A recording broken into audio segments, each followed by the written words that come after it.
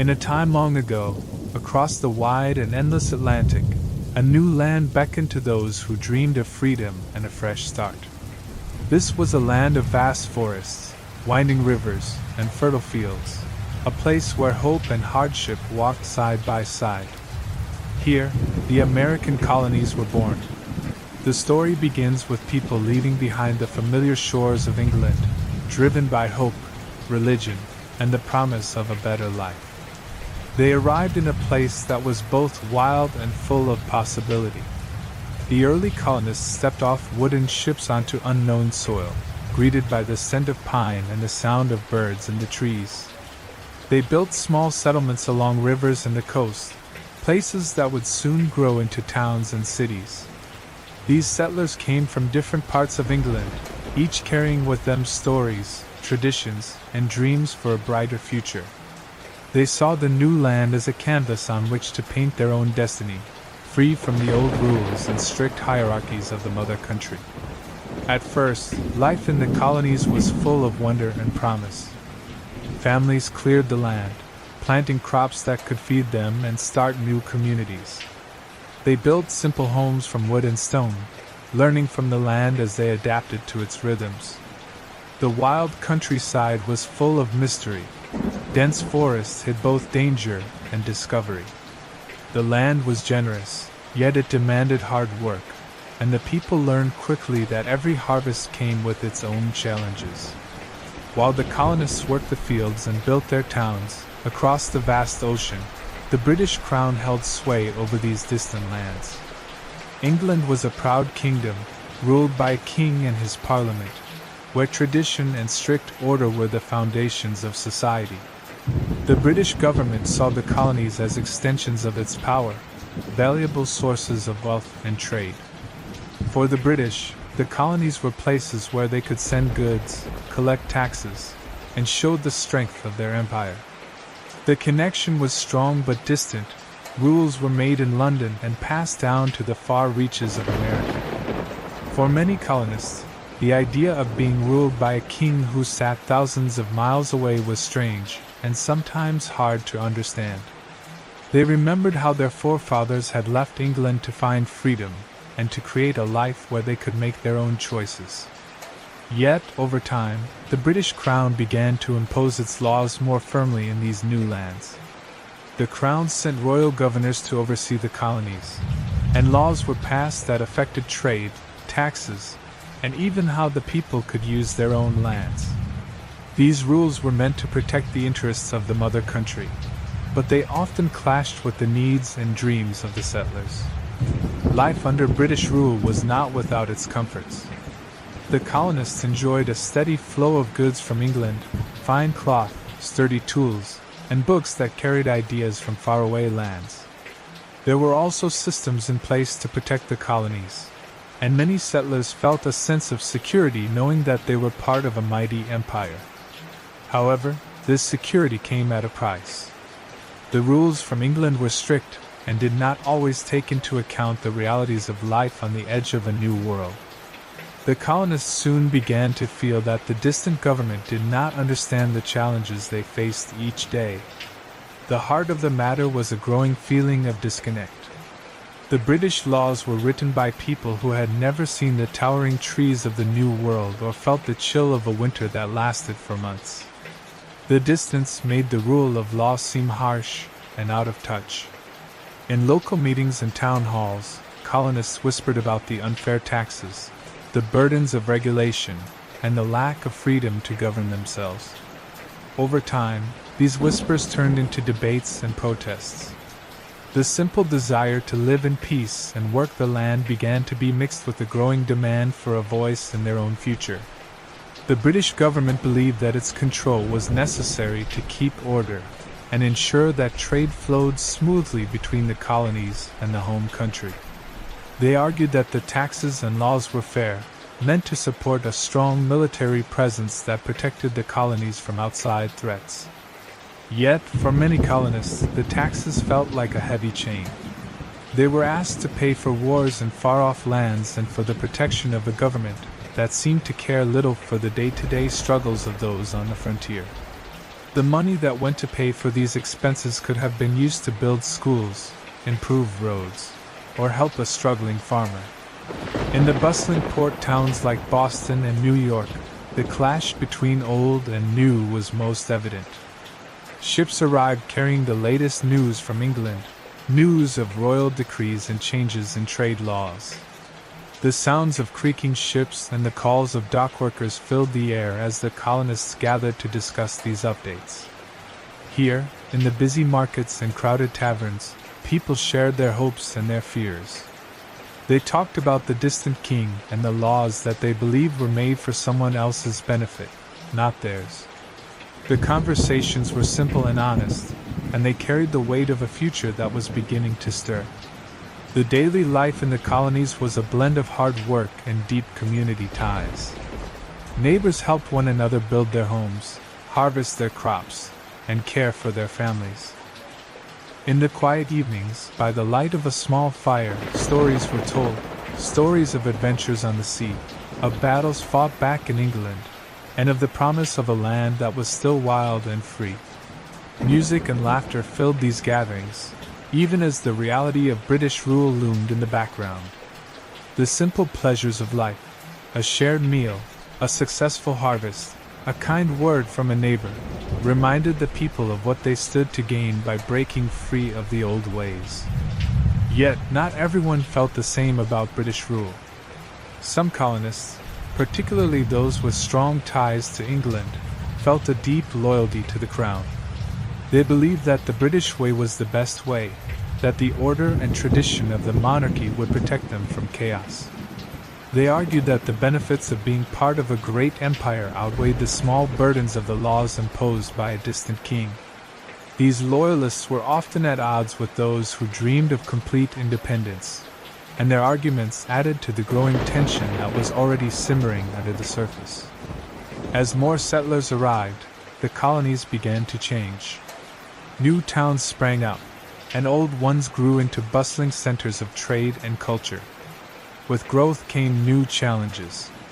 The need for more land led to conflicts with the native peoples, who had lived in these regions for generations. The colonists, in their quest for a better life, often found themselves in disputes over territory. These clashes were tragic and complicated, adding another layer to the relationship between the colonists and the land they now called home. Meanwhile, the British government kept a careful eye on the colonies. They sent officials to collect taxes and enforce laws, believing that a firm hand was needed to maintain order. In many cases, these officials were seen as strangers, figures of authority who did not understand the local customs or the struggles of everyday life. Their presence was a constant reminder that the colonies were not entirely free, that the distant crown still held power over the lives of those who had once dared to dream of independence. In the quiet rural areas, life went on much as it always had. Farmers tended to their fields, and craftsmen worked at their trades. Yet even here, the influence of British rule was felt. The laws of England governed land ownership, trade, and even the way a town could be organized. Over time, a feeling of restlessness began to grow. The people wondered why they should obey rules made by someone who was so far away, rules that seemed to benefit only a few while burdening many. This was a time of change, a time when the old world began to mix with new ideas. The ideals of freedom, self-governance, and the right to pursue one's own destiny began to take root in the hearts of the colonists. They started to question the old ways and to look toward a future where decisions were made closer to home. The simple life they had built was rich in community, yet the heavy hand of British rule cast a long shadow. In the towns, public spaces became places of discussion and debate. Notice boards, town meetings, and even church gatherings provided the perfect setting for ideas to spread. The words of local leaders, teachers, and even humble farmers began to carry a weight that went beyond daily chores.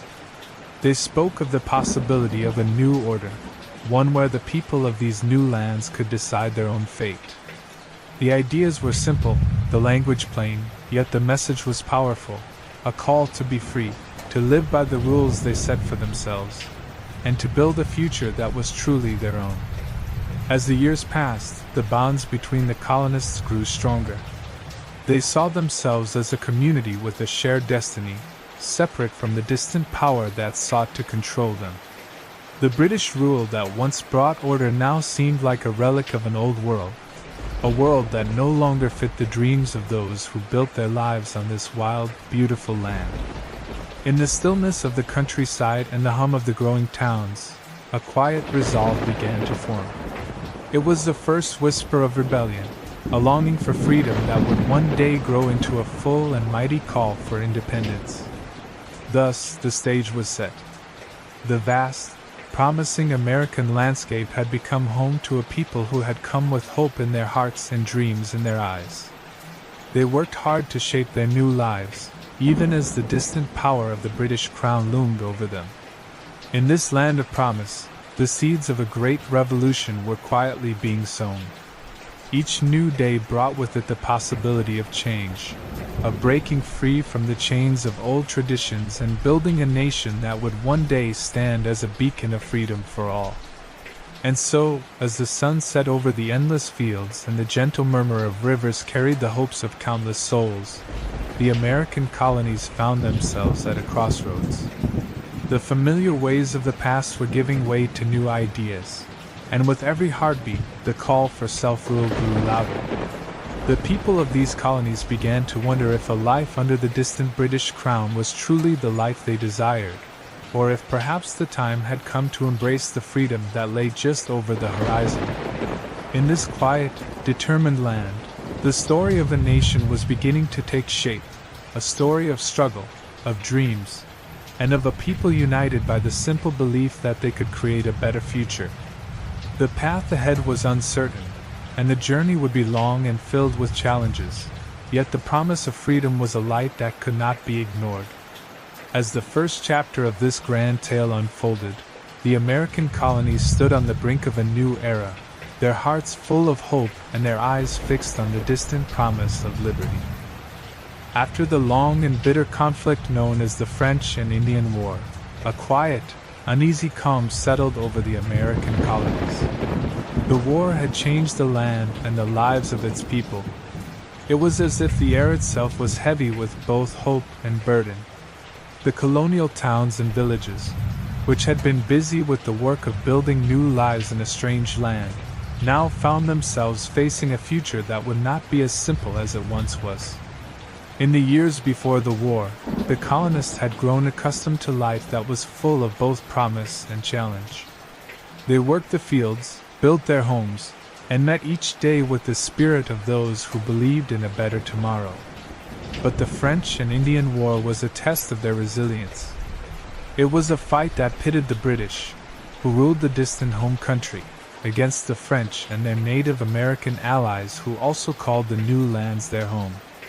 Battles raged in deep forests, on open plains, and along winding rivers. The conflict was brutal and left scars that would last long after the fighting stopped.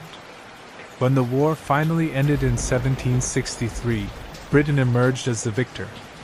With victory, however, came new challenges. The British Crown now owned vast new territories in North America, territories that stretched far beyond the original colonies. The cost of the war had been enormous, and Britain was deeply in debt. To help pay for the conflict and the new lands, the British government began to look at the colonies with fresh eyes. They saw the vast expanse of America not just as a promise of new beginnings, but as a source of wealth that could help fill the royal coffers. For many colonists, the end of the war was a time of both relief and uncertainty. On one hand, there was a sense of pride and accomplishment. They had fought hard, and the battles had been won. On the other hand, the victory brought with it unexpected changes that would soon alter their lives in ways they had never imagined. The British, eager to recoup their losses, began to impose new rules and taxes that the colonists had never before experienced. One of the first signs of change was the Proclamation of 1763. Issued by King George III, this decree was meant to organize the new territories and to prevent further conflicts with Native American tribes. The proclamation drew a line along the Appalachian Mountains, declaring that colonists were not allowed to settle west of that line. For many settlers, who had grown used to the freedom of expanding into new lands, this was a harsh rule. They had come to America seeking opportunity and a fresh start, only to find that their dreams of owning rich, untamed land were suddenly being put on hold. The proclamation of 1763 was a clear reminder that while the colonists had fought bravely in the war, their freedom was still under the control of a distant and powerful empire. At the same time, the British government began to impose taxes to help pay off the enormous debt incurred during the war. The idea was simple: since the colonies had contributed to the war effort, they should help pay for it. But for the colonists, this idea was foreign and unwelcome. They believed that they had fought for their own future, and now they were being asked to pay for decisions made far away in London. The taxes were not just numbers on a piece of paper, they were a symbol of control. They represented a new level of interference in the daily lives of the colonists, a reminder that they were subjects of an empire that did not understand their struggles. In small towns and bustling ports alike, the people gathered in taverns and town halls to discuss these changes. They spoke in simple words, but their voices were filled with a deep feeling of betrayal and confusion. They had worked hard to build their communities, to create a life that was uniquely their own. Now, they were being told that even their most basic rights and freedoms were subject to the will of a king they had never met. The new taxes felt like chains, binding them to a system that offered little in return. The mood in the colonies began to shift. No longer was the British Crown seen as a distant and protective force. Instead, it was viewed with growing suspicion and resentment. The money collected from these taxes was used to pay for a standing army that was now stationed in the colonies, a constant reminder of British power. This presence was meant to protect the people, but to many, it was a symbol of oppression. The soldiers, who marched through the streets of colonial towns, were often met with uneasy stares and whispered complaints. The soldiers themselves were caught between duty and the understanding that they were part of a system that was slowly tightening its grip on the people. As the years passed, the French and Indian War left more than just new laws and taxes behind. It also left a deep sense of change in the hearts of the colonists. They had seen the power of a large, organized army, and they had experienced firsthand the cost of war. Many began to wonder if the sacrifices they had made were worth the growing burden that now lay ahead. They started to question whether the benefits of British protection were enough to justify the loss of their hard-won independence. In quiet moments, by the glow of a small fire in a humble home, families discussed their dreams and the hard choices that lay before them. In the countryside, the effects of the war were felt in every field and every homestead. The once bustling farms now had to contend with a land that was scarred by battle. The forests, which had once been seen as a place of mystery and wonder, were now also places of memory, reminders of battles fought and lives lost. The soil bore the marks of conflict, and even the streams seemed to whisper the names of those who had given their lives for a cause they believed in. Yet, despite the hardships, the people continued to work the land. They planted crops and raised livestock, determined to reclaim the hope that had once drawn them to this wild and promising land. One of the most profound changes in the wake of the war was the way people began to see themselves. Before, they had identified strongly with the traditions of their homeland in England. Now, they started to see the American colonies as a place of their own, a land where they had built their lives through struggle and perseverance. They began to talk of community and self-reliance, of a future where decisions would be made locally rather than by a far-off king and his advisors. The spirit of independence had been kindled during the war, even if it was not yet fully realized. The new British policies also had a ripple effect on the local economy. Trade, once a free and bustling exchange of goods between the colonies and Europe, began to feel restricted. New regulations and taxes made it harder for merchants to profit, and many found themselves caught between the need to follow the law and the desire to pursue a fair and prosperous life. The simple act of buying and selling goods became entangled in a web of bureaucracy and cost.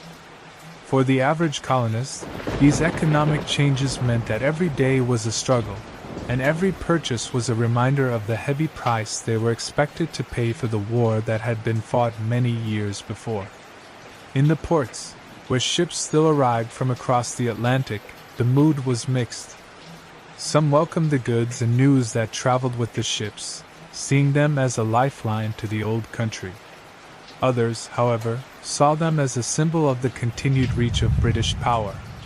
The stories that came with these shipments often spoke of a world far away, a world of grand palaces and strict rules, a world that now seemed more and more distant from the rugged, free life that the colonists were beginning to embrace. It was as if the very air in the ports was filled with a longing for change, a desire to break free from the old ways and chart a new course for the future. Among the most affected were the common people.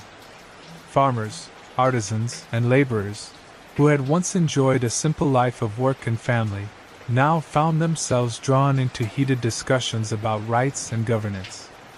These discussions were not always polite or quiet. They often grew into passionate debates about justice and freedom. In the local meeting houses and small taverns, voices rose in unison, calling for a reconsideration of the old system.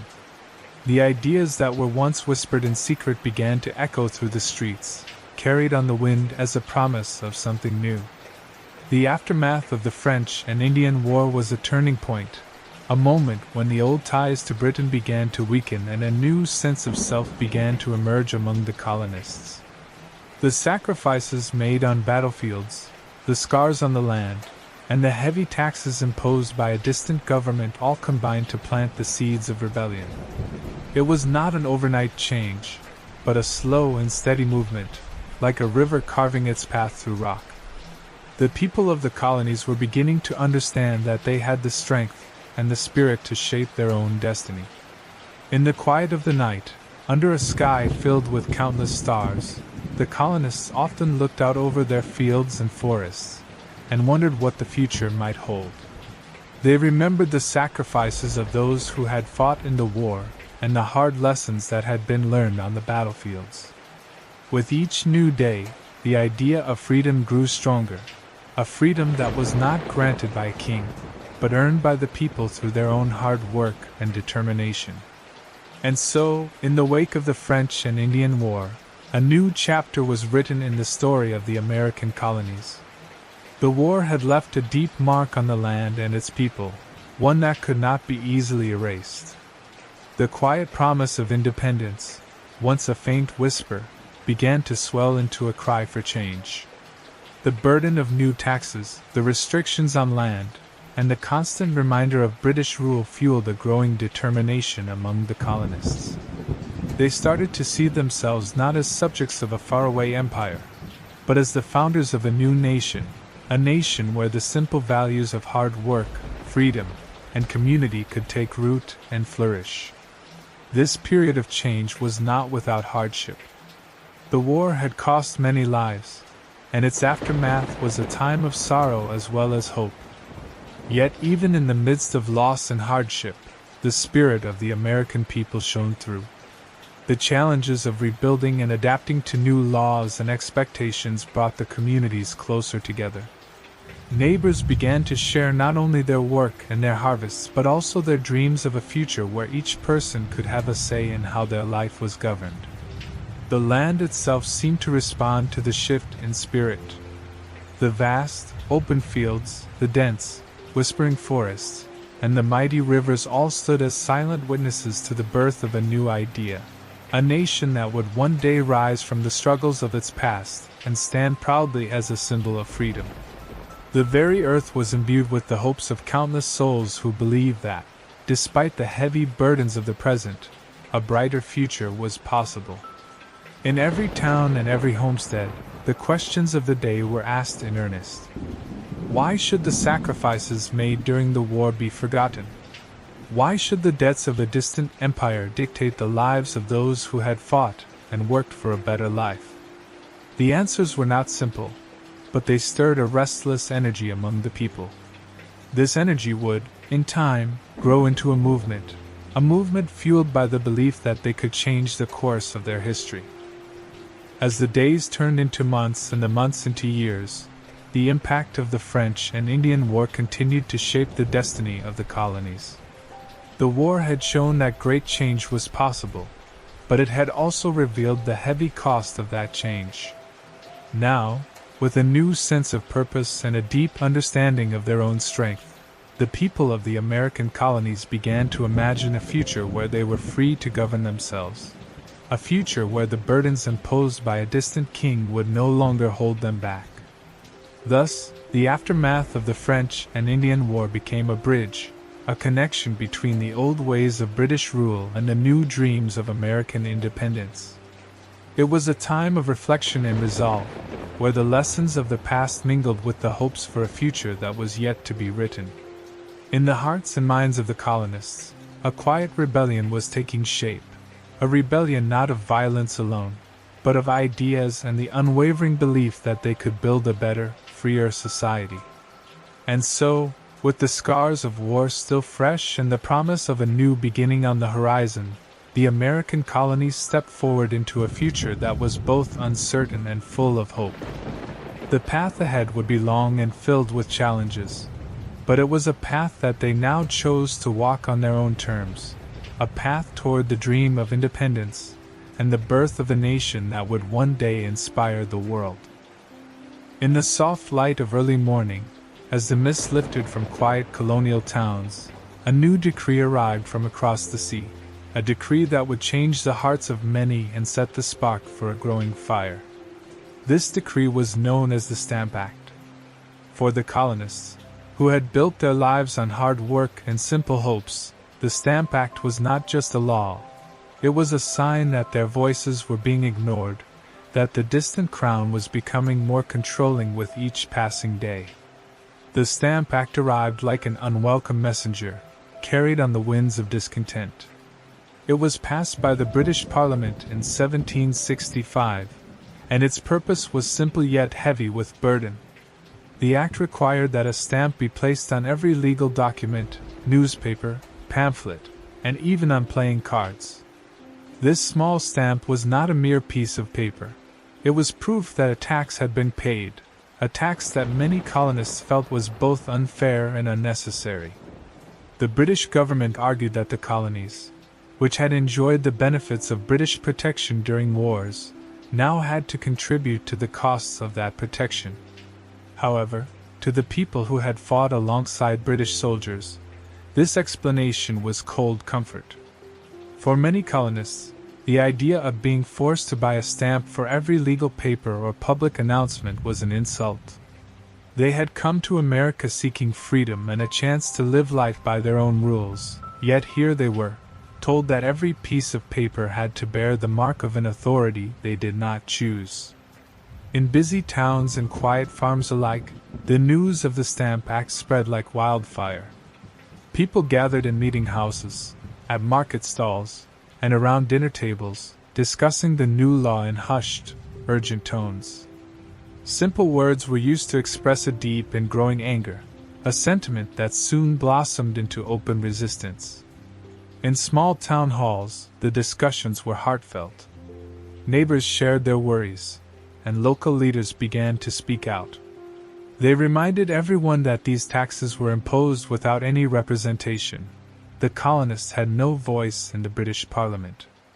This phrase, "no taxation without representation," quickly became the cry of the people. It was a simple yet powerful idea that resonated deeply in every corner of the colonies. The message was clear: if the colonists were to be taxed, they wanted a say in how that tax was used. The Stamp Act, with its small printed stamp, became a symbol of a much larger problem. It was seen as a direct attack on the rights that the colonists believed were inherent to their freedom. Every stamped document was a reminder of a power that was distant and unresponsive.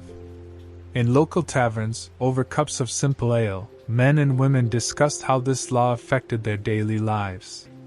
They spoke of the extra cost on legal documents, on newspapers that carried news from faraway lands, and even on the cards they used to pass time with family and friends.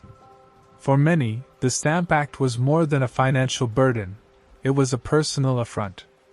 In response to the new law, resistance began to take shape in ways that were both peaceful and determined. Groups of men, women, and even children started to organize. They wrote letters, organized meetings, and gathered in secret to discuss ways to protest the Stamp Act. The message was simple and clear: the colonists would not allow their rights to be trampled upon by a government that had no regard for their opinions. Banners were raised, and public demonstrations began to take place in town squares and on busy streets. The acts of defiance were small at first: a refusal to use stamped paper, or to pay the tax on a document. But each act was a building block in a growing movement that would eventually shake the very foundations of British rule. One of the most striking aspects of this resistance was the way it united people from all walks of life.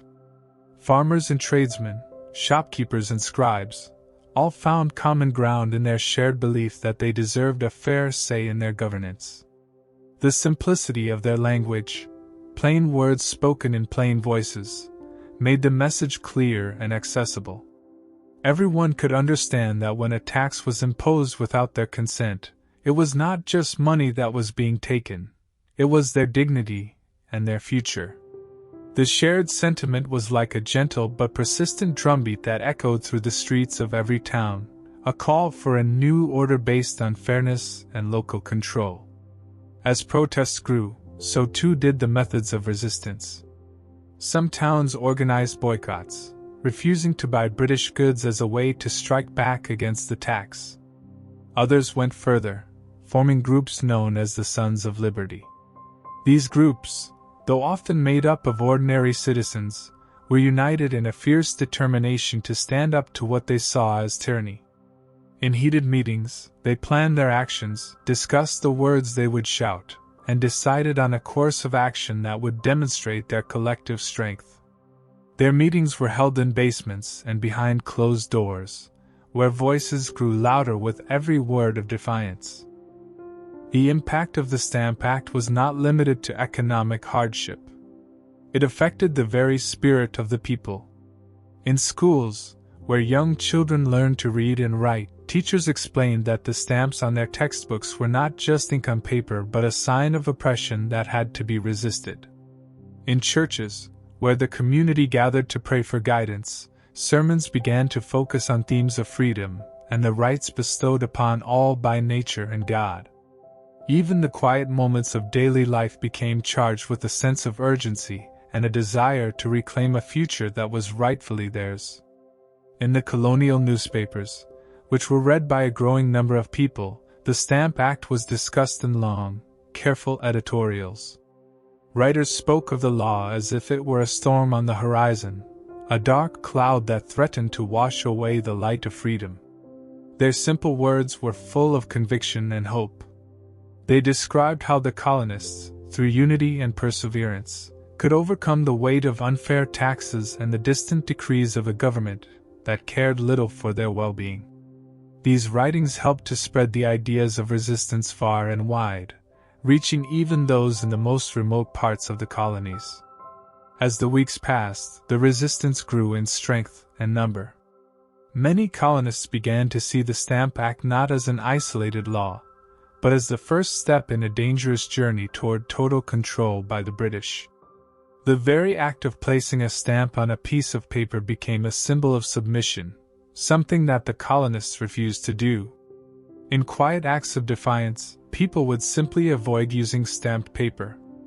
In public gatherings, the phrase, "No taxation without representation," was repeated like a mantra, a reminder of the rights that were being overlooked. The response to the Stamp Act also spread to local government. Town meetings, once places of simple discussion about local issues, turned into platforms for political debate. In these meetings, the colonists debated how to handle the tax, and many came to the conclusion that the only acceptable response was a united stand against it. Local committees were formed, and petitions were sent to British officials, asking them to repeal the tax. Although these petitions were written in humble, respectful language, they carried a powerful message, a message that the people of America would no longer accept laws that were made without their input. For many, the rise of resistance was also a personal journey. Families who had once been content with the stability of their simple lives now found themselves filled with a new sense of purpose. A farmer in a small village, who had once spent his days tending to his fields, now took part in meetings and wrote letters to local leaders. A shopkeeper, who had always dealt in everyday goods, began to speak passionately about the injustice of a tax that affected every transaction. Even children, who listened to the stories of bravery told by their elders, began to understand that they were part of a larger fight, a fight for the right to be heard and to live freely. The Stamp Act had done more than impose a tax. It had awakened a spirit of rebellion that lay dormant in the hearts of the colonists. What had started as a simple law had transformed into a symbol of resistance, a sign that the people would no longer allow their lives to be dictated by a government they had no voice in. The simplicity of their language, the clarity of their message, and the unity of their cause brought together people from all corners of the colonies. The rise of resistance was like a gentle, persistent tide that slowly, but surely, began to reshape the destiny of a people who were determined to stand up for their rights. In the soft glow of early evenings, as families gathered around small fires and shared stories of old and new, the message of resistance was passed down from one generation to the next. The struggle against the Stamp Act was more than a battle over money. It was a fight for the very soul of the American people. It was a reminder that freedom was not something that could be given by a king, but something that had to be earned by the people themselves. The simple, heartfelt words that filled the meeting halls and the quiet streets became the first notes of a larger symphony, a symphony that would one day herald the birth of a new nation. Thus, in the days following the arrival of the Stamp Act, the colonies began to change. The act, meant to be a simple measure to raise funds, instead lit a fire in the hearts of the people. In every whispered conversation, every handwritten letter, and every public protest, the desire for fairness and representation grew stronger. It was a time of great courage and determination, a time when the people of America began to see themselves not as subjects of a faraway king, but as free individuals with a voice in their own future. As the resistance took shape, it became clear that the Stamp Act was only the beginning. The small stamps on pieces of paper had given the colonists a reason to unite, a reason to rise up and demand that their rights be respected. And so, with simple words and steady hearts, they set on a path that would eventually lead them to a new era of freedom and self-governance. The rise of resistance, born from a single tax, was the first step on a long journey toward independence, a journey that would forever change the course of history. In the gentle glow of a new day in the colonies, as the morning mist still clung to the fields and small towns began to stir, fresh words of discontent began to spread. Not long after the anger over the Stamp Act had begun to unite the colonists, new measures arrived from across the ocean. These measures were known as the Townshend Acts, and they soon added another heavy weight to the growing burden the colonists felt. It all began in 1767 when the British government, still struggling under the debt from the recent wars and with the vast lands of North America now under its control, decided to impose a new set of taxes. These were not taxes on paper or on small trinkets, but on everyday items that the colonists used to live their daily lives. Items such as glass, paper, lead, paint, and even tea now carried an extra cost, a cost paid not by a simple stamp but by a tax that affected trade and household budgets alike. News of the Townshend Acts spread quickly through busy market squares, modest meeting houses, and even along the quiet lanes between farms. In every whispered conversation and lively town meeting, the word tax echoed with the same bitter note that had been heard during the time of the Stamp Act. But this time, the tax was not on documents or printed words. It was on goods that were part of the fabric of daily life.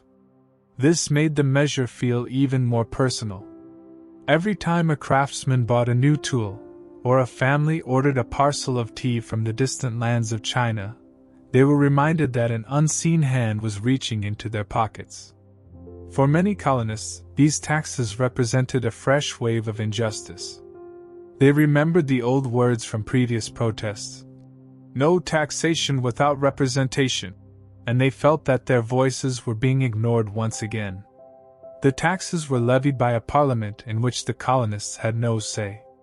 They felt that decisions about their daily lives were being made far away by strangers who had no idea of the hardships faced by those living on the edge of a new world. The simple idea that one should pay taxes only when one had a voice in how those taxes were used took deep root in every community. In taverns, the local meeting houses, and the open-air markets, men and women talked in clear, earnest voices. They discussed how the tax on glass would affect the window makers who had to rebuild their fragile shops after harsh winters. They spoke of the tax on paper, a vital item used by families for writing letters and keeping records, and how it cut into the little savings that many of them held dear. Every item now bore a mark of the distant crown's control, a reminder that the simple lives they were building were slowly being choked by laws made without their consent. The colonial response to the Townshend Acts was not one of violent outbursts, but of a growing, steady determination to stand up for their rights. As if the spark from the Stamp Act had been fanned by new winds, local committees formed quickly, gathering people who believed that the extra burden was too heavy to bear. In small towns, committees were set up to collect petitions, and town meetings turned into forums for debate on how best to challenge these unfair taxes. The language was plain and simple, yet every word was filled with the power of a people beginning to find their own voice. One by one, leaders in different colonies began to speak out. They wrote letters and published essays in local newspapers, urging their neighbors to unite against the tax. These writings were not full of grand, difficult language. Instead, they used everyday words to express the common sense that the colonists felt. "We are free people," many wrote, "and we deserve to have a say in the laws that govern our lives." These messages spread like ripples in a pond, carried by word of mouth from one village to the next, igniting a shared sense of purpose among the people. As the months went by, a quiet but determined resistance began to take shape.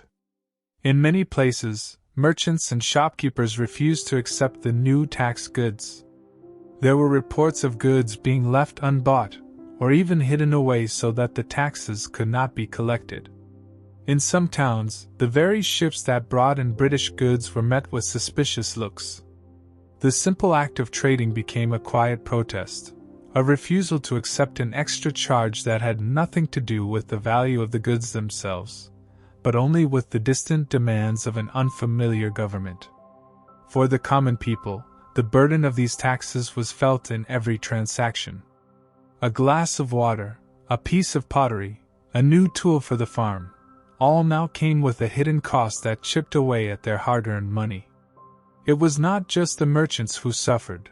Families found that their daily budgets were stretched thinner, and every small purchase was a reminder of a power they could neither see nor understand. The everyday struggle to make ends meet became entangled with the growing resentment toward British rule. In schools and churches, where lessons of fairness and community were often taught, young minds were introduced to the ideas of liberty and self-governance. Teachers explained that a government should serve its people and that taxes should be agreed upon by those who paid them. These lessons, told in simple words and supported by the daily experiences of hardship, planted seeds of rebellion in the hearts of the next generation. The children listened carefully, absorbing ideas that would one day help shape a nation founded on principles of fairness and equal representation. The tension in the colonies was not just about the taxes. It was also about what these taxes represented. They were a sign that the British government, with its far-off parliament and its imposing officials, did not trust the colonists to manage their own affairs. Every tax was a reminder of the growing gap between the rulers and the ruled, a gap filled with misunderstandings, unmet needs, and a desire for self-determination. In every town hall meeting, every whispered conversation in the local inn, the idea that we must have a voice was repeated over and over. As the resistance to the Townshend Acts grew, so did the actions taken by the British authorities. In an effort to enforce the tax, British officials began to send inspectors to the colonies.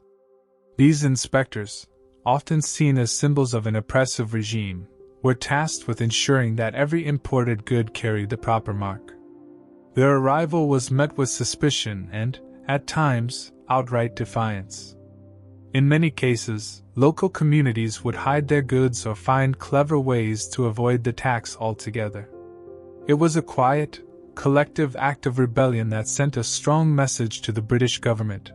The colonists were not willing to pay for a system in which they had no say.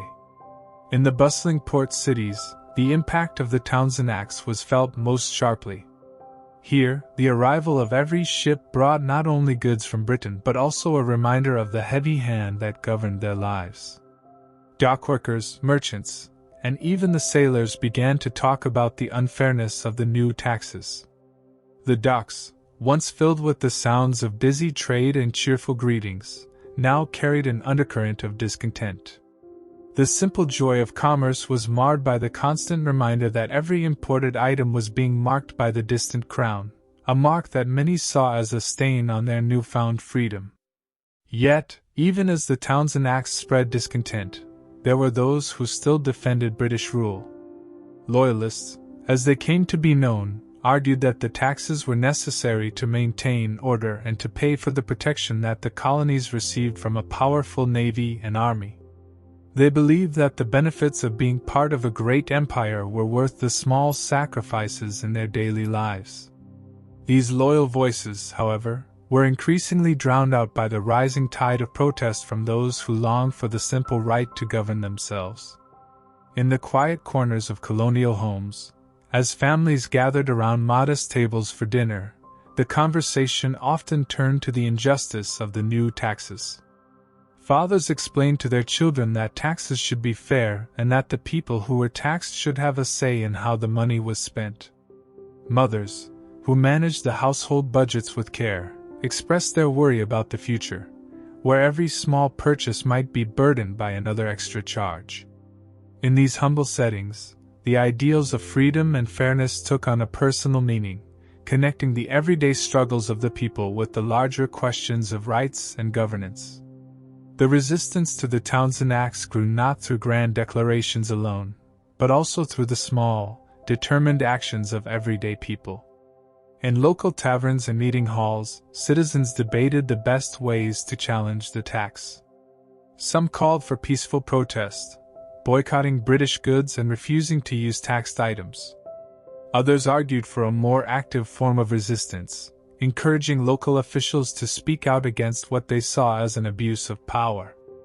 Through these debates, a sense of unity began to emerge among the colonists, a feeling that together they could stand up against the policies that threatened their way of life. As the summer turned to autumn, the movement against the Townshend Acts took on a life of its own. The simple, clear message of "No taxation without representation" was repeated in countless gatherings and letters sent to local representatives. The idea that taxes must be agreed upon by the people who pay them was no longer just a slogan. It had become a guiding principle for a community on the brink of change. In every town and village, the cry for fairness resonated in the hearts of those who believed that their future should be decided by themselves, not by a distant king or an unfamiliar parliament. The struggle against the Townshend Acts also led to a closer look at the nature of government itself. The colonists began to ask questions. Why should decisions made in London affect every aspect of their daily lives? Why were they expected to support wars and policies they had no part in choosing? These questions, posed in plain language and discussed openly in community gatherings, began to challenge the very foundation of British rule. The simple act of questioning, of wondering why things were the way they were, became a powerful tool in the hands of the colonists. In time, the pressure of unified resistance began to show results. The British government, facing mounting opposition and the constant outcry of angry voices across the colonies, started to reconsider the Townshend Acts. Gradually, some of the taxes were repealed, though not all measures were lifted at once. The partial repeal was seen as a small victory by the colonists, a sign that when they stood together, their voices could bring about change. Even so, the struggle had already deepened the divisions between those who longed for self-rule and those who still clung to the old order. Throughout this period, the simple language of protest, clear, honest, and direct, continued to be the cornerstone of colonial resistance. The story of the Townshend Acts was not just one of laws and taxes, but of everyday people using their own words and actions to claim a right that had always been theirs. It was a story of farmers, merchants, and families coming together in a common cause, determined that the future would be shaped by their own hands, not by decisions made far away in a distant government. As twilight fell over the colonies, and the soft hues of dusk mingled with the lingering light of hope, the impact of the Townshend Acts remained a powerful reminder of the cost of being governed without a voice. It was a time when the simple truths of fairness, representation, and self-determination began to take shape in the hearts of the colonists, a time that would pave the way for the eventual call for independence. The gentle but firm resistance of ordinary people was the foundation of a new idea, that the rights of the individual and the community should be respected, and that a government must earn its power through the consent of those it governs. In the end, the struggle against the Townshend Acts was more than a battle over a few tax goods. It was a turning point in the story of a people awakening to their own power. It was a quiet, steady march toward the belief that, one day, they would be free to decide their own future, without the shadow of a distant crown weighing down their every step. And so, as the chapters of colonial history continued to unfold, the legacy of the Townshend Acts lived on as a symbol of hope and a call to action, a reminder that the simple words of fairness and freedom could one day change the world. In the early years of growing unrest in the colonies, Boston had become a place where the tension between the people and the British authorities was felt every day. The streets of this busy town were filled with the chatter of daily life, of merchants selling their wares, fishermen mending nets by the docks, and children playing in the narrow lanes. But beneath the calm surface, a storm was brewing. The people of Boston were growing increasingly angry at the heavy-handed rule imposed by a distant government, and this anger was about to burst into a moment that would forever change the course of history: the Boston Massacre. It was a cool evening on March 5, 1770, when the events that came to be known as the Boston Massacre unfolded. British soldiers, who had been sent to Boston to enforce unpopular laws and taxes, were stationed in the city, their presence a constant reminder of the Crown's control. These soldiers, dressed in bright red uniforms that made them easy to spot, were not always welcomed by the locals.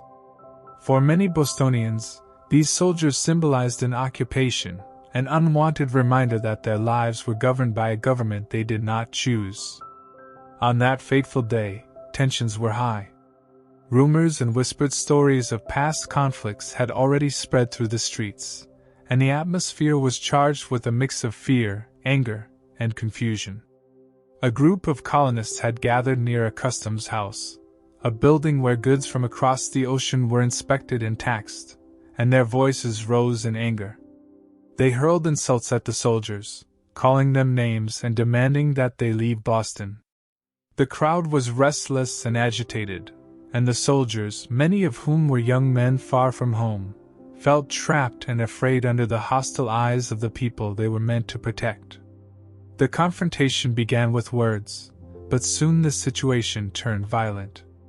The colonists' shouts grew louder and more urgent, and the British soldiers, feeling besieged, began to act. In a moment of confusion and panic that no one could fully explain, the soldiers opened fire into the crowd. The crack of muskets echoed through the narrow streets as smoke and chaos filled the air. People screamed and scattered in all directions. In that instant, the quiet town of Boston was forever changed. 5 colonists would lose their lives that day, their blood marking the cobblestones as a symbol of injustice and oppression. In the immediate aftermath, the scene was one of shock and sorrow.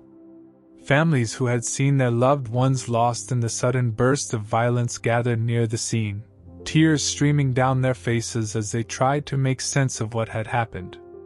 The streets, moments before filled with the hum of daily life, now lay quiet and heavy with grief.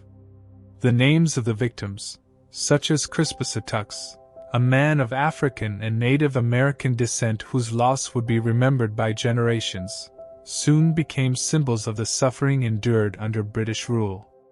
News of the massacre spread quickly throughout Boston and beyond, carried by word of mouth and hastily printed pamphlets. Local leaders and passionate writers began to describe the event in plain, stirring language. They painted a picture of innocent citizens attacked by an armed force sent from across the ocean, a force that cared little for the lives of the people it was supposed to protect. Artists like Paul Revere would later create powerful images of the massacre, and the story would be told and retold until it became a rallying cry for freedom. The phrase "Boston Massacre" itself began to resonate like a drumbeat in the hearts of the colonists, a call to remember the price of oppression and to stand up for their rights. For many in Boston, the massacre was not simply an isolated incident. It was the breaking point in a long history of perceived injustices. It came after years of growing discontent, after the imposition of the Stamp Act, the heavy burdens of the Townshend Acts, and the constant reminders of British rule that had plagued daily life. The massacre was seen as proof that the British government would use violence to keep its grip on the colonies. In the quiet corners of homes and in the bustling meeting houses, people began to speak more openly about the need for change. The simple words of those who had once accepted the status quo now turned into passionate demands for justice and freedom. The trial of the soldiers who had fired on the crowd would later become a matter of heated debate.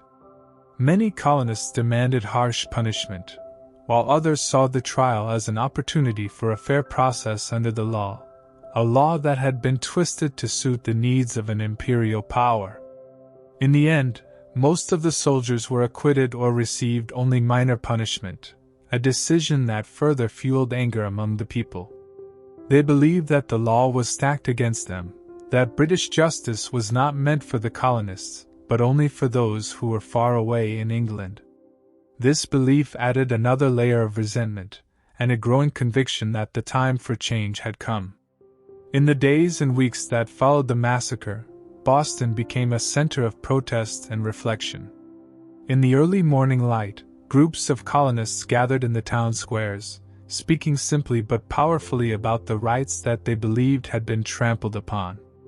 The event became a symbol that reminded everyone of the fragile nature of their freedom. It showed that a few moments of violence could shake the confidence of an entire community, and that the sacrifice of a few lives might one day lead to a change that could benefit all. In homes across Boston, families spoke of the massacre with a mixture of sorrow and resolve. Mothers, with tears in their eyes, explained to their children that the event was not just about the loss of life, but about the fight for dignity and justice. Fathers spoke of the need to stand together, to challenge a government that had proven itself willing to shed blood on its own people. These conversations, held in the simple language of everyday life, sowed the seeds of a movement that would grow stronger with time. The Boston Massacre also had a way of bringing people together. Before that day, many colonists had felt isolated in their struggles, each community dealing with the burden of British taxes and laws in its own way. But the tragedy of the massacre created a common cause, a reason for people to unite in their shared grief and anger. Across the colonies, from the bustling streets of New York to the quiet farmlands of New England, the news of the massacre stirred similar feelings of outrage. Meetings were held, letters were written, and soon the simple message of "no more" spread from town to town. At this time, the idea of self-governance, once a distant hope, began to feel more urgent and necessary. The massacre underscored a reality that the colonists had come to understand over many years, that decisions affecting their lives were being made without their consent. The simple truth that a government should listen to the people became a rallying cry in the hearts of many. In every discussion, in every newspaper printed by hand, the idea grew that if they were to be taxed, if their lives were to be controlled by a distant authority, then they must have a say in the matter. The tragedy of that night in Boston had become a powerful reminder that a community could no longer remain passive. As the months passed, the Boston Massacre was woven into the fabric of colonial identity. It was recounted in simple stories told by grandparents to their grandchildren, stories that spoke of bravery, sorrow, and a fierce determination to fight for what was right. Every time the event was mentioned, it served as a reminder of the cost of oppression and the need to stand up for the freedom that was so dearly prized.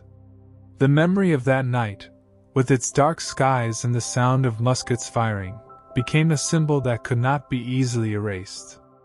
In the streets of Boston, where the memory of the massacre was still fresh, the moods slowly began to shift from despair to determination.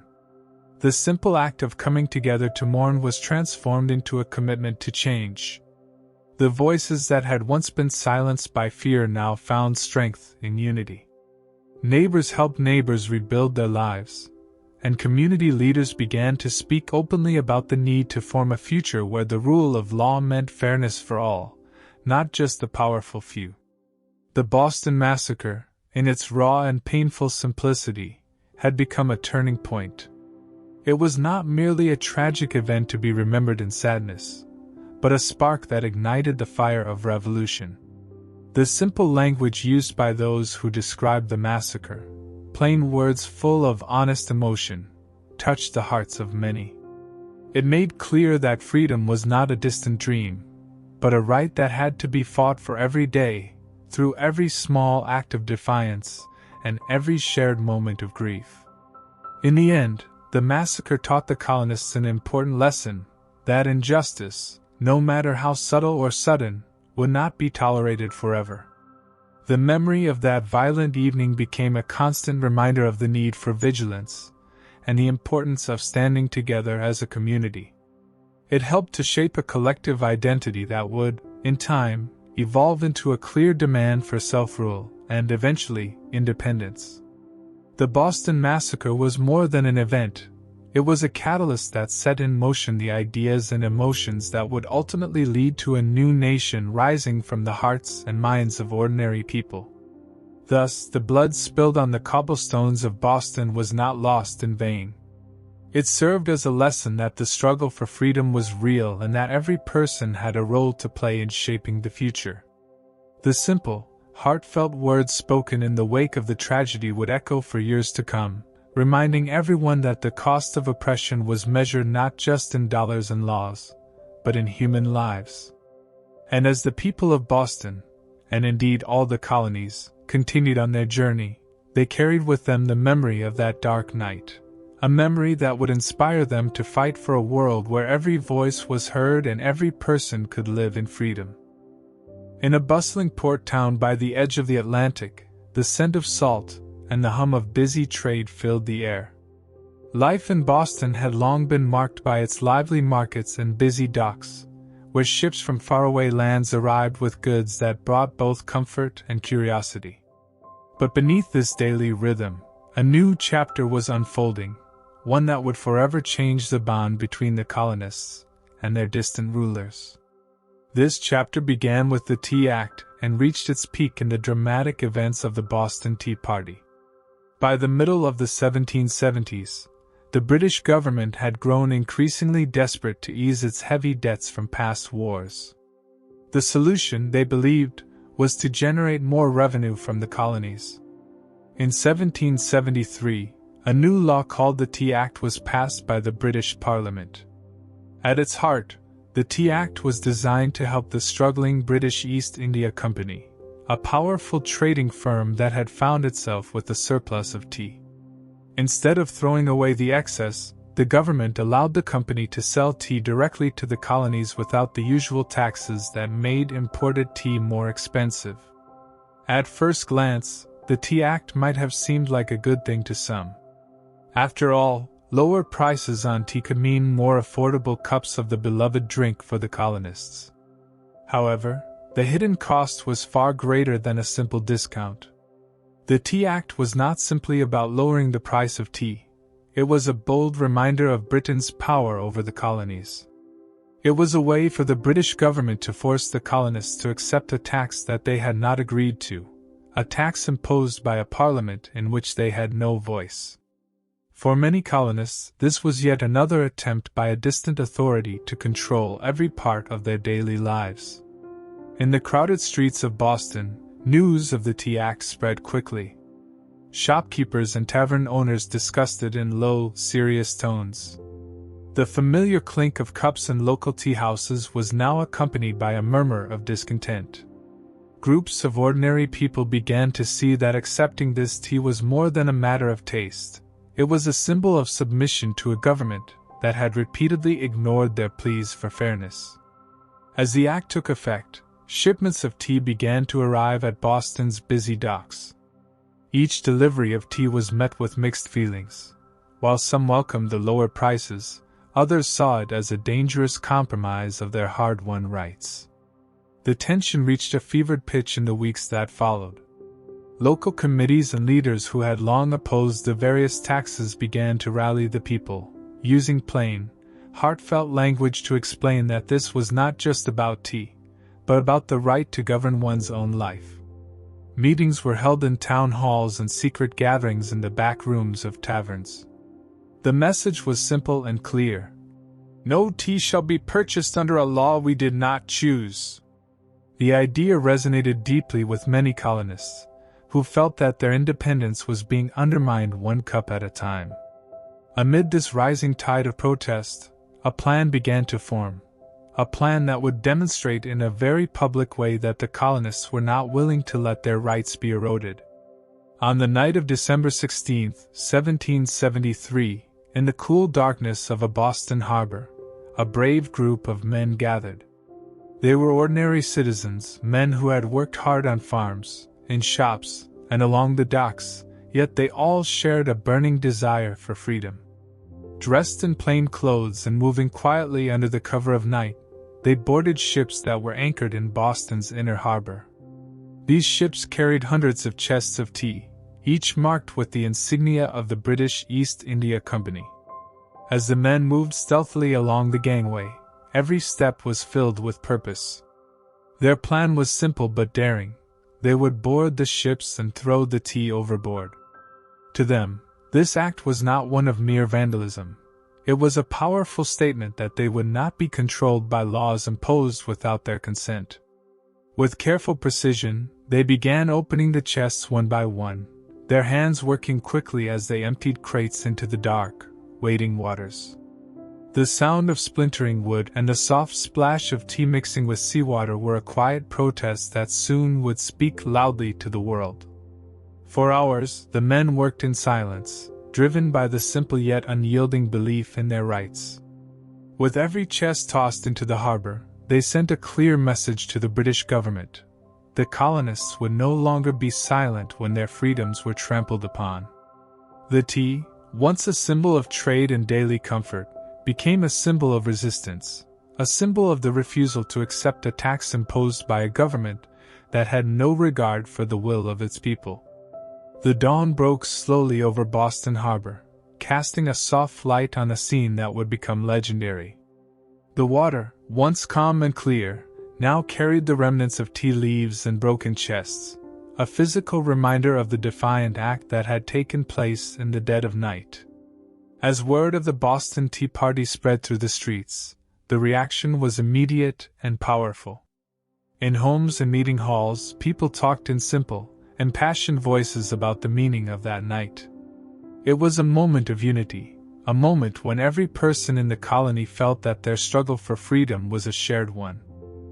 News of the Boston Tea Party traveled quickly beyond Boston's busy streets, sparking debates in neighboring towns and even reaching back to England.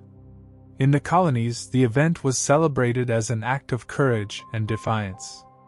It was not seen as a lawless act of destruction but as a necessary and brave stand against a system that treated the colonists like subjects rather than free people. The simple language used to describe the event, words like freedom, rights, and self-rule, resonated deeply with a population that had long felt the weight of an unjust system. However, the British government did not take this act lightly. From London, officials condemned the actions of the colonists, viewing the Boston Tea Party as an act of rebellion that must be punished to maintain order in the empire. In a series of stern replies and new regulations, the British government declared that such acts of defiance would not be tolerated. They imposed even harsher measures on the colonies, hoping to restore control through force and strict law. Yet, instead of quelling the unrest, these measures only further ignited the flame of resistance.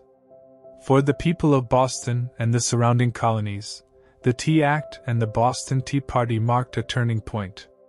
What had begun as a dispute over taxes and trade had evolved into a battle for basic rights, a struggle for the dignity and self-governance that every person deserved.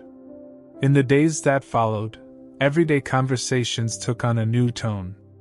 At dinner tables, in market squares, and in quiet homes, parents explained to their children that freedom was something that had to be fought for.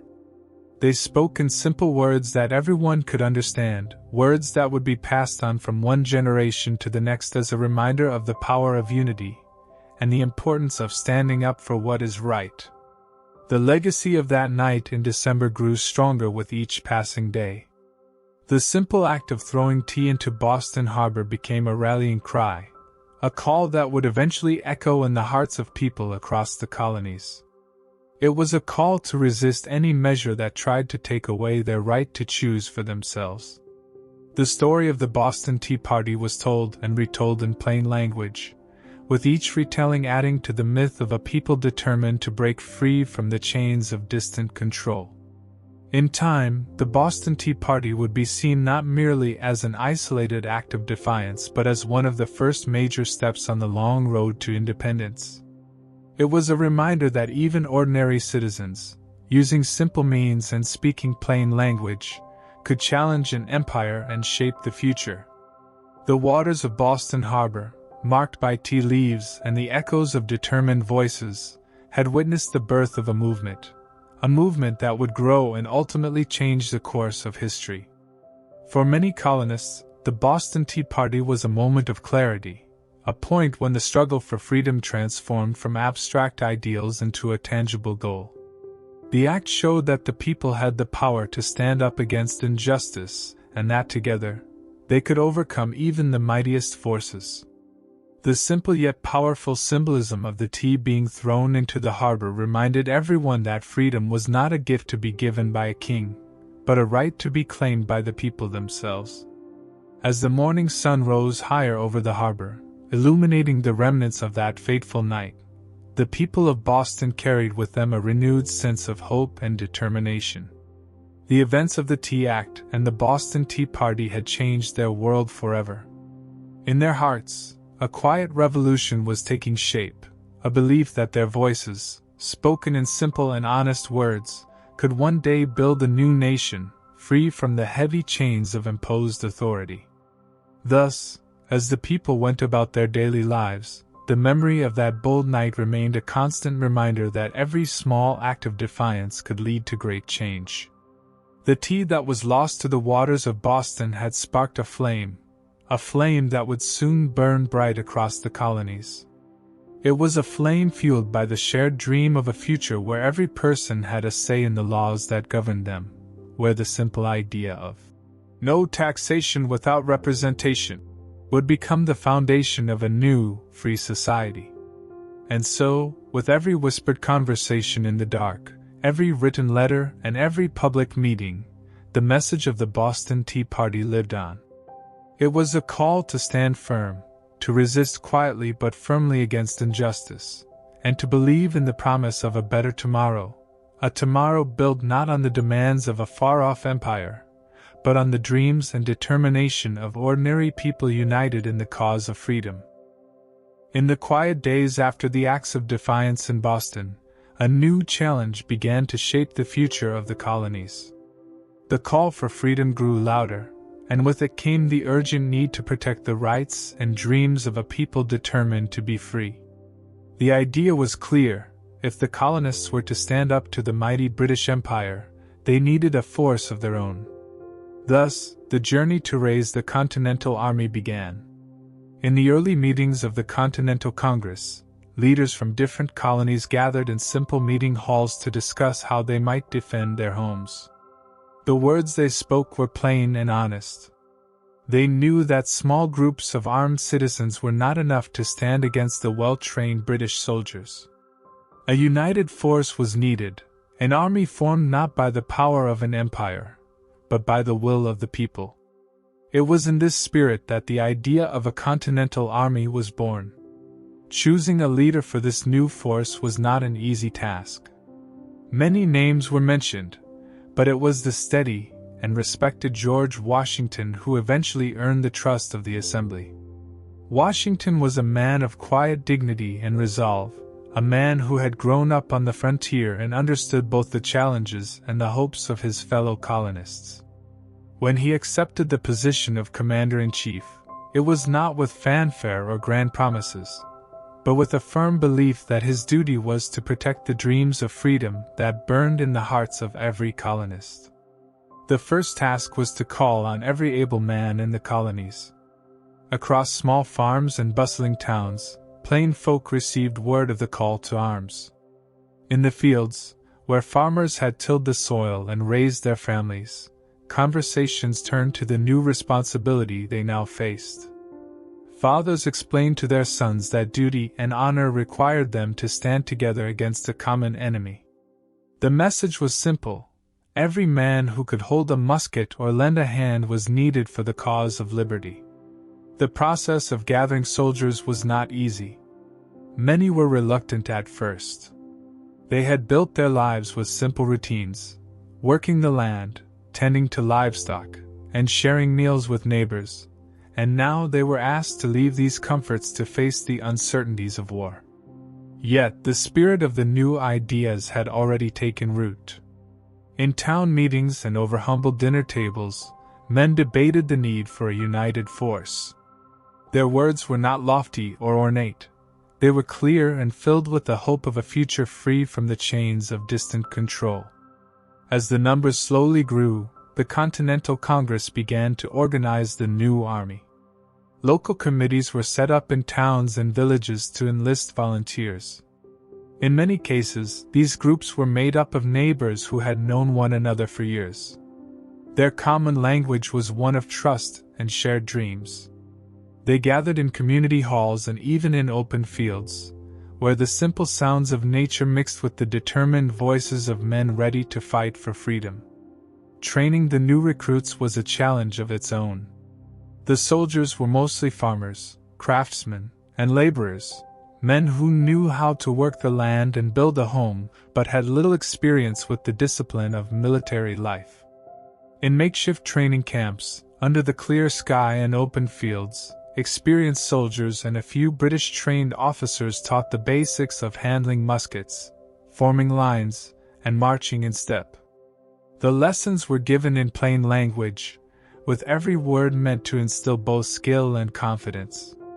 Even though the training was rough and sometimes improvised, every day brought the men closer to becoming a force capable of defending their hard-won rights. There were many hardships along the way. The new army had to face shortages of equipment, clothing, and even food. In some camps, soldiers slept on rough boards or the bare ground, sharing meager rations while dreaming of the day when they would secure a better future.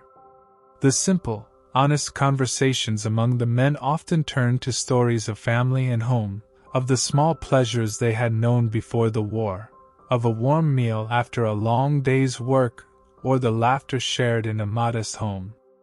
In these moments, the promise of freedom was not just an abstract idea, but a tangible goal that made every sacrifice seem worthwhile. George Washington, though a stern and resolute leader, was also a man who understood the value of simple kindness. He walked among the soldiers, listening to their concerns and sharing words of encouragement. His presence was like a calm river running through the camp, steady and reassuring. Washington spoke in words that were easy to understand, urging every man to see beyond the hardships of the present and to believe in the future they could create together. His leadership was a light in dark times, a reminder that they were not alone in their struggle. As word of the new army spread through the colonies, more men joined the cause. The enlistment was not uniform. Some men signed up for a few months, while others volunteered for the long haul, believing that the fight for freedom would be a long and winding road. The diversity of the recruits was as varied as the land itself. In the rural areas, farmers and laborers found the courage to pick up arms, while in the towns, shopkeepers and scribes contributed not only as soldiers but also by supporting the war effort through the production of pamphlets, maps, and essential supplies. The early days of the Continental Army were marked by a mix of hope and uncertainty. Each new recruit was like a seed planted in fertile soil, full of potential and the promise of growth. Yet, like any new beginning, the path was uneven. There were moments when the men doubted whether their cause would be strong enough to stand against the might of the British Empire. In the quiet hours before dawn, when the camp was still and the stars shone bright, many soldiers wondered if their sacrifice would bring the freedom they so deeply desired. Despite the struggles, the army began to show signs of unity and resilience. Training camps became small communities where bonds were formed over shared hardships and common goals. Simple meals were shared around open fires, and stories of past battles and personal dreams were exchanged in hushed voices. The language used in these moments was plain, but every word carried the weight of history in the making. The soldiers spoke of a future where their children would grow up in a country free from tyranny, where simple rights and responsibilities would be respected by all. In towns and on the frontiers, communities began to rally behind the new army. Volunteers of all kinds contributed. Women sewed uniforms and bandages, local leaders organized fundraisers, and communities donated food and supplies. The effort was a collective one, and the simple act of helping a neighbor became a powerful symbol of unity. The army was more than just a military force. It was a living expression of the colony's shared hope for a better tomorrow. Over time, as the army grew in size and experience, new challenges emerged. The soldiers had to learn not only how to fight but also how to work together as a disciplined unit. They marched in columns along dusty roads, their footsteps creating a rhythm that was as steady as the heartbeat of a nation in its infancy. Every day was a lesson in courage and commitment, a lesson taught in simple, unadorned words that all could understand.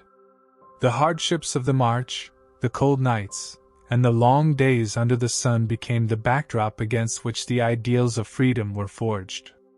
Despite the many obstacles, there was a growing belief among the men that they were part of something greater than themselves. They were no longer just individuals fighting for personal survival. They were soldiers in a movement that would one day give birth to a new nation. The struggles they endured, whether it was the shortage of supplies or the bitter chill of winter, were all steps on a long road toward independence. The promise of freedom, spoken in simple words and felt in every heartbeat, kept them moving forward. In the eyes of the common soldier, every battle, every march, and every sacrifice was a small piece of a larger puzzle. A puzzle that, when completed, would show the picture of a free country. The Continental Army, raised from the hopes of ordinary men, began to take on a shape that was both humble and heroic. It was not the polished, well-equipped force of a great empire, but a ragtag group bound together by a shared purpose. And in that ragtag force, there was a beauty that came from knowing that every man, regardless of his background or station, was fighting for the same simple dream. In the evenings, when the camp quieted and the stars blanketed the sky, stories of the day's hardships and small victories were told in the soft light of campfires. These stories, passed from one soldier to another, used simple language to capture the essence of their struggle. They spoke of the longing for home, of the courage needed to face the enemy, and of the unyielding belief that every sacrifice was a step closer to the freedom they so deeply desired. Thus, in the midst of uncertainty and the challenges of a new war, the Continental Army began to grow into a symbol of resistance and hope. The process of raising the army was not without its trials, but with each day, the bonds between the men grew stronger. They learned that even in the face of hardship, the spirit of a united people could rise above all obstacles. As the days turned into weeks and the weeks into months, the early struggles of the Continental Army laid the foundation for what would become a fighting force that stood at the heart of a revolution. The simple, everyday language of its leaders and soldiers was a constant reminder that they were fighting for a future where every person could speak freely, work hard, and live without the heavy yoke of tyranny.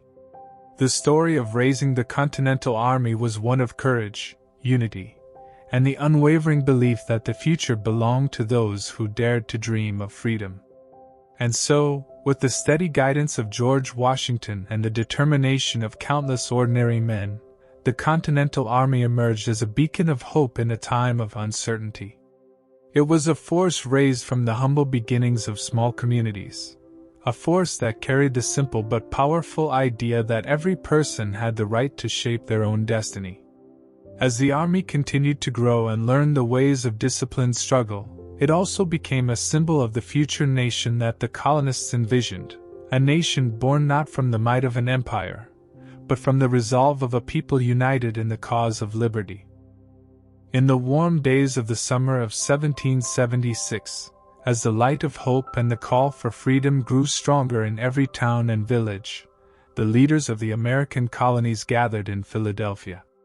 In a modest hall filled with the soft glow of oil lamps and the rustle of parchment, men who had long struggled under the weight of British rule came together to shape a new future. Their goal was clear. They would set forth in writing their belief that the people of these lands were not subjects of a far-off king but free men and women, capable of governing themselves. This was the moment when the idea of independence was to be declared for all to hear, the moment when the Declaration of Independence would be born. In the days leading up to that historic moment, the Continental Congress had met repeatedly in Philadelphia, where delegates from every colony gathered with heavy hearts and determined eyes. They had come from all corners of the colonies, farmers, merchants, lawyers, and teachers, each bringing with them the simple hope of living in a land where their voices mattered. Over many long sessions, the delegates discussed the deep problems that British rule had brought into their lives: unfair taxes, laws made without their consent, and the constant presence of soldiers on their streets. Every discussion, every debate, was held in plain language that all could understand. There was no need for fancy words when the truth was plain. The colonists believed they had the right to decide for themselves. At the center of these discussions was a small group of men tasked with drafting a document that would speak to every citizen of the colonies. Thomas Jefferson, known for his clear mind and honest writing, was chosen to write the first draft.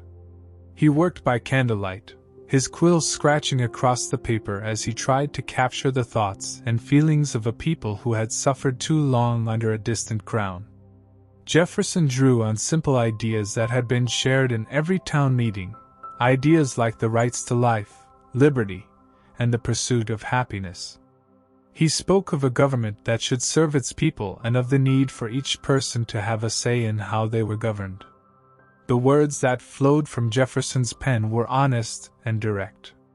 He wrote that all men are created equal and that they are endowed by their Creator with certain unalienable rights. These words were not meant for scholars alone. They were written so that every person, from the richest merchant to the humblest farmer, could understand that these rights were theirs by birth. Jefferson explained that governments exist to protect these rights and that if a government becomes destructive, the people have a right, and a duty, to change it. In his simple, clear language, he called on his fellow citizens to stand up for the freedom that had been denied them for too long. As the draft of the Declaration was shared among the delegates, many men read it aloud in simple voices, listening to the ideas that promised a new beginning. There were moments of quiet reflection in the crowded meeting rooms, as each delegate realized that they were witnessing the birth of something far greater than any single man or colony. The words of the draft carried the hope of a future where the people of America could live without the heavy hand of a distant government dictating their lives. It was as if each word was a spark, lighting the fire of determination that would soon grow into a full blaze of revolution. The debates that followed were honest and sometimes painful. Some delegates worried about the consequences of declaring independence. What if the British Army came to crush the rebellion?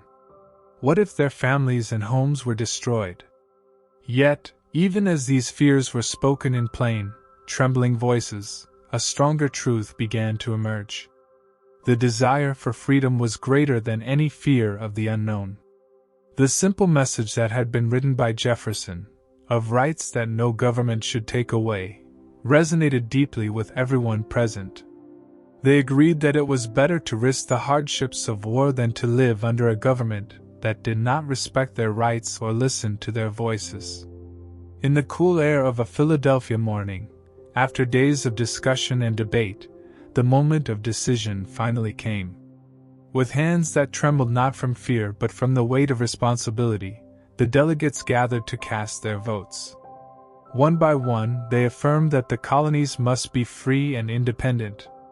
The room was filled with the soft sound of resolved voices, each man declaring that he was willing to stand for the freedom of his country, even if it meant making great sacrifices. In that room, filled with simple but powerful words, the idea of an independent nation was firmly planted. When the Declaration of Independence was finally adopted on July 4, 1776, its words were read aloud for all to hear. The reading took place in a large, open space where people from the nearby streets and homes gathered. The plain, strong words of the Declaration echoed off the walls, carried by the wind, and into the hearts of every listener. Mothers clutched their children close, fathers nodded with quiet determination, and even the laborers on their way home from the fields paused to listen to the message that promised a future where freedom would be the right of every person. The Declaration was more than just a piece of paper.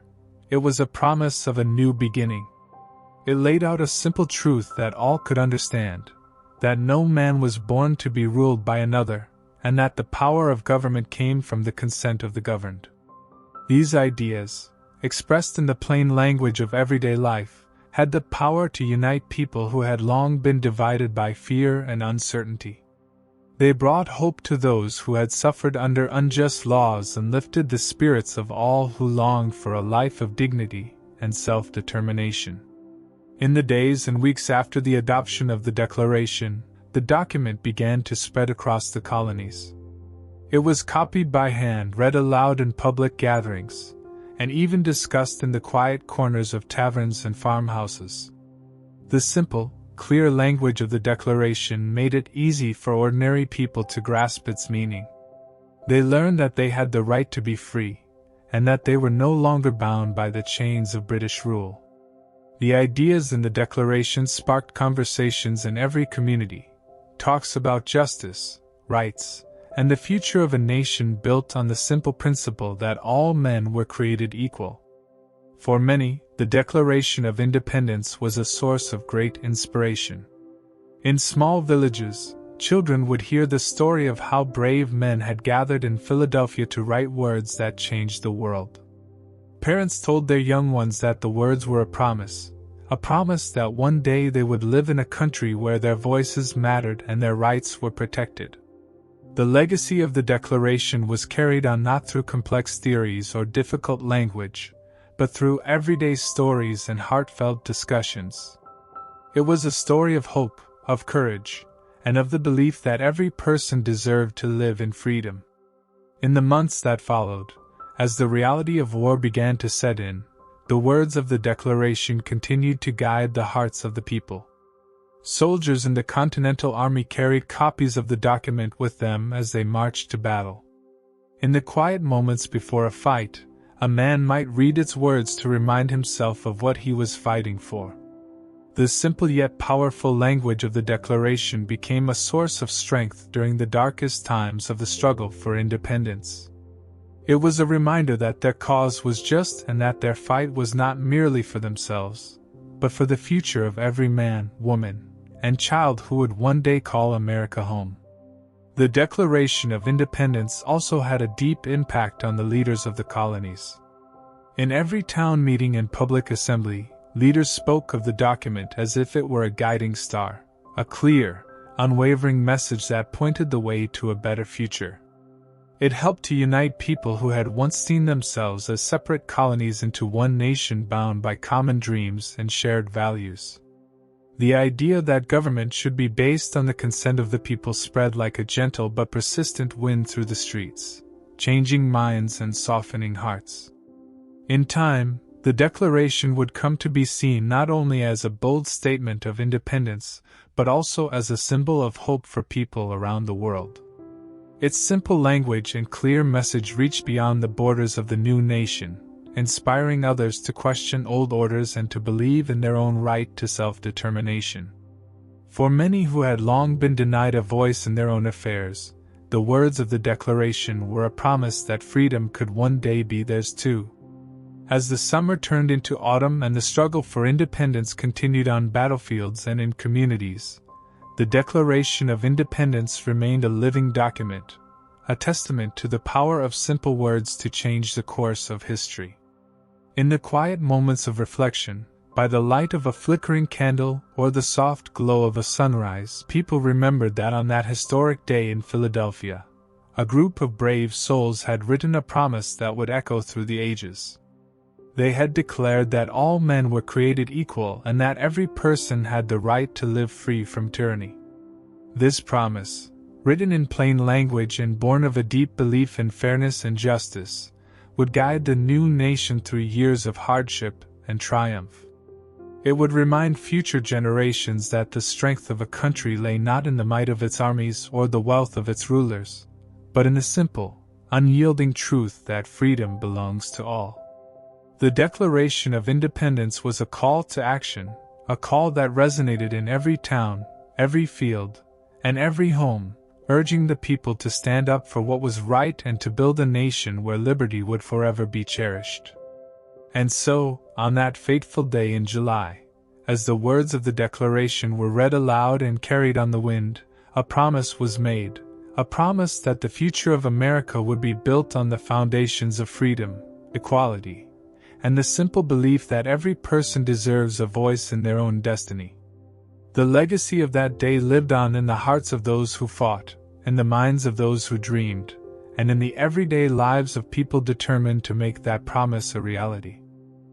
As the sun rose over a land divided by hope and hardship, the struggle for independence entered a new, dangerous phase in the regions of New York and New Jersey. In these days, the battlefields were not long fields of endless green but crowded streets, narrow roads, and quiet villages where every man, woman, and child felt the weight of a coming storm. The British forces, fresh from their victories and confident in their strength, moved to take control of key cities. For the colonists, the fight that unfolded in New York and New Jersey was a test of courage, resourcefulness, and unity. The story began when British ships, loaded with trained soldiers, sailed into New York Harbor.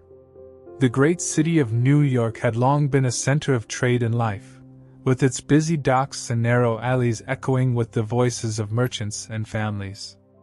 Now, under a gray sky, British forces disembarked, their red coats a sharp contrast against the dark, restless waters. They came with an air of authority, determined to bring the colonies under tighter control. For the colonists, however, this arrival was a stark reminder that their hard-won freedom was under threat. The first major clash took place along the shores and roads around New York City. The British wanted to secure the city because it was a strategic port that would allow them to control not only trade but also the movement of people and ideas. The Continental Army, although newly formed and still learning how to fight as a united force, was determined to resist. In the early hours of a chilly morning, muskets and cannons roared to life along the outskirts of New York. The sounds of battle echoed off the ancient walls of stone houses and mixed with the cries of both soldiers and frightened citizens. In one of the early battles, often remembered as part of the larger Battle of Long Island, the colonial forces found themselves outnumbered and facing a well-organized enemy. The simple men who had once tilled the fields were suddenly caught up in the thunder of artillery and the sharp crack of musket fire. Despite the fear and chaos, there was a deep sense of duty among the soldiers. They fought with determination, not just for land or titles, but for the very idea that each person should be free to live as they chose.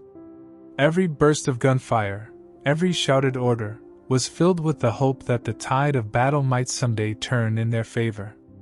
As the British advanced, the streets of New York City grew tense. The people watched from behind shuttered windows, their hearts heavy with worry. In darkened alleys, whispered conversations carried news of brave standoffs and hasty retreats. It was a time when every sound, a distant explosion, the clatter of horses' hooves on cobblestones, was a signal of danger. For many, the city had become a place of uncertainty, where every corner might hide both heroes and tragedy. Yet, even as the British forces made significant gains, the colonial soldiers found ways to slow their advance. In small, desperate skirmishes along the roads, the colonists used the natural cover of trees and the rough terrain to launch surprise attacks. They knew that they could not defeat the British in a head-on fight by force alone. Instead, they relied on clever tactics and intimate knowledge of the local landscape. In one such encounter, a group of soldiers ambushed a British patrol on a narrow country road. The ambush was swift and simple.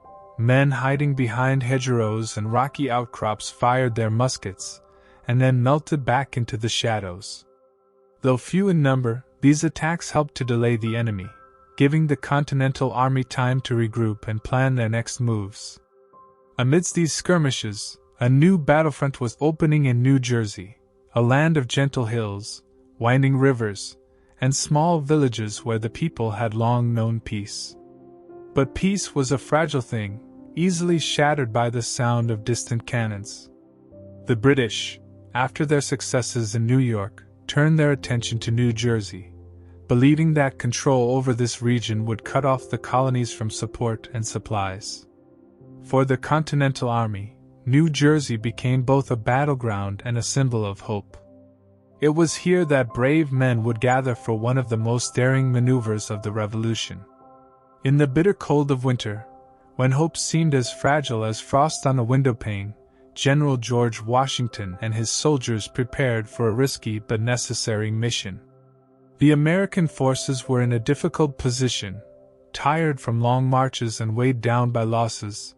They needed a victory to lift their spirits and prove that they could stand up to the might of the British.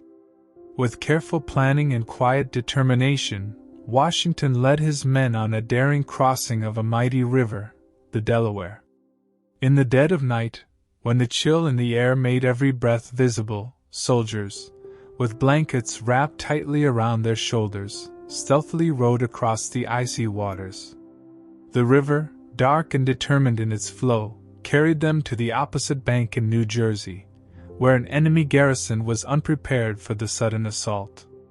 The crossing of the Delaware was more than just a tactical maneuver.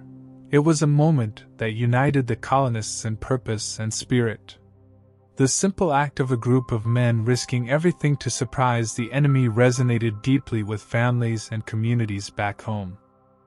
As the soldiers landed on the banks, the silence of the night was broken by the sounds of a sudden, determined attack. The British soldiers in the outpost had not expected to see a flood of determined colonists in the dark, and confusion spread among them. With quick, decisive action, the Continental Army captured a large number of prisoners and seized valuable supplies. For many, the victory was small in scale but mighty in meaning, a clear sign that even in the face of overwhelming odds, the spirit of freedom could not be quenched. Back in New York, the battles continued with equal intensity.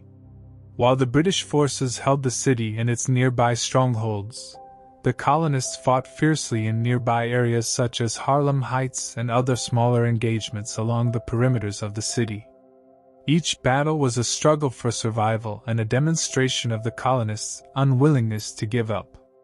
In the heat of battle, ordinary men found themselves making decisions that would echo in the future of their nation. They learned that courage was not the absence of fear but the will to act despite it. With every charge and every retreat, the soldiers gained experience and grew more confident in their abilities, even as they mourned the losses of brothers and friends fallen in combat. The battles in New York and New Jersey were marked by moments of both triumph and sorrow. In the midst of fighting, soldiers often paused for a moment of reflection, a brief, silent remembrance of the families they had left behind, of the peaceful days before war had come. In these quiet moments, the simple truth of their cause shone through. They were not fighting merely to hold back an enemy, but to preserve a way of life where every person could speak, work, and dream without the constant shadow of tyranny. The language of these soldiers was plain and direct. Words like freedom, duty, and hope were repeated in the rush of battle and in the calm of temporary ceasefires. For the common people caught in the path of these conflicts, life was a mixture of fear and steadfast resolve. In small villages in New Jersey, neighbors gathered to share news of the latest skirmishes and to support one another through difficult times. Simple homes became centers of both mourning and planning, as families discussed how they might rebuild and protect what they held dear. Children, who had once played carefree in meadows and along riverbanks, now listened intently to the stories of brave soldiers and daring escapes. Their eyes shone with a mix of worry and pride, a pride that came from knowing that the men and women of their community were willing to fight for a future where peace and freedom reigned. As the winter days grew shorter and the bitter cold slowly gave way to the tentative warmth of spring, the impact of the battles in New York and New Jersey began to ripple throughout the colonies. News of daring victories, of unexpected ambushes on British patrols, of successful river crossings, and of battles fought with honor and sacrifice, spread like a gentle wind across the land. In every town, from the busy streets of New York to the quiet lanes of New Jersey, the people found renewed hope. They began to see that the struggle was not one-sided. Though the British Army was formidable, the determination and courage of the colonists were growing stronger every day. The cost of these battles was heavy. Many brave souls were lost on muddy fields and in the icy air. Their sacrifice was remembered in simple, heartfelt words spoken at small memorials by candlelight. Neighbors would gather to honor the fallen, to tell stories of their valor, and to remind one another that every drop of blood shed was a promise toward a brighter future. In these moments of remembrance, the simple language of loss and hope mingled, creating a tapestry of memory that would sustain the nation in the years to come. The battles in New York and New Jersey were not isolated events. They were part of a larger, unfolding narrative of a nation coming into its own. Each clash, whether a fierce street fight in New York City or a bold surprise attack in a quiet New Jersey town, was a chapter in the long story of resistance against a mighty empire. The plain words of the soldiers, of duty, sacrifice, and the right to be free, became the building blocks of a national identity. They showed that even when the odds were stacked high, ordinary people could come together to defend their dreams.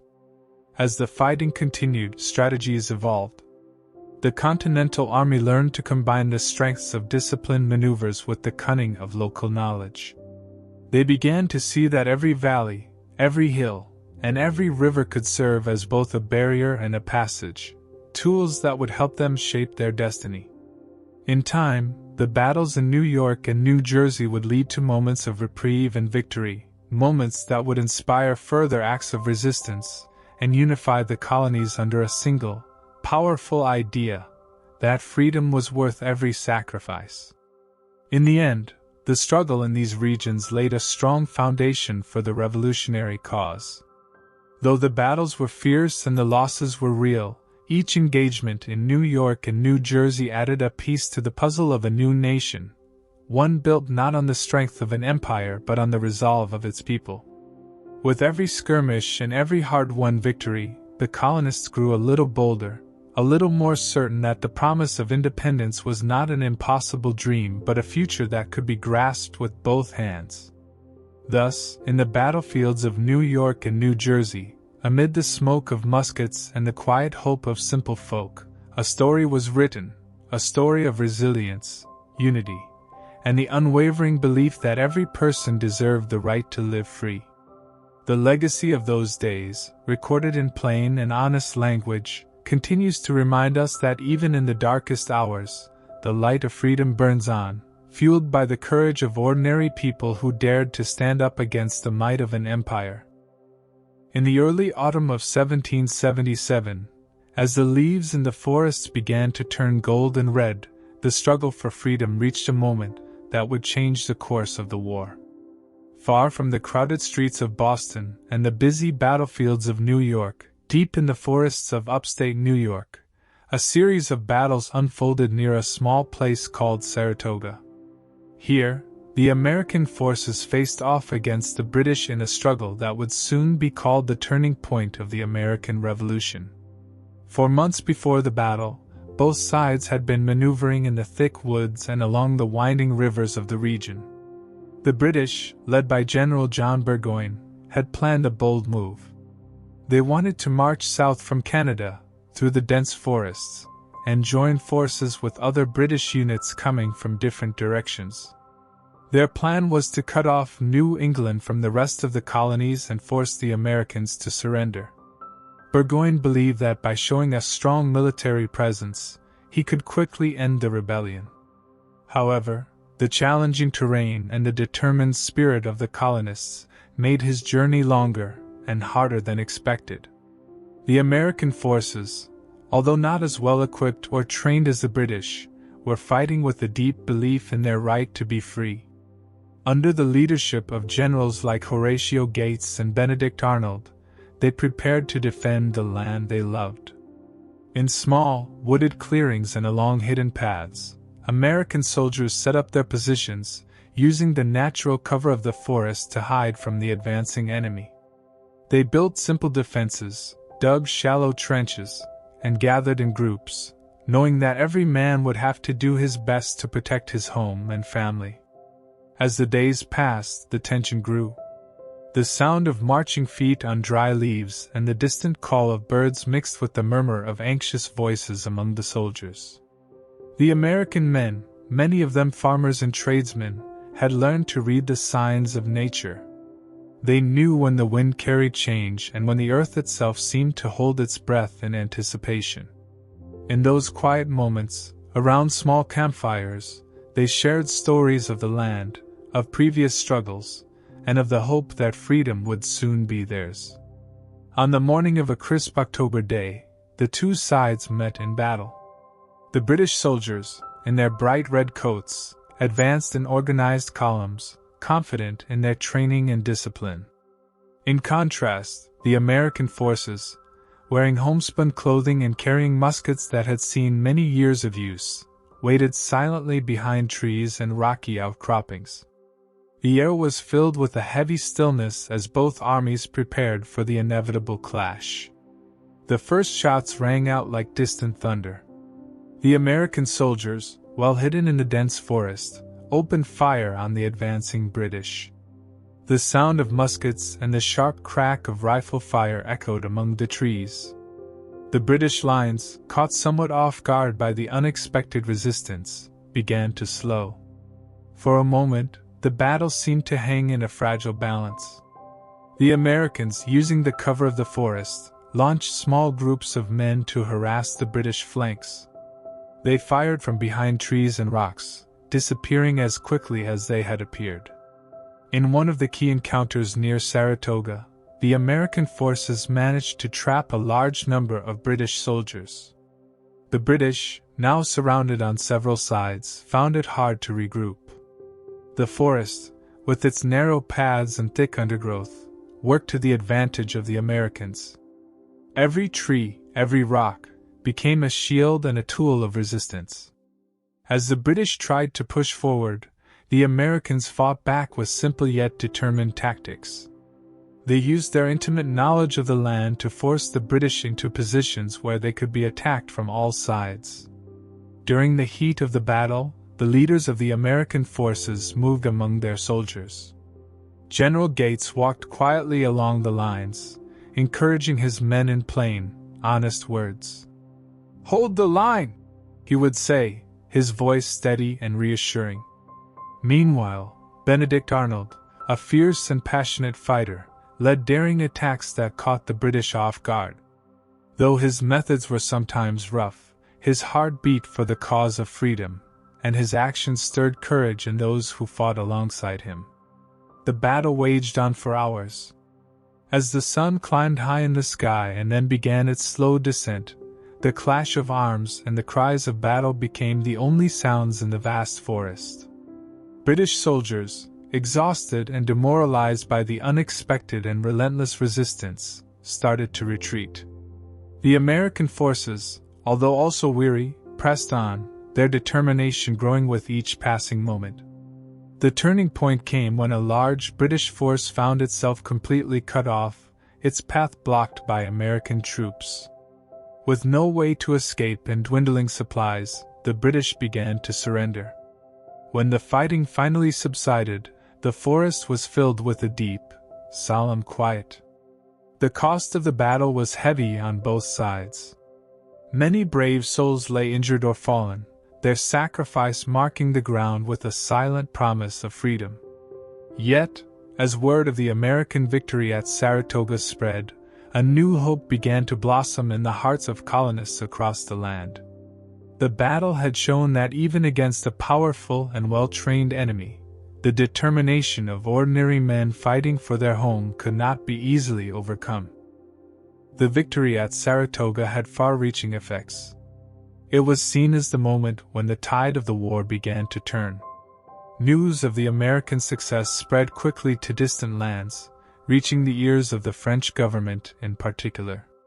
The French, who had long watched the American struggle with interest and sympathy, saw in Saratoga a sign that the American cause was strong and might one day lead to true independence.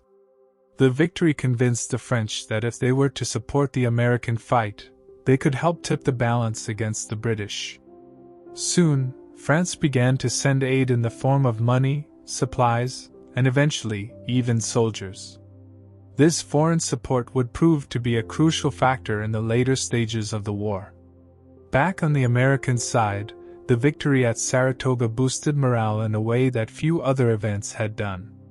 In small towns, farmers and shopkeepers celebrated in their own humble ways.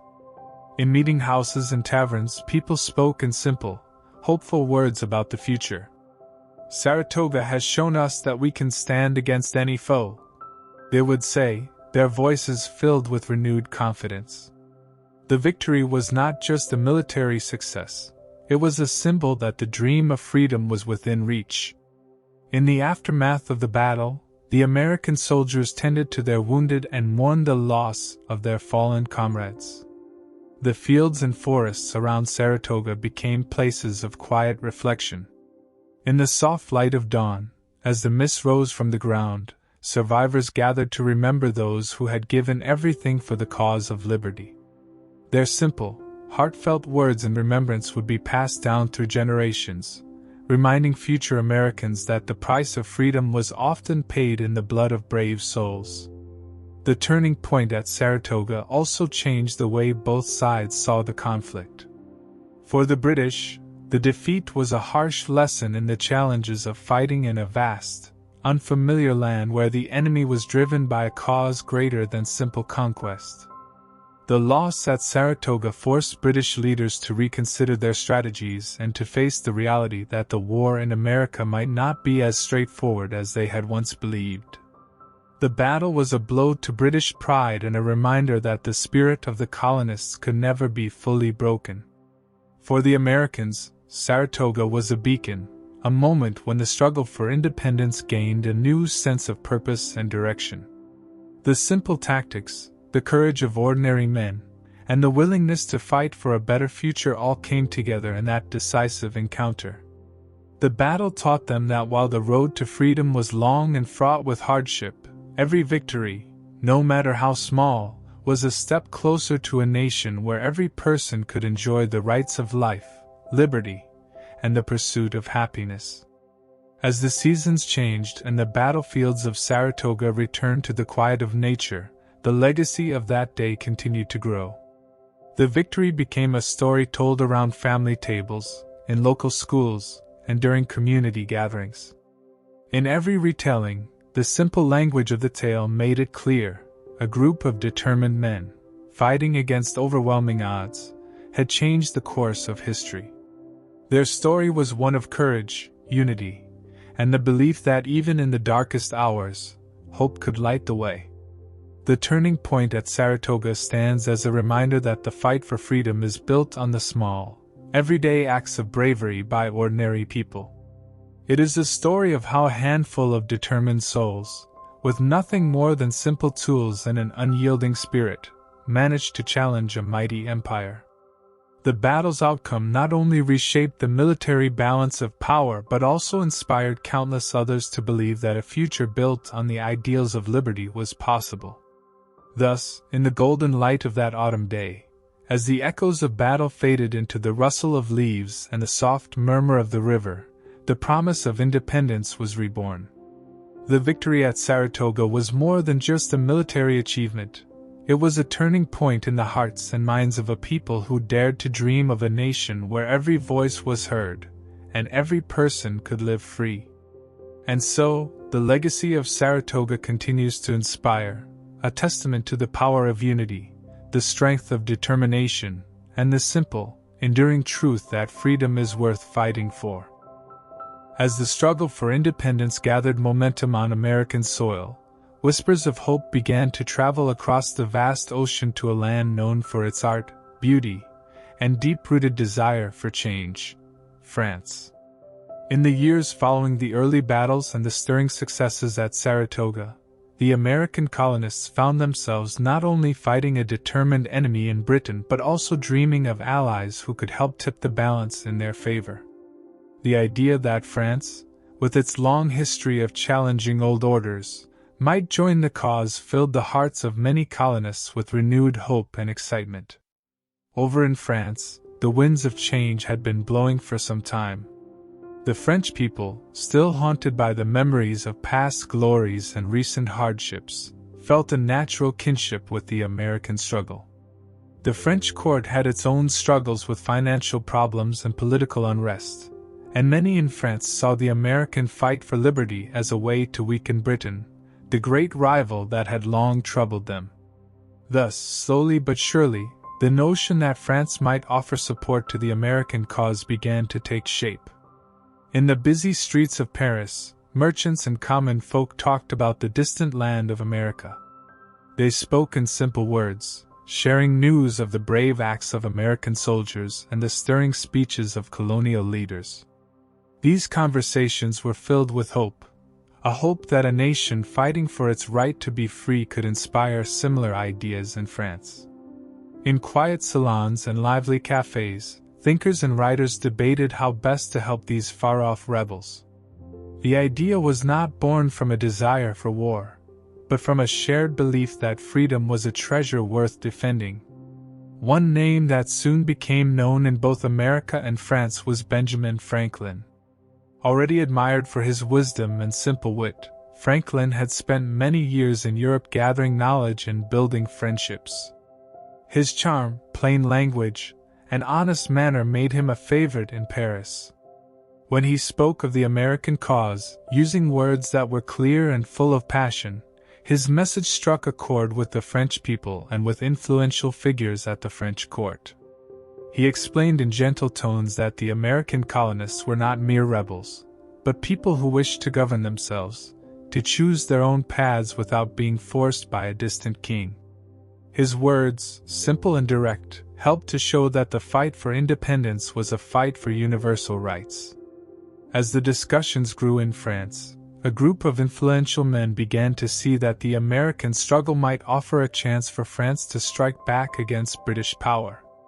They believed that by helping the colonists, France could regain some of the prestige it had lost over the years and check the growing strength of Britain. Secret meetings took place in dimly lit rooms, where diplomats and military men discussed how best to lend support without plunging the nation into a full-scale war immediately.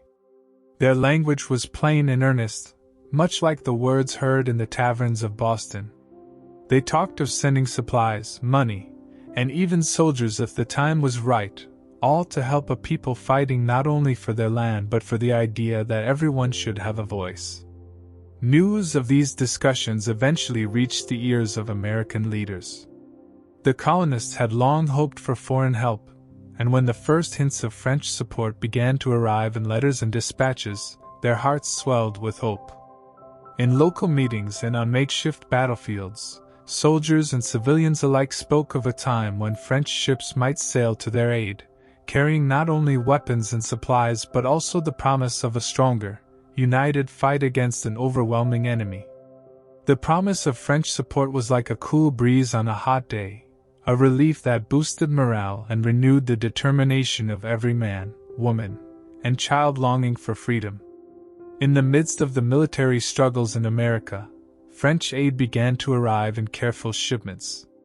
Crates of gunpowder, muskets, and uniforms made their way across the Atlantic, discreetly sent by French merchants and trusted diplomats. These supplies, though modest at first, were a tangible sign that France was entering the fray. In the camps of the Continental Army, men would gather around a small fire to examine the new muskets, feeling the smooth wood and iron of these tools of freedom. They knew that every new shipment was a sign that the world was beginning to see their struggle not just as a local conflict, but as a fight for universal liberty. Soon, the most dramatic support from France would come not just in the form of supplies, but in the form of military assistance. After months of secret negotiations and careful planning, an official alliance was forged between France and the American colonies. The agreement was written in clear, unadorned language, words that left little doubt about the intentions of both sides. The French government, led by King Louis XVI and his advisors, agreed to offer military support, including troops, naval forces, and financial aid. This alliance was a turning point, and it was received with great celebration in the colonies. For many colonists, the idea that an established nation like France would join them in their fight was almost too wonderful to believe. In the courts and battlefields of America, the arrival of French military help was a cause for both cautious optimism and profound relief. French ships soon patrolled the waters off the American coast, their elegant lines and steady discipline a sharp contrast to the rough-hewn vessels of the colonial militias. These French warships would eventually prove crucial in challenging British control of the seas, a key factor in protecting the colonies from reinforcements and supplies that the British hoped to send. On land, French military advisors began to arrive, bringing with them not only weapons and training but also a new sense of strategy. Generals from France, experienced in the art of war, joined forces with the Continental Army. Their presence was welcomed by soldiers who had grown weary from long marches and bitter winters. Together, these new allies helped to refine tactics, improve discipline, and bolster the resolve of the American forces.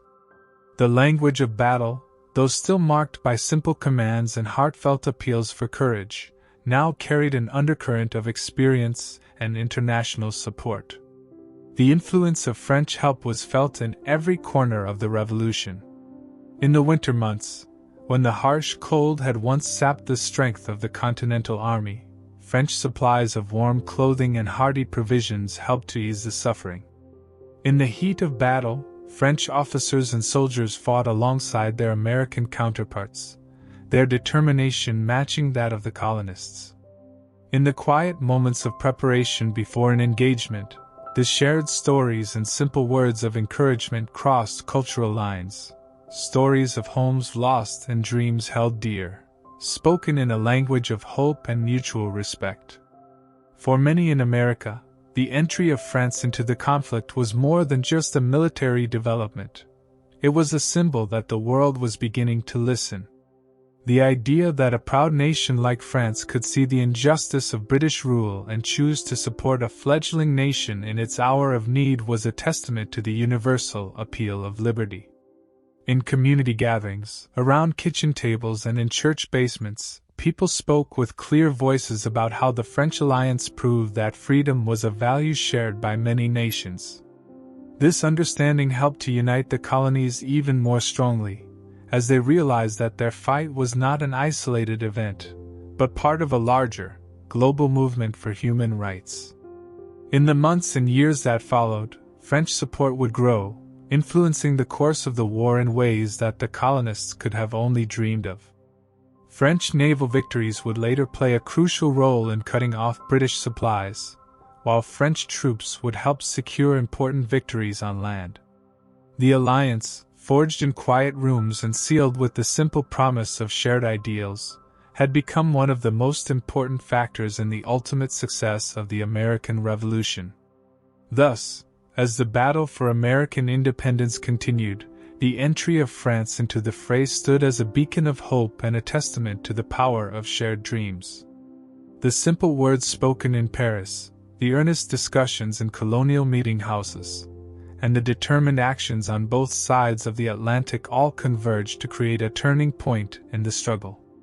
The French were not just distant bystanders, they had become active partners, lending their strength and wisdom to a cause that promised a better future for all who believed in freedom. In every French shipment of arms, every naval patrol off the American coast, and every handshake between American and French officers, there was a quiet promise that the fight for freedom was a fight for all people. The alliance was built on trust, shared ideals, and the simple yet powerful belief that every person has the right to determine their own destiny. And so, as French ships sailed into American harbors and French soldiers took their places alongside colonial fighters, the world began to see that the cause of liberty was a cause that could unite nations. The arrival of French support marked a new chapter in the American Revolution, one where the struggle for independence took on an international dimension. The simple language of hope and freedom, spoken by men in both America and France, echoed across the seas and through the battlefields. It was a reminder that when people come together with a shared purpose, even the mightiest of empires can be challenged, and the light of liberty can shine brightly in even the darkest of times. When winter came to the American colonies, it brought not only a chill in the air but a test of spirit and strength unlike any before. In the winter of 1777 to 1778, the Continental Army found itself encamped at a place called Valley Forge, a quiet stretch of land in Pennsylvania that would soon become the stage for one of the most difficult periods in the fight for independence. As the leaves turned from gold to barren brown, the once vibrant countryside around Valley Forge transformed into a silent, frozen land. The soldiers, who had marched for many miles from battlefields and from home, arrived to find that the cold was more than just a season, it was an enemy of its own. The biting wind cut through their worn uniforms and chilled them to the bone, while heavy snows covered the ground, making every step a challenge. In the early days at Valley Forge, there was little shelter from the storm. The men built crude log huts and tents from what little materials they could find. They gathered around small fires for warmth, huddled together in the dark of long, cold nights. These were not the comforts of home. Instead, every day was a struggle against hunger, frostbite, and the ever-present threat of disease. Yet, in the face of these hardships, the spirit of the soldiers remained determined. Every morning, as the pale light of dawn broke over the snowy fields, the men would awaken to the harsh reality of another day in the cold. They rose slowly from their thin blankets and makeshift bedding, their bodies stiff from the bitter chill. There was no luxury of a warm bed or a hearty breakfast. Instead, a small bowl of soup or some hardtack, a simple, hard biscuit, was all that many had to eat. Even so, the soldiers understood that each day was another chance to continue the fight for a dream of freedom. General George Washington, a leader both calm and steadfast, walked among his troops during these trying days. He saw the pain in their eyes and the weariness in their movements, yet he also saw something brighter, a spark of hope that refused to be snuffed out. Washington spoke in plain, gentle words that the men could understand. "We are being tested," he would say. "But through this trial, we will become stronger and more united." His presence was like a warm fire on a cold night, offering comfort and a reminder that they were not alone. Training and discipline became more than just a part of military life at Valley Forge. They became a symbol of the Army's resilience. Even as the cold sapped the strength of their bodies, the soldiers gathered for drills and lessons in tactics. Under the watchful eyes of experienced officers, they practiced marching in step, handling their muskets, and forming defensive positions.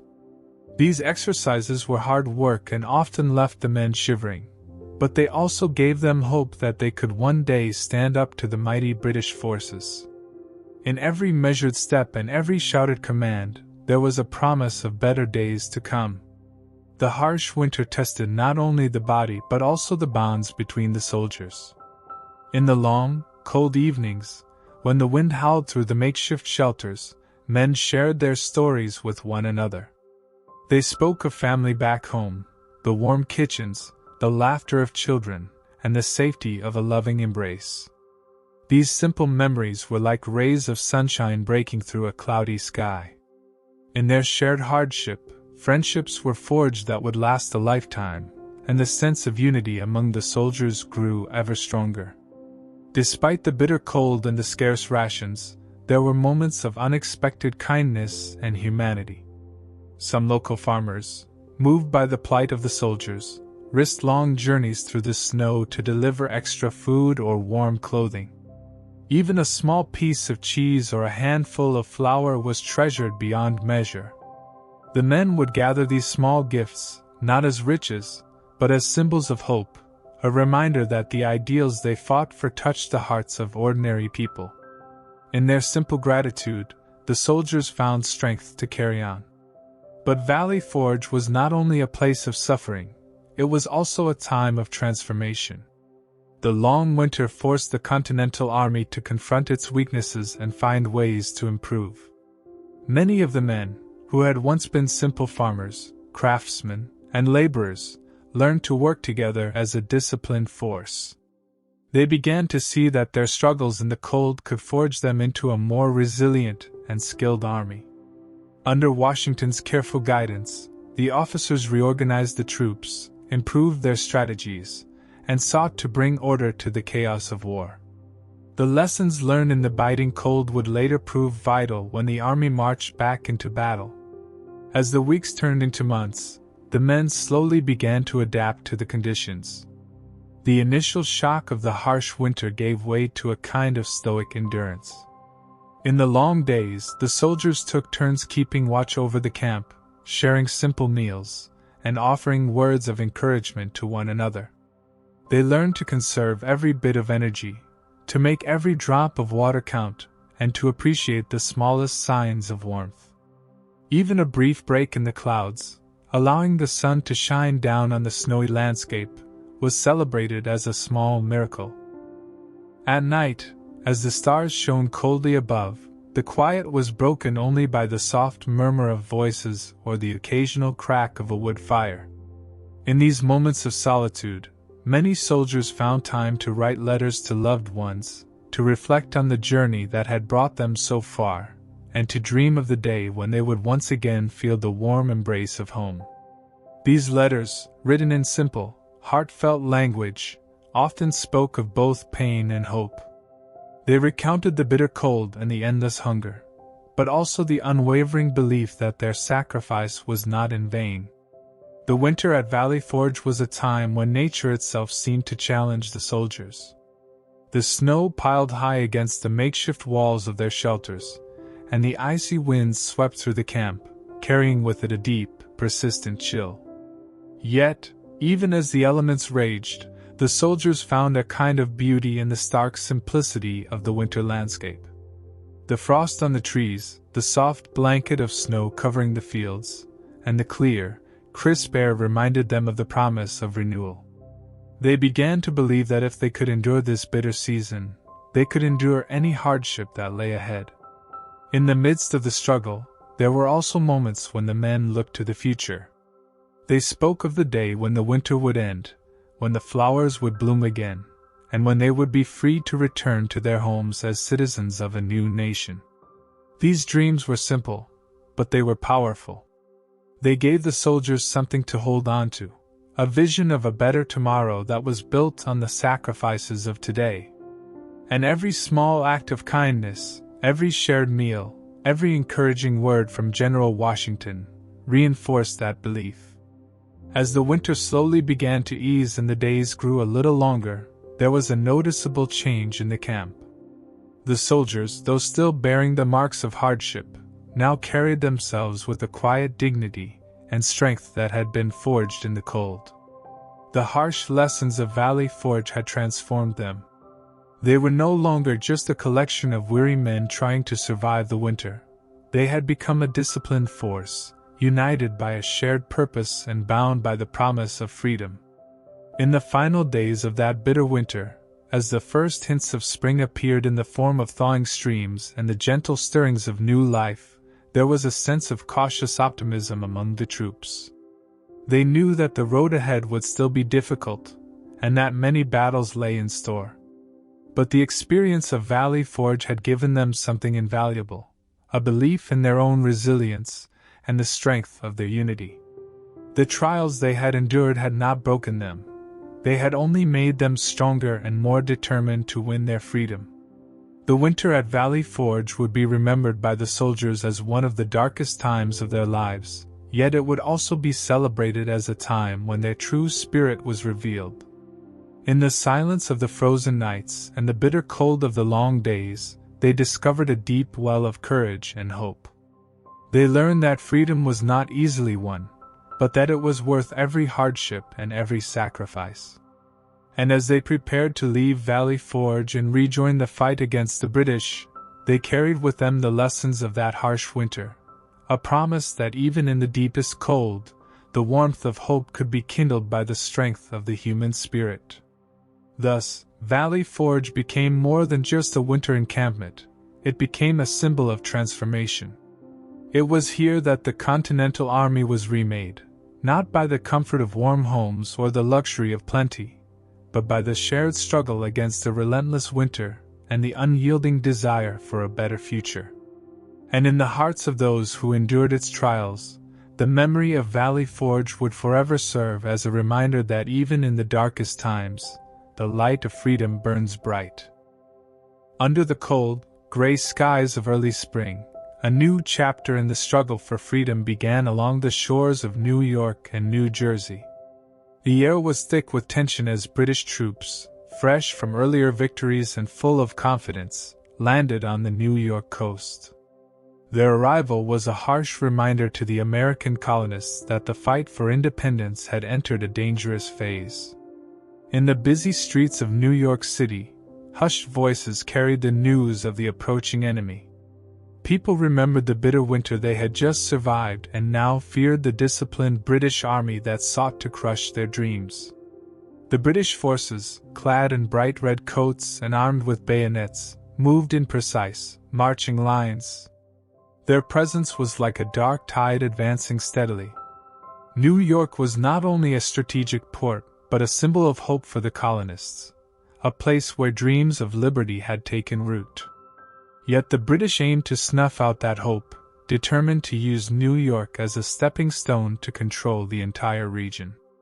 Amidst this looming threat, General George Washington and his determined soldiers prepared for what was to come. With few supplies but hearts full of courage, Washington gathered his men in secret meeting houses and humble lodges scattered throughout the countryside. His voice was calm and steady as he reminded them that they were fighting not for land or titles, but for the very right to live free. His simple words, full of hope and resolve, stirred the souls of even the most fearful. Every soldier knew that the coming battles were not just physical clashes but tests of their spirit and determination to create a better future. The first major clash erupted on a chilly morning in Brooklyn, known later as the Battle of Long Island. The land, a mix of muddy fields and gentle hills, set the stage for a confrontation that would test every man's resolve. American forces, hastily gathered from local militias and regulars, had dug in behind old stone walls and farm fences. As the British soldiers advanced in well-drilled lines, the colonists met them with desperate bravery. The sharp reports of muskets and the clash of bayonets filled the air, and cries of determination rang out over the chaos of battle. In the midst of the fighting, young farmers, town carpenters, and seasoned soldiers fought side by side. Their hearts beat with the shared dream of freedom, and every blow they struck was driven by a desire to protect their families and homes. Though they were outnumbered and less well-armed, the colonists fought with a raw courage that inspired all who witnessed it. The battle was fierce and the ground soon became a patchwork of sacrifice and valor. Each small success, though often marred by loss, added to the hope that the British were not unbeatable. As the days passed, the British pressed on, capturing key positions throughout New York. One such loss was Fort Washington, a stronghold that had once been a refuge for the Americans. Its fall sent shockwaves through the colonies, a stark sign that the enemy could strike at the heart of their defenses.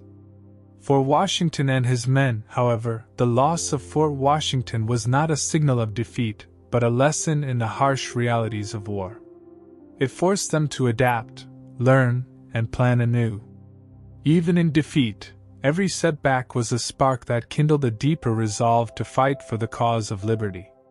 Under cover of darkness, with British forces tightening their grip, Washington ordered a careful retreat from New York. This was not an act of surrender but a strategic withdrawal meant to preserve lives for battles yet to come. In the deep silence of night, the soldiers slipped away along hidden paths and overgrown trails in New Jersey. Every rustle in the dark, every distant sound, raised their senses and quickened their steps. The retreat was dangerous, for British patrols roamed the countryside, but the colonists moved with the hope that safety lay beyond the immediate threat. In the wild and rugged lands of New Jersey, nature offered both refuge and new challenges. Dense forests, winding streams, and rolling hills provided a natural shield for the weary soldiers. Small villages and modest farms became secret meeting places where local citizens risked much to help the retreating patriots. In these quiet havens, the spirit of revolution burned bright. Despite the hardships and the bitter taste of recent losses, a shared belief in freedom united the people. Ordinary citizens, long burdened by oppressive rule, now joined their soldiers in a cause that promised a brighter future. The British advance, though strong, soon met fierce local resistance. Not every encounter was a full-scale battle. Many were small, unexpected skirmishes in the fields and along quiet riverbanks.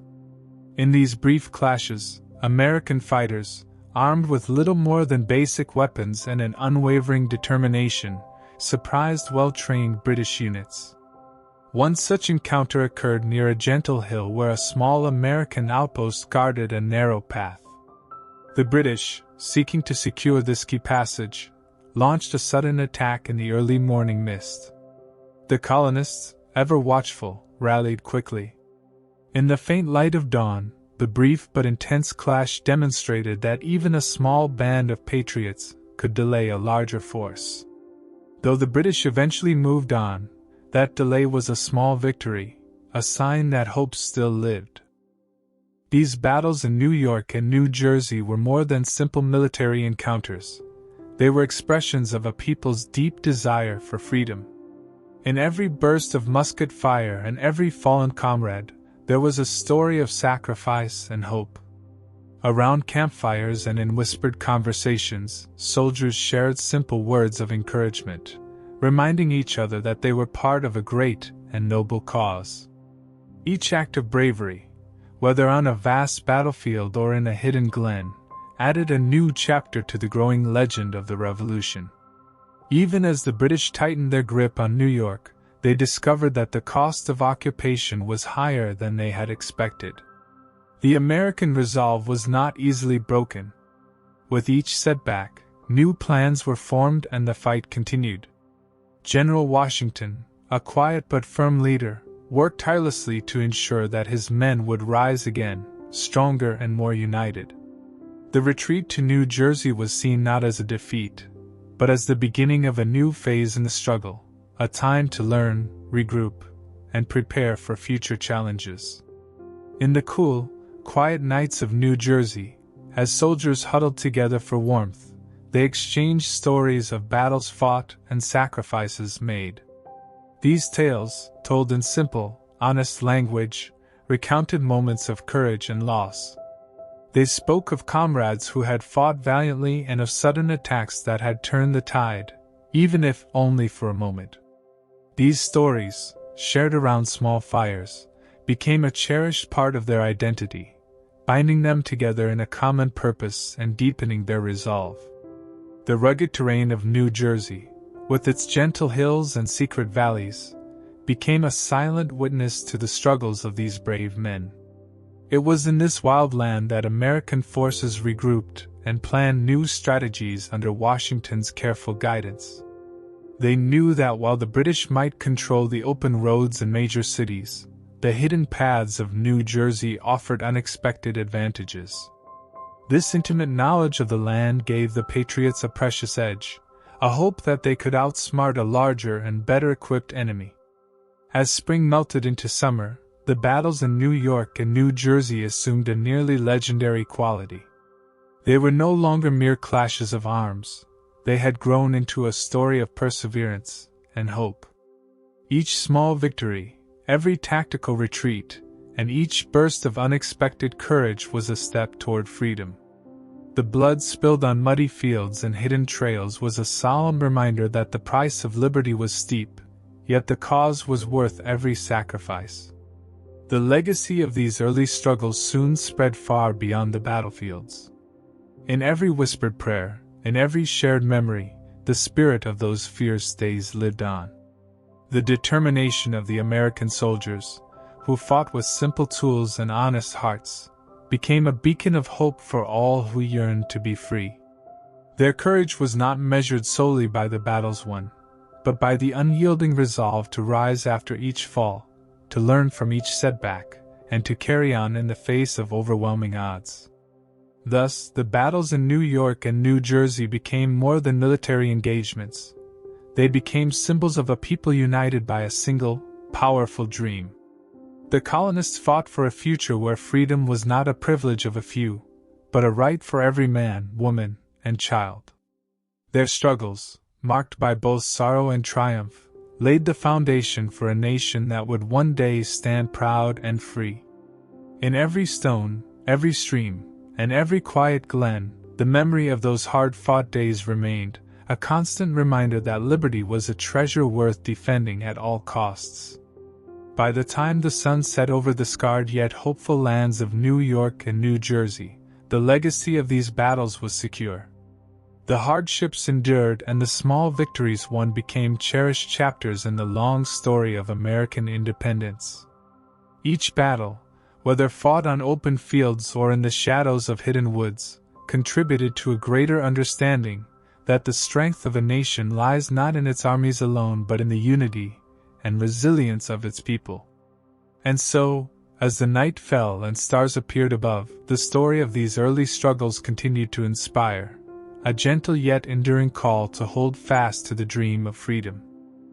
Under the cold, gray skies of early spring, a new chapter in the struggle for freedom began along the shores of New York and New Jersey.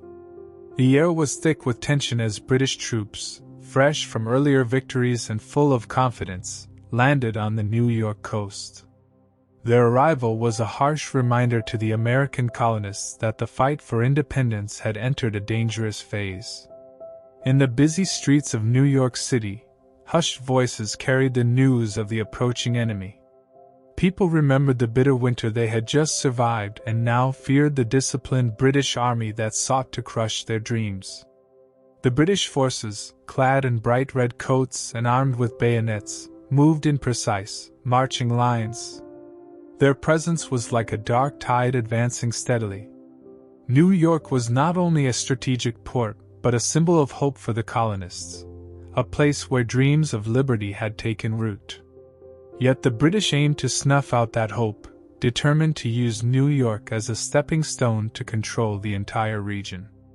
Amidst this looming threat, General George Washington and his determined soldiers prepared for what was to come. With few supplies but hearts full of courage, Washington gathered his men in secret meeting houses and humble lodges scattered throughout the countryside. His voice was calm and steady as he reminded them that they were fighting not for land or titles, but for the very right to live free. His simple words, full of hope and resolve, stirred the souls of even the most fearful. Every soldier knew that the coming battles were not just physical clashes but tests of their spirit and determination to create a better future. The first major clash erupted on a chilly morning in Brooklyn, known later as the Battle of Long Island. The land, a mix of muddy fields and gentle hills, set the stage for a confrontation that would test every man's resolve. American forces, hastily gathered from local militias and regulars, had dug in behind old stone walls and farm fences. As the British soldiers advanced in well-drilled lines, the colonists met them with desperate bravery. The sharp reports of muskets and the clash of bayonets filled the air, and cries of determination rang out over the chaos of battle. In the midst of the fighting, young farmers, town carpenters, and seasoned soldiers fought side by side. Their hearts beat with the shared dream of freedom, and every blow they struck was driven by a desire to protect their families and homes. Though they were outnumbered and less well-armed, the colonists fought with a raw courage that inspired all who witnessed it. The battle was fierce and the ground soon became a patchwork of sacrifice and valor. Each small success, though often marred by loss, added to the hope that the British were not unbeatable. As the days passed, the British pressed on, capturing key positions throughout New York. One such loss was Fort Washington, a stronghold that had once been a refuge for the Americans. Its fall sent shockwaves through the colonies, a stark sign that the enemy could strike at the heart of their defenses. For Washington and his men, however, the loss of Fort Washington was not a signal of defeat, but a lesson in the harsh realities of war. It forced them to adapt, learn, and plan anew. Even in defeat, every setback became a spark that kindled a deeper resolve to fight for the cause of liberty. Under cover of darkness, with British forces tightening their grip, Washington ordered a careful retreat from New York. This was not an act of surrender but a strategic withdrawal meant to preserve lives for battles yet to come. In the deep silence of night, the soldiers slipped away along hidden paths and overgrown trails in New Jersey. Every rustle in the dark and every distant sound quickened their steps. The retreat was dangerous, for British patrols roamed the countryside, but the colonists moved with the hope that safety lay beyond the immediate threat. In the wild and rugged lands of New Jersey, nature offered both refuge and new challenges. Dense forests, winding streams, and rolling hills provided a natural shield for the weary soldiers. Small villages and modest farms became secret meeting places where local citizens risked much to help the retreating patriots. In these quiet havens, the spirit of revolution burned bright. Despite the hardships and the bitter taste of recent losses, a shared belief in freedom united the people. Ordinary citizens, long burdened by oppressive rule, now joined their soldiers in a cause that promised a brighter future. The British advance, though strong, soon met fierce local resistance. Not every encounter was a full-scale battle. Many were small, unexpected skirmishes in the fields and along quiet riverbanks. In these brief clashes, American fighters, armed with little more than basic weapons and unyielding determination, surprised well-trained British units. One such encounter occurred near a gentle hill where a small American outpost guarded a narrow path. The British, seeking to secure this key passage, launched a sudden attack in the early morning mist. The colonists, ever watchful, rallied quickly. In the faint light of dawn, the brief but intense clash showed that even a small band of patriots could delay a larger force. Though the British eventually moved on, that delay was a small victory, a sign that hope still lived. These battles in New York and New Jersey were more than simple military encounters. They were expressions of a people's deep desire for freedom. In every burst of musket fire and every fallen comrade, there was a story of sacrifice and hope. Around campfires and in whispered conversations, soldiers shared simple words of encouragement, reminding each other that they were part of a great and noble cause. Each act of bravery, whether on a vast battlefield or in a hidden glen, added a new chapter to the growing legend of the Revolution. Even as the British tightened their grip on New York, they discovered that the cost of occupation was higher than expected. The American resolve was not easily broken. With each setback, new plans were formed and the fight continued. General Washington, a quiet yet firm leader, worked tirelessly to ensure that his men would rise again, stronger and more united. The retreat to New Jersey was seen not as defeat, but as the beginning of a new phase, a time to learn, regroup, and prepare for future challenges. In the cool, quiet nights of New Jersey, as soldiers huddled together for warmth, they exchanged stories of battles fought and sacrifices made. These tales, told in plain language and sincere tones, recounted moments of courage and loss. They spoke of comrades who had fought valiantly and of sudden attacks that had turned the tide, even if only for a moment. These stories, shared around small fires, became a cherished part of their identity, binding them together in a common purpose and deepening their resolve. The rugged terrain of New Jersey, with its gentle hills and hidden valleys, became a silent witness to the struggles of these brave men. It was in this wild land that American forces regrouped and planned new strategies under Washington's careful guidance. They knew that while the British might control open roads in major cities, the secret paths of New Jersey offered unexpected advantages. This knowledge of the land gave the Patriots a precious edge, a hope that they could outsmart a larger and better-equipped enemy. As spring melted into summer, the battles in New York and New Jersey took on a nearly legendary quality. They were no longer mere clashes of arms. They had grown into a story of perseverance and hope. Each small victory, every tactical retreat, and every burst of unexpected courage was a step toward freedom. The blood spilled on muddy fields and hidden trails served as a solemn reminder that the price of liberty was high, yet the cause was worth every sacrifice. The legacy of these early struggles soon spread far beyond the battlefields. In every whispered prayer and every shared memory, the spirit of those fierce days lived on. The determination of the American soldiers, who fought with simple tools and honest hearts, became a beacon of hope for all who longed to be free. Their courage was not measured solely by victories, but by the unyielding resolve to rise after every fall, to learn from each setback, and to carry on against overwhelming odds. Thus, the battles in New York and New Jersey became more than military engagements. They became symbols of a people united by a single, powerful dream. The colonists fought for a future where freedom was not a privilege for a few, but a right for every man, woman, and child. Their struggles, marked by both sorrow and triumph, laid the foundation for a nation that would one day stand proud and free.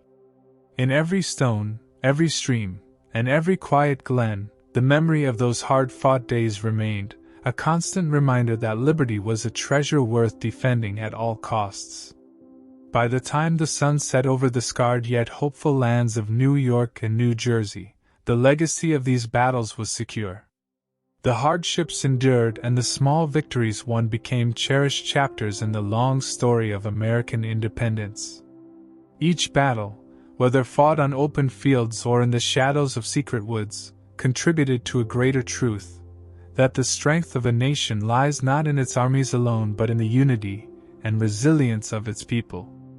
And so, as the night fell and stars emerged above, the story of these early struggles continued to inspire, a gentle yet enduring call to hold fast to the dream of freedom.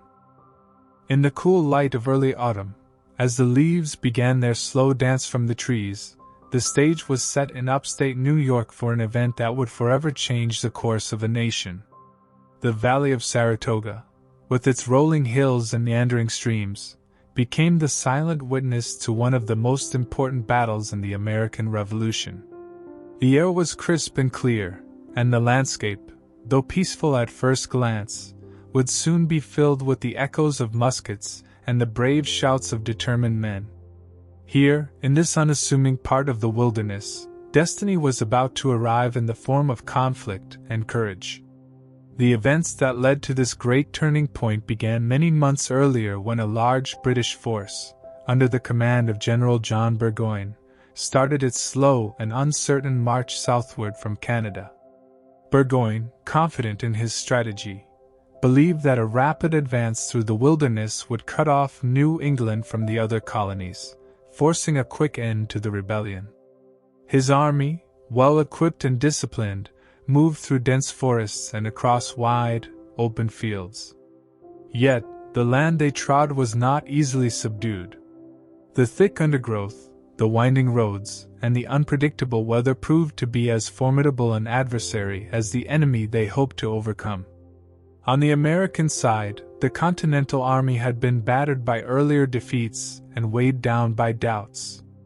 Yet, as news of Burgoyne's approach spread, a new fire was kindled in the hearts of the colonists. They realized that the success of the British plan would mean the loss of hard-won freedoms and the suppression of the dream of independence.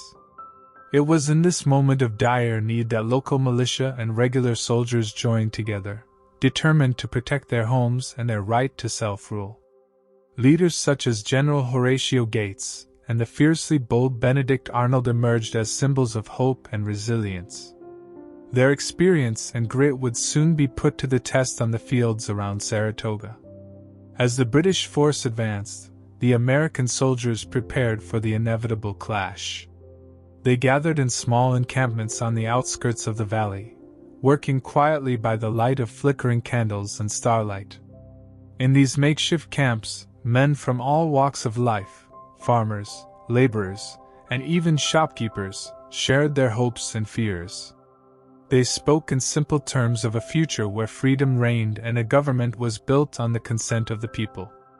Their voices, though soft in the quiet night, were full of a determination that could not be silenced. The first encounter came on a brisk morning when the British troops set up camp near a broad, open field. The colonists, who had learned to use the landscape to their advantage, took positions behind trees, stone walls, and the natural rise of the land. The battle that erupted in the ensuing hours was not fought with the refined precision of a well-drilled army, but with the raw passion of men fighting for their very lives. The sound of musket fire and the clatter of artillery filled the air as the two sides clashed. Every shot fired carried with it the hopes of a people who longed for a new beginning. The battle, which came to be known as the engagement at Freeman's Farm, was fierce and unyielding. The British, confident in their strength, advanced steadily, their red coats flashing in the morning sun. Yet the Americans, though outnumbered, fought with a stubborn resolve. The colonists were well aware that a defeat would only give further strength to the enemy, while a victory could change the very tide of the war. In the midst of chaos, individual acts of bravery shone like sparks in the darkness. A farmer taking up arms to defend his neighbor's home, a young man rushing forward to cover the retreat of his comrades, and seasoned veterans standing firm against the relentless advance of the British. As the day wore on, the fighting moved to higher ground, where the American forces took up positions along a ridge that overlooked the valley. Here, the battle reached a new intensity. The British sought to dislodge the colonists from their advantageous positions, and heavy fighting ensued. The ground was churned into a muddy quagmire by the passage of soldiers and artillery, and the air was filled with dust and the acrid smell of gunpowder. Through it all, the American soldiers remained steadfast, their eyes fixed on the promise of liberty. With each volley of musket fire and each clash of bayonets, they pushed back against an enemy who was used to winning on the open field. In the midst of the struggle, the leadership of General Gates and the unexpected courage of Benedict Arnold became the talk of every campfire. Arnold, known for his daring and sometimes impetuous actions, led several crucial charges that broke the momentum of the British lines. His boldness, at times bordering on recklessness, was tempered by a deep and genuine belief in the cause of freedom. At one critical moment, when the British seemed poised to overrun the American position, Arnold rallied his men with simple words of encouragement. "For our homes, for our families, we must stand and fight." His voice carried over the chaos, and those words lit a fire of determination in every soldier's heart. As the battle wore on into a long and grueling day, the tide began to turn. The British, facing unexpected resistance and mounting casualties, started to falter. Their advance slowed, and confusion began to spread among their ranks. Meanwhile, the American soldiers, using the cover of the rugged terrain, launched counterattacks that further eroded the enemy's strength. The battle that began with such ferocity now shifted into a series of skirmishes, each one chipping away at the resolve of the British command. The final confrontation of this historic day took place on a ridge known later as Bemis Heights. Here, the American forces made their last stand, determined to break the enemy's spirit once and for all. The fighting was close and personal, with soldiers on both sides locked in fierce combat. The noise of the battle was deafening, a mix of shouts, the clash of steel, and the relentless boom of cannon fire. In these moments, the men fought not for glory or fame, but simply because they believed in a future where they could live free. Slowly, the inevitable became clear. General Burgoyne, who had once been so sure of a swift victory, found himself surrounded by a determined enemy. The British supply lines had been cut off, and reinforcements were nowhere in sight. As the day drew to a close and dusk began to settle over the battlefield, the reality of the situation sank in. The American victory at Saratoga was not just a military success, it was a profound turning point in the struggle for independence. With the American forces in firm control and the British position weakened beyond repair, General Burgoyne was forced to make a decision. In a gesture that would echo through history, he surrendered his entire army. The news of this surrender spread like wildfire through the colonies. It was a moment of immense relief and unbridled joy, a signal that the tide of the war was finally turning in favor of the Americans. For many, the victory at Saratoga rekindled the belief that independence was not merely a dream, but a goal within reach. The significance of the Saratoga victory went far beyond the battlefield. News of the American triumph traveled across the Atlantic, reaching the ears of powerful nations, most notably France. For years, the American cause had struggled to gain international support, but the resounding success at Saratoga changed that. French leaders, impressed by the determination and skill displayed by the Continental Army, saw in this victory the promise of a new balance of power. The French government, long eager to weaken their rival, Great Britain, decided to extend both moral and material support to the American revolutionaries. This newfound alliance would prove to be one of the most crucial factors in the eventual success of the American bid for independence. In the months that followed the surrender at Saratoga, celebrations spread throughout the colonies. Towns and villages held gatherings where the news was shared with joyous disbelief. Families, who had long suffered under the heavy yoke of British rule, found their hearts lifted by the hope that had been restored. The victory at Saratoga was a turning point not only in military terms but also in spirit. It reminded everyone that even in the darkest moments, the courage of a few could spark a revolution that would bring light to an entire nation. The legacy of Saratoga was felt far and wide. The victory served as a beacon for the Continental Army, boosting morale at a time when hope was desperately needed. The lessons learned on those muddy fields and rugged ridges were carried forward into future battles. The strategies that had brought success at Saratoga, using the terrain wisely, fighting with unity and determination, and never giving in despite overwhelming odds, became the foundation of the American military spirit. Each subsequent victory was built upon the resolve that had been forged in the heat of Saratoga's battles. For the men who fought there, the memory of Saratoga remained a constant reminder of what they had achieved. It was a testament to the strength of the human spirit, a living example of how ordinary people, united by a common cause, could stand against the greatest of challenges. As they returned to their homes and families, the veterans of Saratoga carried with them not just the scars of battle, but the pride of having turned the tide of history. Their stories, passed down from one generation to the next, became part of the folklore of a nation built on the ideals of liberty and justice. Thus, the turning point at Saratoga was much more than a military victory.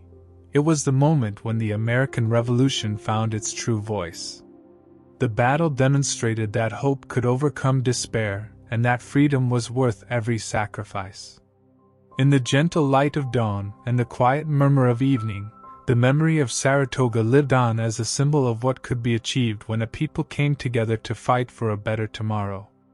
In the years that followed, as the war continued and the struggle for independence grew ever more difficult, the victory at Saratoga remained a shining example.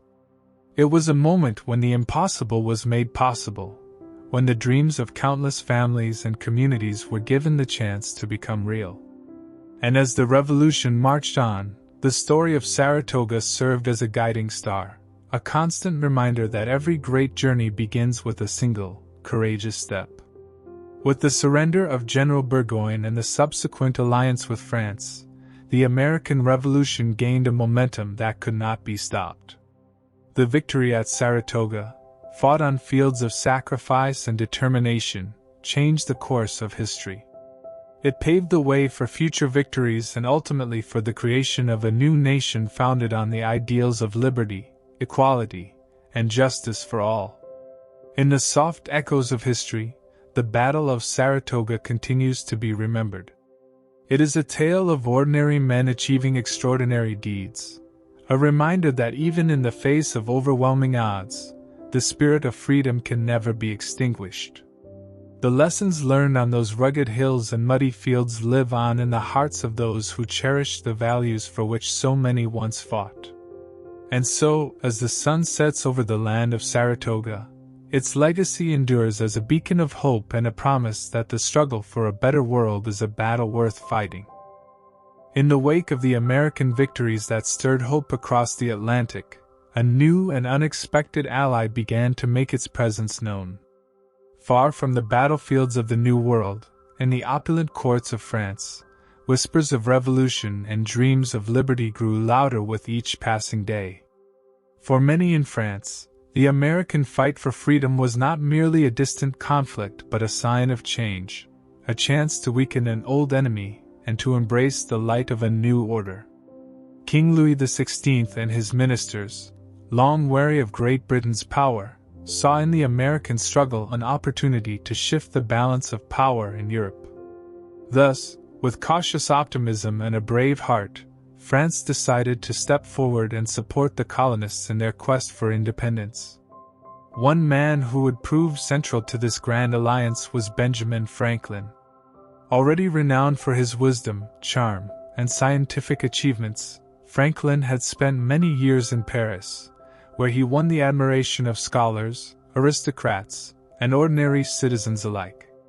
When news of the American victories began to reach Europe, Franklin's gentle words and steadfast belief in liberty resonated deeply with the French. In crowded salons and elegant ballrooms, he spoke simply and clearly about the promise of freedom, a promise that transcended borders and touched the hearts of all who listened. His ideas were not shrouded in the complex language of politics but were as plain and stirring as the sunrise over a quiet field. Through his talks and letters, Franklin became a symbol of hope and the embodiment of the belief that every person was entitled to life, liberty, and the pursuit of happiness. As Franklin's influence grew in France, so did the discussions among the French leaders about how best to support the American cause. In private meetings held in the gilded halls of the royal palace, advisors debated the risks and rewards of joining the conflict. Some feared that assisting the rebels might lead to an all-out war with Britain, a war that could cost France dearly. Others, however, saw an opportunity to finally weaken a longtime rival and to reclaim France's place as a dominant force in global affairs.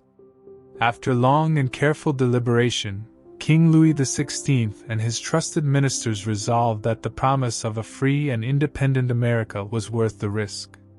They decided to send secret aid in the form of money, weapons, and supplies to the American revolutionaries.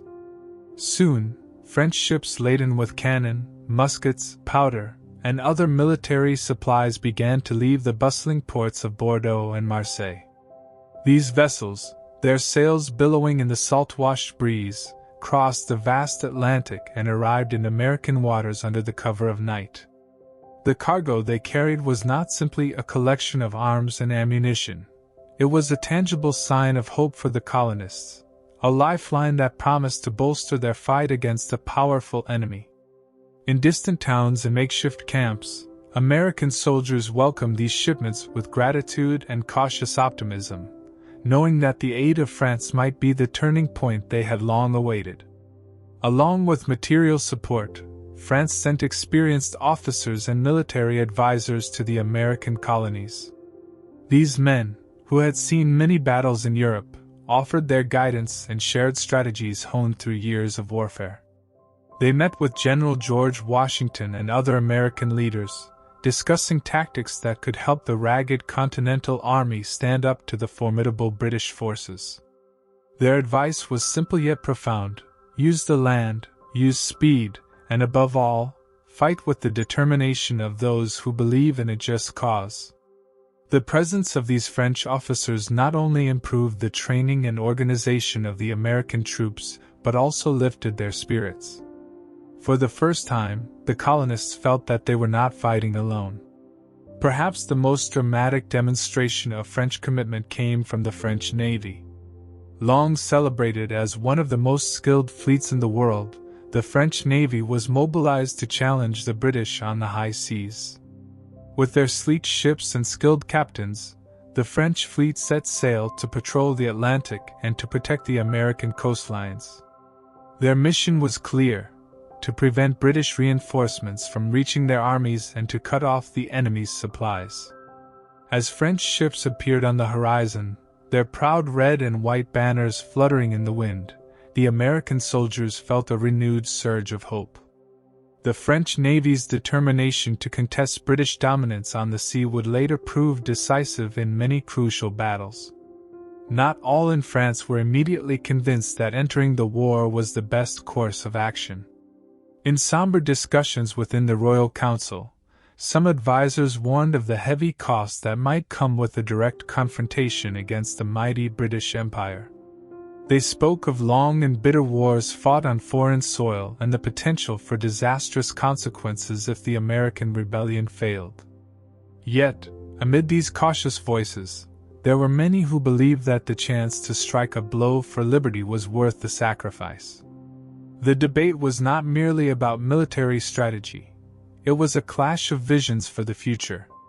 To those who believed in the universal right to freedom, the American Revolution was more than a distant rebellion. It was a spark that could ignite a new age of enlightenment across the world. As months passed, the initial covert support from France blossomed into a full and formal alliance. A treaty was signed that promised France both moral and material support for the American cause. This historic agreement was celebrated in both countries as a union of ideals, a partnership between two peoples who longed for a world free from tyranny. In America, the treaty was seen as a bold step towards self-determination. In France, it was a statement that even in a world dominated by great empires, the voice of a small, determined nation could be heard.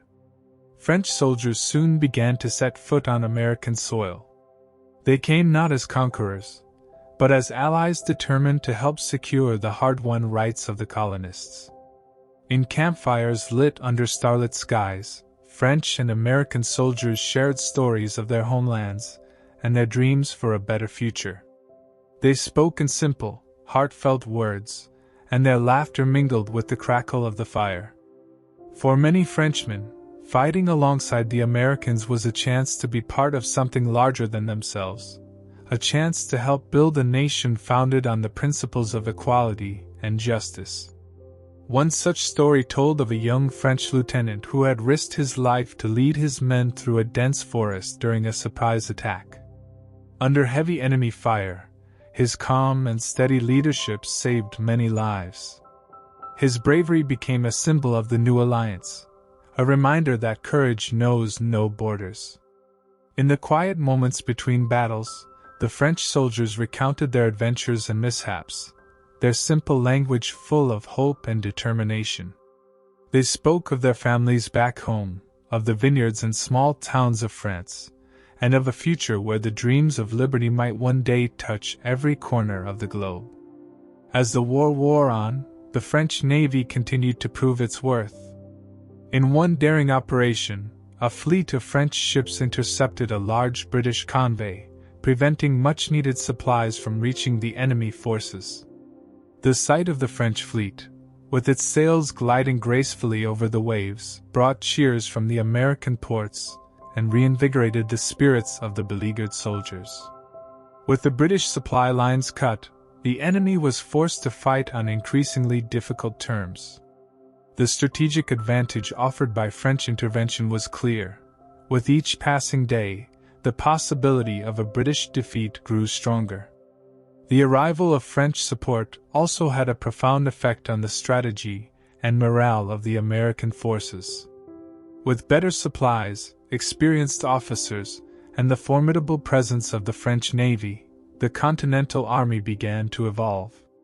They became more organized, more confident, and more capable of standing up to the British.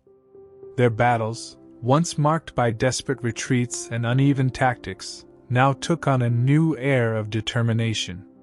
The American soldiers, bolstered by the knowledge that a powerful ally stood behind them, fought with renewed vigor and a clear purpose. Each victory, no matter how small, was celebrated as a step toward the creation of a free and independent nation. In the quiet aftermath of each battle, when the smoke had cleared and the wounded were tended to, soldiers from both sides would share in a moment of silent camaraderie. They knew that beyond the clash of arms lay a shared dream, a world where tyranny could be replaced by the gentle rule of liberty. For many, the alliance between France and America was not just a military arrangement. It was a meeting of hearts and minds, a partnership built on the belief that freedom was a treasure worth defending at all costs. As the war progressed, the impact of French involvement became undeniable. With their support, the American revolutionaries began to turn the tide against the British. The combined efforts of two nations, one fighting for its own ideals and the other supporting a distant struggle, created a force that was greater than the sum of its parts. The battles that followed were hard-fought and often bitter, but the legacy of the French intervention remained a constant source of inspiration. It was a legacy of hope, a reminder that when people come together in the name of freedom, even the mightiest empires can be challenged. In time, the alliance with France would prove to be one of the most critical factors in the American quest for independence. The courage of the French soldiers, the wisdom of their officers, and the relentless determination of their sailors not only provided the practical support needed on the battlefield but also sent a clear message across the world that the spirit of liberty was a universal right, one that could unite people across nations and continents. The story of France's entry into the fray is remembered today as a shining example of international solidarity, a moment when a nation chose to risk much in the hope of a better future for all. Thus, as the American Revolution marched on, the partnership with France stood as a beacon of hope and a testament to the power of unity. In every ship that sailed, every soldier who fought, and every whispered word of encouragement shared around a campfire, the ideals of freedom and justice lived on. This alliance, forged in the heat of battle and tempered by the common dream of a world without oppression, remains a lasting legacy, a reminder that when hearts and minds unite for a just cause, even the greatest challenges can be overcome. Amidst the bitter chill of a long winter, the Valley Forge camp in Pennsylvania became a living symbol of hardship, unity, and hope for a fledgling nation. As heavy snow blanketed the frozen ground and icy winds swept over the makeshift encampments, the Continental Army, led by General George Washington, gathered in humble tents and crude shelters. This was no season of ease. It was a time when nature itself seemed determined to break the spirit of those who dared to dream of freedom. In every shuddering gust and every biting frost, the soldiers felt the weight of their struggle, a struggle not just against an enemy on the battlefield but against the relentless cruelty of winter. The camp at Valley Forge stretched across a vast, desolate field near a slow-moving river, its waters barely visible under a sheet of ice. Here, hundreds of men huddled together for warmth, sharing what little food they had and drawing strength from each other's presence.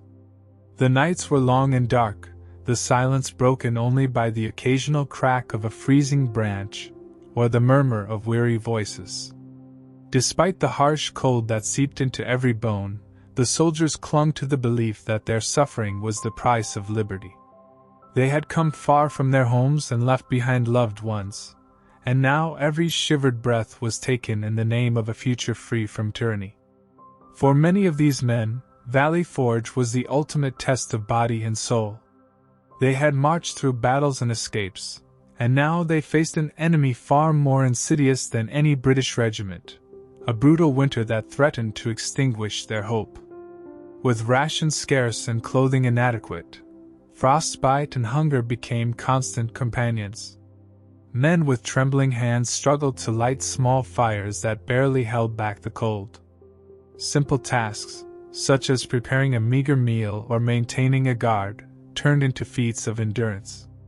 Yet, even as many fell ill or grew weak from the bitter cold, the spirit of the Continental Army did not waver. General Washington himself walked among his troops, his eyes reflecting both determination and deep concern. He listened to the laments of soldiers whose bodies were numbed by the cold, and he offered gentle words of encouragement in a tone that was both firm and kind. Washington understood that the strength of his army depended not solely on muskets and discipline but on the unyielding unity of its men. His presence was a constant reminder that they were all bound by the same noble cause, a cause worth every shudder and every pang of hunger. In his measured steps and quiet resolve, the general conveyed a simple truth: even in the depths of suffering, the light of liberty burned within them all. In the midst of this frozen trial, unexpected moments of warmth and fellowship emerged. On bitterly cold evenings, small groups of soldiers gathered around sputtering campfires, sharing tales of home and dreams of a life free from oppression.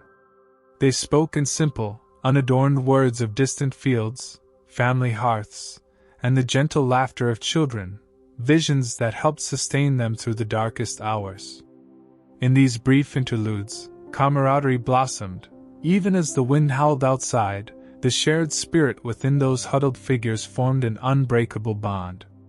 Each kind word, every shared morsel of bread, became a small act of rebellion against the cruel forces arrayed against them. But the winter at Valley Forge was not only a season of suffering, it was also a time of transformation. Recognizing that this prolonged ordeal could forge more than just pain, General Washington resolved to use the harsh conditions as an opportunity to shape his ragged army into a disciplined force. In this dire setting arrived a young Prussian officer, Baron Friedrich von Steuben, whose arrival would soon change the fortunes of the Continental Army. With an air of calm authority, von Steuben began to institute a rigorous training program, determined to teach the men the art of modern warfare. His instructions were clear and simple, designed so that even the roughest soldier could understand the steps to form a proper line, load a musket swiftly, and execute coordinated maneuvers. Though the training was arduous and the cold did little to lessen its burden, slowly the army began to transform before the eyes of those who had once known only disarray. Out in the biting air, soldiers lined up in frigid rows, their breaths forming small clouds in the icy morning. Under von Steuben's careful guidance, they learned the importance of unity, precision, and mutual reliance. Each command was repeated until it became second nature, each drill a step toward becoming a cohesive unit. In those long, relentless days, the Continental Army emerged from the crucible of Valley Forge, hardened, organized, and ready to face the battles that lay ahead. The training was not merely about perfecting military tactics. It was about instilling in each man a sense of pride and purpose that could defy even the deadliest winter. Yet, amid the physical strain and rigorous drills, the emotional toll of Valley Forge was profound. The soldiers, many of whom had never known real comfort, found themselves reflecting on the lives they had left behind. In quiet moments between the harsh drills and the nightly struggle for warmth, they thought of their families, of children waiting for their return, and of spouses who prayed for a brighter future. These memories, painful as they were sweet, kindled a fierce determination in each man. The longing for home and the hope for a free nation intertwined, creating a resolve that was as steadfast as the winter ice. It was this inner fire, a spark of hope amid overwhelming cold, that helped them endure. Throughout the winter, the challenges seemed insurmountable. The meager rations, often little more than stale hardtack and thin soup, did little to stave off hunger. Disease spread quickly in the cramped, unsanitary conditions, and many fell ill from fevers and dysentery. Yet, even as bodies weakened, the spirit of the revolution grew stronger. Every hardship was met with a quiet defiance, a refusal to surrender to despair. In letters written home by those who managed to send them, there emerged a consistent refrain, that every frozen day was a step toward a new dawn, a dawn in which freedom would finally prevail. The landscape itself played a role in this tale of endurance. The once barren fields of Valley Forge, now cloaked in snow and ice, bore silent witness to the struggle of these determined men. The wind that swept across the open ground carried with it the cries of men who refused to yield.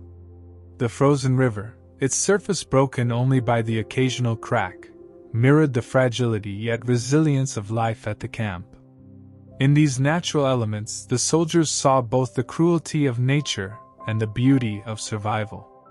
Each sunrise, emerging slowly from the long night, was greeted with a mixture of exhaustion and quiet hope. Among the many stories that emerged from that winter were accounts of simple acts of bravery and kindness. One such tale told of a young soldier who, despite severe frostbite, volunteered to help a fellow comrade who had collapsed from the cold. With no time for hesitation, he used his own scant clothing to wrap the shivering man, and stayed by his side through the night until help could be found. In another instance, a group of men, recognizing that their meager rations were not enough for all, shared their food equally, even if it meant going hungry themselves. These stories, recounted in hushed tones around the few surviving fires, became legends of their own, a testament to the extraordinary strength that ordinary men could summon in the face of overwhelming hardship. As the winter slowly loosened its grip and the first hints of spring began to show, the camp at Valley Forge started to transform. The bitter cold that had so long defined the days gave way to a fragile warmth, and the ice that had covered the landscape began to melt. In the soft trickle of water along the river bank and the first timid buds on leafless trees, there was a promise of renewal. The soldiers, now tempered by months of relentless struggle, felt a cautious optimism. They knew that the lessons learned and the bonds forged in the frozen darkness would serve them well in the battles that lay ahead. When at last the time came to leave Valley Forge, the men did so with a deep and lasting sense of purpose. They carried with them not only scars from the brutal cold but also a newfound strength and unity that had been born out of shared suffering. The harsh winter had taken its toll, but it had also given them the discipline and determination needed to stand against a powerful enemy. In every step they took from that winter camp, the soldiers knew they were moving toward a future where the ideals of freedom and justice would light the way. The legacy of Valley Forge endures in the annals of history as a turning point, a time when the human spirit triumphed over the merciless forces of nature and oppression. It is remembered as a period when simple men, through suffering and sacrifice, were transformed into the soldiers of a nation destined for greatness. Their endurance in the face of bitter cold, hunger, and disease forged an unbreakable bond among them and set the stage for the victories that would eventually lead to American independence. In the quiet reflection that followed the thaw, the story of that harsh winter at Valley Forge became more than a record of suffering. It turned into a tale of hope and transformation, a reminder that even in the darkest moments, unity and perseverance can kindle a light that guides a nation to freedom. The memory of those long, frozen days lives on in every celebration of independence, a testament to the strength and resolve of those who endured, and to the promise that no hardship is so great as to quench the spirit of liberty. Under the dark veil of night, when the moon hid behind drifting clouds and the stars were few and far between, a silent war was waged, not with cannon and bayonet, but with whispers, secret codes, and the quiet determination of unsung heroes. In the midst of the American Revolution, while battles raged in open fields and on rugged hills, a hidden struggle took place in the shadows. This was the world of intelligence and espionage, where every whispered word and every coded message could mean the difference between defeat and a spark of hope for freedom. The American revolutionaries knew that the key to turning the tide against the mighty British force was not only to confront them on the battlefield, but also to outsmart them in the realm of secrets. In a time when trust was a luxury, and the enemy lurked in every corner, gathering intelligence was as crucial as any musket volley. Spies, couriers, and double agents risked life and limb to uncover the enemy's plans, learn of troop movements, and expose the weaknesses hidden behind the redcoats. They moved silently among the crowds, blending into taverns, marketplaces, and quiet back alleys, ever alert and ever cautious. In small towns and bustling cities alike, ordinary citizens were drawn into this dangerous game. A local merchant might conceal a secret note within a shipment of goods. A humble innkeeper might pass on a cryptic remark overheard from a soldier in exchange for a promise of protection. Even women, whose voices were often overlooked in public matters, found themselves entrusted with the weighty task of transmitting messages. Their roles, though quiet and discreet, became essential to the flow of vital information. They knew that to serve the cause of liberty meant risking everything. A misstep could lead not only to their own capture but to the unraveling of the brave network they helped create. Among the many brave souls who ventured into the realm of espionage, one name grew to legendary status: Nathan Hale. A young soldier with an unyielding love for his country, Hale volunteered to gather intelligence behind enemy lines. His mission was simple but perilous: to discover what the British were planning and relay this secret to General Washington and his trusted officers. Though his time in the shadows ended in sacrifice, his final words, "I only regret that I have but one life to lose for my country," echoed through the hearts of his comrades, serving as a timeless reminder of the cost of freedom and the power of conviction. The art of intelligence was not the work of lone heroes alone. General Washington, wise and resolute, understood that a well-organized network of spies could be as powerful as any regiment on the field. Under his careful direction, groups of men were trained to observe, listen, and record. They formed tight bonds of trust, knowing that their very lives depended on discretion and loyalty. One such group came to be known as the Culper Ring. Operating from hidden bases and secret meeting spots, these men exchanged coded messages using clever ciphers and symbols known only to a select few. Their letters traveled by horseback, hidden in false compartments or carried in plain sight by those who seemed nothing more than ordinary citizens. Yet, each message was laden with crucial details of British troop movements, supply lines, and the enemy's plans, information that allowed the American commanders to outmaneuver their foes. The methods used by these covert operatives were as ingenious as they were simple. In one instance, a signal was given by the careful placement of a specific flower on a windowsill, a silent message to a waiting courier that all was clear. In another, a string of seemingly innocuous numbers was, in fact, a code revealing the timing of an upcoming British assault. In crowded taverns, secret meetings took place under the guise of casual conversation. A laugh, a pause, or a deliberate choice of words could hide an entire message meant for the ears of only the most trusted. Each detail mattered, for in a world of shadows, a misplaced word or a careless glance could lead to discovery and ruin. Not only did the American revolutionaries rely on their own network of spies, but they also had to contend with the British, who were equally skilled in the art of intelligence. The British sent their own agents to infiltrate American ranks and to sow seeds of discord. Double agents, sometimes forced by circumstance, would pass false information to confuse their enemies and undermine confidence within the Patriot ranks. In this dangerous game of deception, every interaction was a test of loyalty. The constant fear of betrayal meant that trust was both fragile and fiercely guarded. Meetings were held in secret locations, abandoned barns, hidden basements, or remote woodland clearings, where every rustle of leaves or passing shadow could be the harbinger of doom. For the American soldiers on the front lines, the information gathered by these spies often meant the difference between life and death.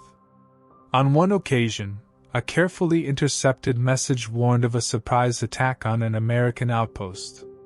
Thanks to this timely intelligence, reinforcements were hurriedly sent, and the enemy was met with a prepared defense that turned back the attack. In another instance, the revelation of a weak British supply line allowed Washington's generals to launch a counteroffensive, striking at the enemy's vulnerable points. Each small victory in the realm of espionage not only saved lives but also boosted the morale of a weary army fighting for a dream that seemed almost too grand to achieve. The work of intelligence was a daily struggle, a constant race against time, danger, and the ever-looming threat of discovery. Spies would travel through rain-soaked nights and over rugged country roads, their footsteps muffled by determination and the knowledge that each moment could be their last.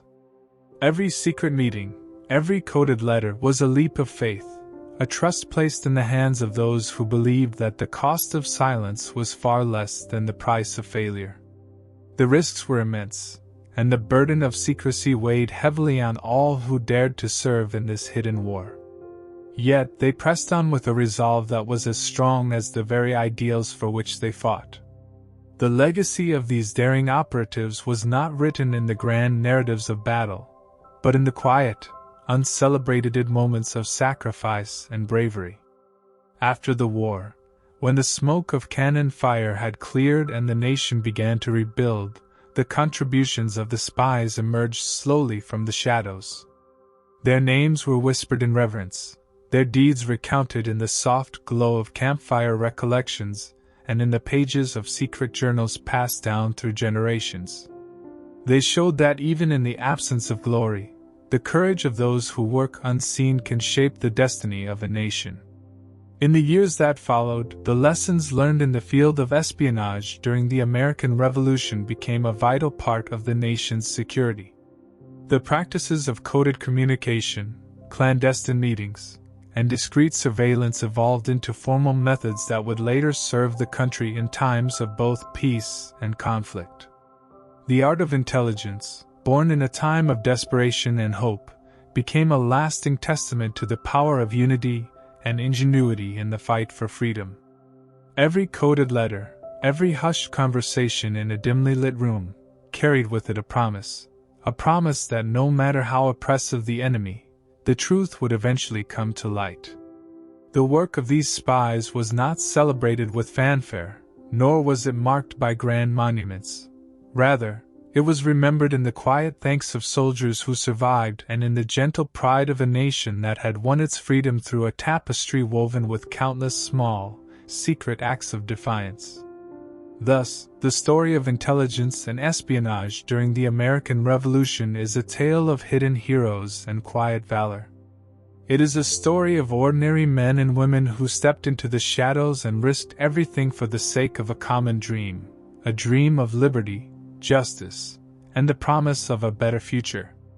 Their courage, their sacrifice, and their unwavering commitment to the truth remind us that sometimes, the most powerful weapon is not the cannon or the musket, but the simple act of sharing a secret in the dark, a secret that can change the course of history. In every covert operation, in every secret rendezvous, the light of freedom shone a little brighter. And as the American Revolution marched on, the hidden work of these brave souls became the silent heartbeat of a movement determined to win independence. Their actions, though shrouded in secrecy, were the threads that tied together a nation on the brink of becoming free. And long after the battles had ended and the nation was born anew, the legacy of their intelligence and espionage would serve as a quiet reminder that even the smallest act of courage in the face of overwhelming danger can echo through the ages, lighting the way to a future defined by hope and unyielding resolve. Under the stormy skies and endless blue expanse of the Atlantic, a new battlefield emerged for those determined to fight for freedom. In the midst of the American Revolution, while armies clashed on land and alliances were forged in secret rooms, the vast ocean became a realm of both danger and opportunity. British warships, the pride of an empire, sailed with imposing grandeur across the sea, guarding trade routes and projecting power. Yet the American colonists, resourceful and bold, soon discovered that a nation's strength was not confined to its shores.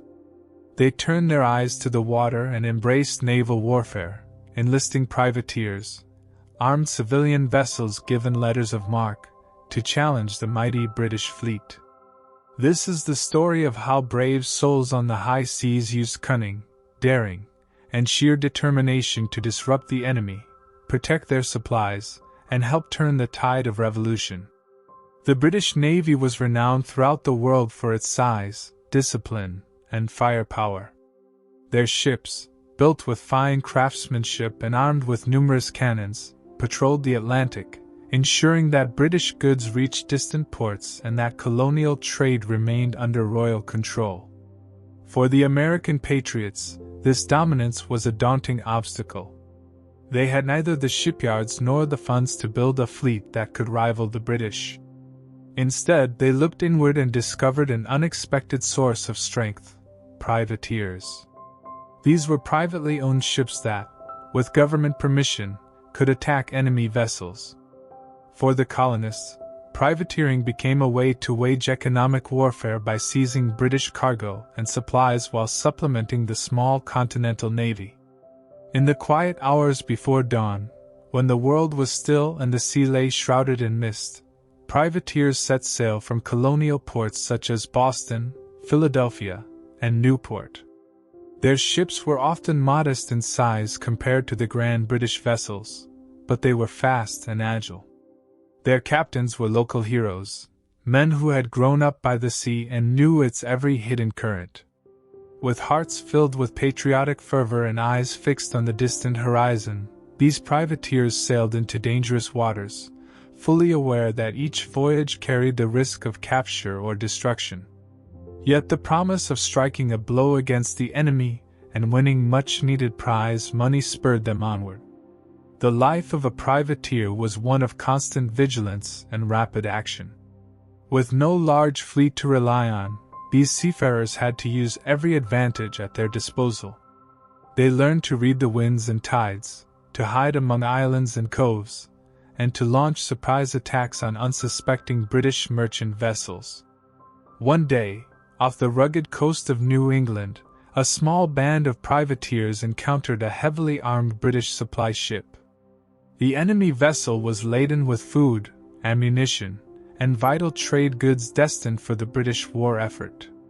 Realizing that a direct confrontation would be risky, the privateers used the cover of a thick fog to close the distance. With a sudden burst of speed, they launched a coordinated attack. Cannons roared and muskets cracked as grapeshot and musket balls filled the air. In the ensuing melee, the British ship was caught off guard. Its crew, unprepared for such a bold assault, scrambled to defend their vessel. Though the battle was fierce and perilous, the privateers succeeded in capturing the ship and its cargo. The victory not only deprived the enemy of crucial supplies but also sent a powerful message of defiance that spread along the coast. Such engagements were not isolated events. Every time a privateer seized a British ship, it disrupted the enemy's supply lines and forced the British to divert resources to guard their merchant vessels.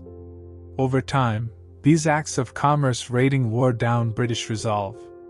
The economic impact was significant. With fewer supplies reaching British forces and an increased cost of insurance and protection on shipping routes, the financial strain began to show.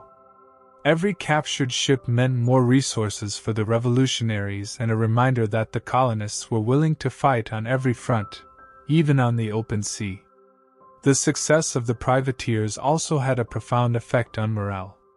In towns along the coast, whispers of daring raids and victorious engagements spread like wildfire. People gathered in taverns and town squares to recount the exploits of their local sea captains, whose names became synonymous with courage and ingenuity. These stories were told in simple, heartfelt language that resonated with everyone, from the humble fisherman to the town elder. They spoke of men risking everything for the cause of liberty, of ordinary citizens turned heroes by their willingness to face overwhelming odds. The privateers, in their swift ships and with their daring tactics, gave the people a sense that the revolution was not just a series of battles on muddy fields, but a struggle that encompassed every corner of life, even the vast, unpredictable ocean. One of the most legendary figures to emerge from this maritime struggle was Captain John Paul Jones. In his early days as a privateer, Jones demonstrated an audacity and skill that would eventually earn him the title Father of the American Navy. His bold maneuvers, whether sneaking up on enemy convoys or outwitting a superior British warship through clever feints, became the stuff of folklore. His leadership and tactical brilliance inspired other privateers to push the limits of what was thought possible. Jones's actions not only resulted in significant prizes but also laid the groundwork for a more formal naval force that would later be entrusted with the nation's defense. The cooperation between the small Continental Navy and the scattered bands of privateers was vital to the American war effort. Though the Continental Navy was limited in number and resources, it provided essential coordination and strategic direction. Naval officers shared intelligence about British movements, advised privateers on safe harbors, and organized joint operations that combined the strengths of both forces. This unity of purpose was critical. In one notable instance, Continental Navy vessels and privateer ships worked together to intercept a large British convoy. The combined force, though still outnumbered compared to the might of the British fleet, managed to scatter the convoy and capture several merchant ships. This victory not only delivered a severe blow to British logistics, but also boosted the confidence of all who fought for independence. The impact of naval warfare and privateering extended far beyond immediate tactical gains. Every act of defiance on the high seas contributed to a broader strategy aimed at weakening the British Empire. The disruption of trade and the continual harassment of British ships forced the Crown to rethink its policies and reallocate resources that might have otherwise been used against the revolution on land. Furthermore, the successful actions of privateers captured the imagination of international observers. In Europe, where public opinion was increasingly sympathetic to the American cause, the exploits of the American privateers helped to build support for a free and independent nation. This support would later prove crucial when nations like France decided to enter the war on the side of the colonists. Despite their many successes, the life of a privateer was fraught with hardship. The seas were unforgiving, and storms could ravage even the sturdiest vessels. Many privateers lost their ships to the relentless power of nature or were forced to surrender when outgunned by larger British warships. The dangers of disease, malnutrition, and isolation at sea were constant companions. Yet, even in the face of such adversity, the resolve of these men never wavered. Each setback was met with a determination to try again, for they knew that every small victory added to the overall struggle for freedom. The legacy of naval warfare during the American Revolution is a testament to the power of ingenuity and determination. Privateers, though often operating on the margins of conventional warfare, played a role that was both strategic and symbolic. Their actions demonstrated that the fight for independence was not limited to the battlefields of North America, but was a struggle that spanned oceans and defied empires. The courage of these seafarers, who turned modest merchant ships into instruments of rebellion, left an indelible mark on the history of the nation. In the quiet moments after a fierce engagement, when the smoke of battle had cleared and the sea returned to its restless calm, privateers often reflected on the true meaning of their sacrifice. They were not merely men seeking profit or glory, they were patriots willing to risk everything for a vision of a better future. A future where freedom was not a privilege granted by a distant king but a birthright for every man, woman, and child. Their legacy would live on not only in the records of naval engagements, but also in the hearts and minds of a people who had fought long and hard to secure their liberty. As the revolution drew to a close and the United States began to take shape as a nation, the deeds of the privateers were remembered with pride and reverence. Their stories, passed down through generations in simple yet stirring language, became part of the national folklore. From the crowded docks of Boston to the distant, windswept shores of the Atlantic, the memory of those daring sailors and their swift ships continued to inspire. They reminded everyone that sometimes the smallest vessel, buoyed by an unbreakable spirit, can alter the course of history. The saga of American naval warfare and privateering is a story of resilience and hope, a story of how the seemingly insurmountable power of a vast empire was challenged by the determination of a few courageous souls. It is a story that continues to resonate, echoing across the waves and reminding us that freedom is fought for on many fronts, even on the boundless ocean. And as the sun set over the Atlantic, its golden light glinting off the water like the promise of a new day, the privateers sailed on, guardians of a dream that would one day become a nation built on the principles of liberty, equality, and justice for all. Under the gentle warmth of the southern sun, as the tide of the American Revolution began to shift in unexpected ways, the Southern Campaign unfolded like a long, winding river. The southern colonies, with their vast plantations, rolling fields, and tangled, mysterious swamps, became the stage for a new kind of struggle. Here, the fight for freedom was not fought solely on open battlefields but in the hidden nooks of backcountry roads and thick forests. The British believed that by focusing their full strength on the South, they could rally loyalist support, disrupt the rebel spirit, and divide the patriot forces. Yet what they encountered was a fierce determination and resourcefulness that would turn the course of the war in ways few could have foreseen. In the early days of the Southern Campaign, British forces led by experienced generals landed along the coasts of Georgia and South Carolina. Their objective was clear: seize key ports in cities like Savannah and Charleston, secure the large plantations, and win over local colonists still tied to the crown. The British aimed to use these urban centers as bases from which to impose order over the countryside. However, the people of the South were no strangers to hardship or to the yearning for self-rule. Even as some remained loyal to Britain, many others quietly joined the patriot cause, driven by the desire for a future where their voices could be heard. The initial British successes were striking. In well-planned operations, red-coated soldiers marched into Charleston with little resistance, and the fall of these proud cities sent shockwaves through the region. Yet as the British established their rule in these urban centers, they soon discovered that the true heart of the South lay beyond the streets and stately homes. Deep in the backcountry of South Carolina and Georgia, rebel forces began to coalesce under leaders such as Nathaniel Greene, Thomas Sumter, and Francis Marion, a man who would earn the enduring nickname, Swamp Fox. These men came from humble backgrounds, and though they lacked formal military training, they possessed an intimate knowledge of the land. Their familiarity with the twisting roads, secret hollows, and hidden marshes allowed them to wage a war of ambushes and swift strikes that frustrated the British at every turn. Francis Marion, in particular, emerged as a legendary figure during this phase of the war.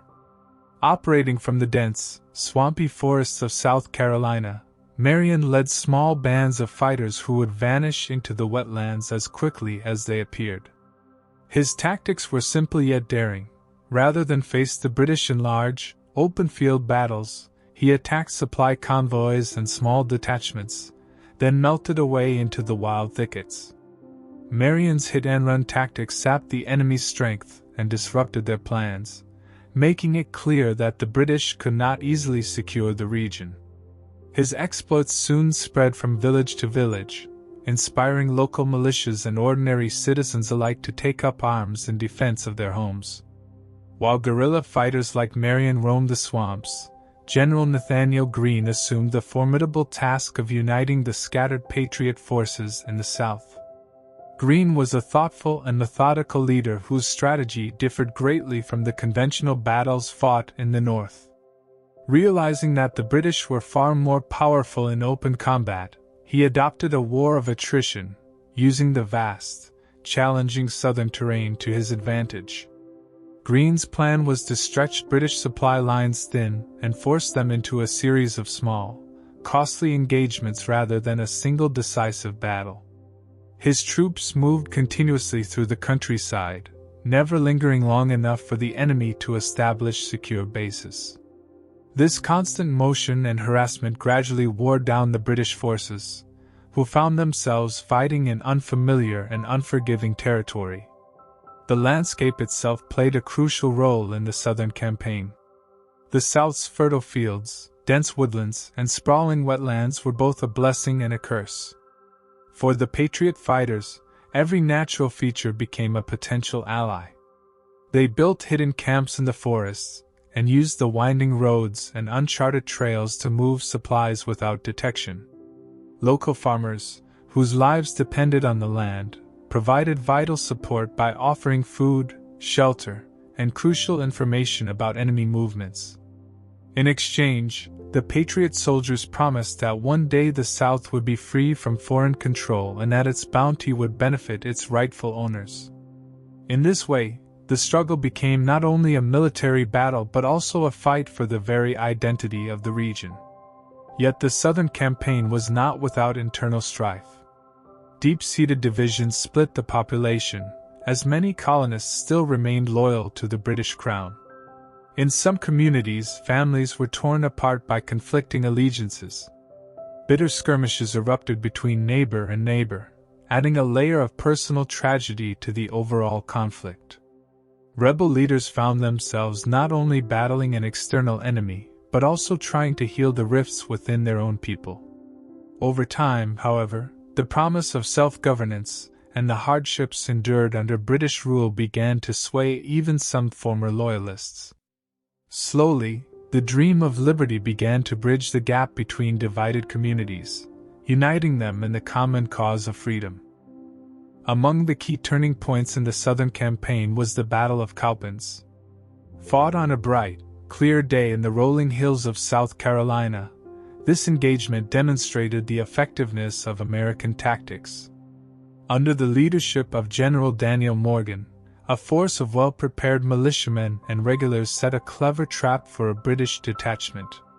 The Americans allowed the enemy to advance into a carefully chosen field, only to launch a sudden, coordinated counterattack. The battle, though fierce and bloody, ended in a decisive victory for the Patriots. The success at Cowpens not only boosted morale but also proved that even a smaller, determined force could overcome a well-equipped enemy through ingenuity and the effective use of terrain. Not every engagement was as fortunate as Cowpens. At the Battle of Camden, British forces managed to secure a temporary victory over the rebel troops. The defeat was a harsh blow, and many in the South felt despair at the loss. Yet even in defeat, valuable lessons were learned. The rebels studied their mistakes, adapted their strategies, and soon turned their attention to the next opportunity. These successive clashes, both victories and setbacks, gradually chipped away at British resolve. Each encounter, whether fought on an open field or in a wooded thicket, further demonstrated that the spirit of the South was unbreakable. The hardships endured during the Southern campaign were many. The oppressive heat of summer, the relentless humidity, and the ever-present threat of disease made daily life as much an enemy as the British soldiers. Yet amid these challenges, acts of quiet heroism abounded. In a small village near the border of South Carolina, a humble blacksmith named Elijah risked everything to hide a wounded rebel soldier from British patrols. Though doing so could have meant a death sentence, Elijah's compassion and courage shone through, inspiring others to act in solidarity. Such acts of kindness and bravery were not widely celebrated in grand parades but lived on in the whispered stories shared around modest hearths. They were the quiet, personal victories that sustained the larger struggle for independence. As the campaign wore on, General Greene's strategy of attrition began to yield significant results. The British found themselves increasingly overextended. Their long supply lines and isolated garrisons were vulnerable to constant harassment. The rebels, using hit-and-run tactics and deep knowledge of the local terrain, inflicted steady losses that the British could ill afford. Over time, the cumulative effect of these continuous small-scale engagements eroded British strength and morale. The dream of a swift, decisive victory in the South gave way to a grueling war of endurance, a war that would eventually prove too costly for the British to sustain. In the quiet aftermath of each battle, the people of the South began to see a glimmer of hope. The sacrifices made on both sides, the blood shed on dusty roads and in shadowed forests, became woven into the fabric of a new identity. The Southern Campaign was not just about military strategy. It was about a people reclaiming their dignity and asserting their right to govern themselves. Every secret meeting, every shared meal, and every whispered prayer under starlit skies contributed to a growing belief that freedom was within reach. As the long, hard struggle in the South dragged on, the legacy of these campaigns began to take shape. The courage of the guerrilla fighters, the resilience of the local farmers, and the steady, thoughtful leadership of men like Nathanael Greene provided a powerful counterpoint to the might of the British Empire. In every ambush and every small victory, the spirit of liberty was affirmed. The Southern Campaign, with all its hardships and heartbreaks, proved that even the most formidable enemy could be challenged when a united people fought for their dreams. When the war in the South eventually drew to a close, the scars of conflict remained, but so did the enduring hope of a free nation. The fields and forests, though marred by the memories of battle, now whispered of renewal and possibility. The people of the South began to rebuild their lives, cherishing the hard-won lessons of unity and sacrifice. They understood that the journey to freedom was long and fraught with peril, yet each small act of bravery had contributed to a legacy that would be passed down through generations. In the years that followed, the Southern Campaign became a cherished part of the nation's history, a reminder that the fight for independence was fought on many fronts and in many forms. The simple acts of courage by ordinary people, the strategic brilliance of their leaders, and the unyielding determination to overcome overwhelming odds remain a beacon of hope for all who value liberty. It is a story that lives on in the whispered tales around campfires, in the lessons taught in schoolrooms, and in the quiet pride of a nation built on the promise that freedom is worth every sacrifice. Under the warm glow of a summer sky, the final and decisive chapter of the American Revolution unfolded at Yorktown, Virginia. In the long years of conflict that had stretched from the dense forests of New England to the hidden swamps of the South, all hopes converged on the siege at Yorktown, a place where the fate of a nation would be sealed by courage, strategy, and unity. American and French forces, having endured hardships and countless battles, gathered near the quiet banks of the York River. Their spirits were high despite the fatigue of years of struggle. Here, under the watchful eyes of determined soldiers and wise commanders, destiny was drawn near as a mighty British army, led by General Charles Cornwallis, prepared to face its final test. The land around Yorktown was marked by gentle rolling hills, muddy roads, and fields that once saw peaceful farming.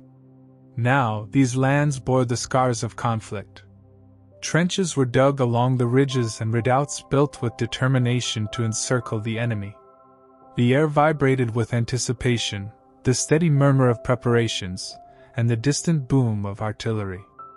French ships, under the command of Admiral de Grasse, patrolled the Chesapeake Bay, ensuring that British reinforcements and supplies could not reach Cornwallis.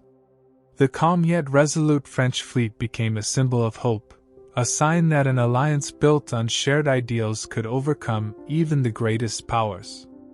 In the days before the siege, American and French soldiers worked side by side to prepare for the final confrontation.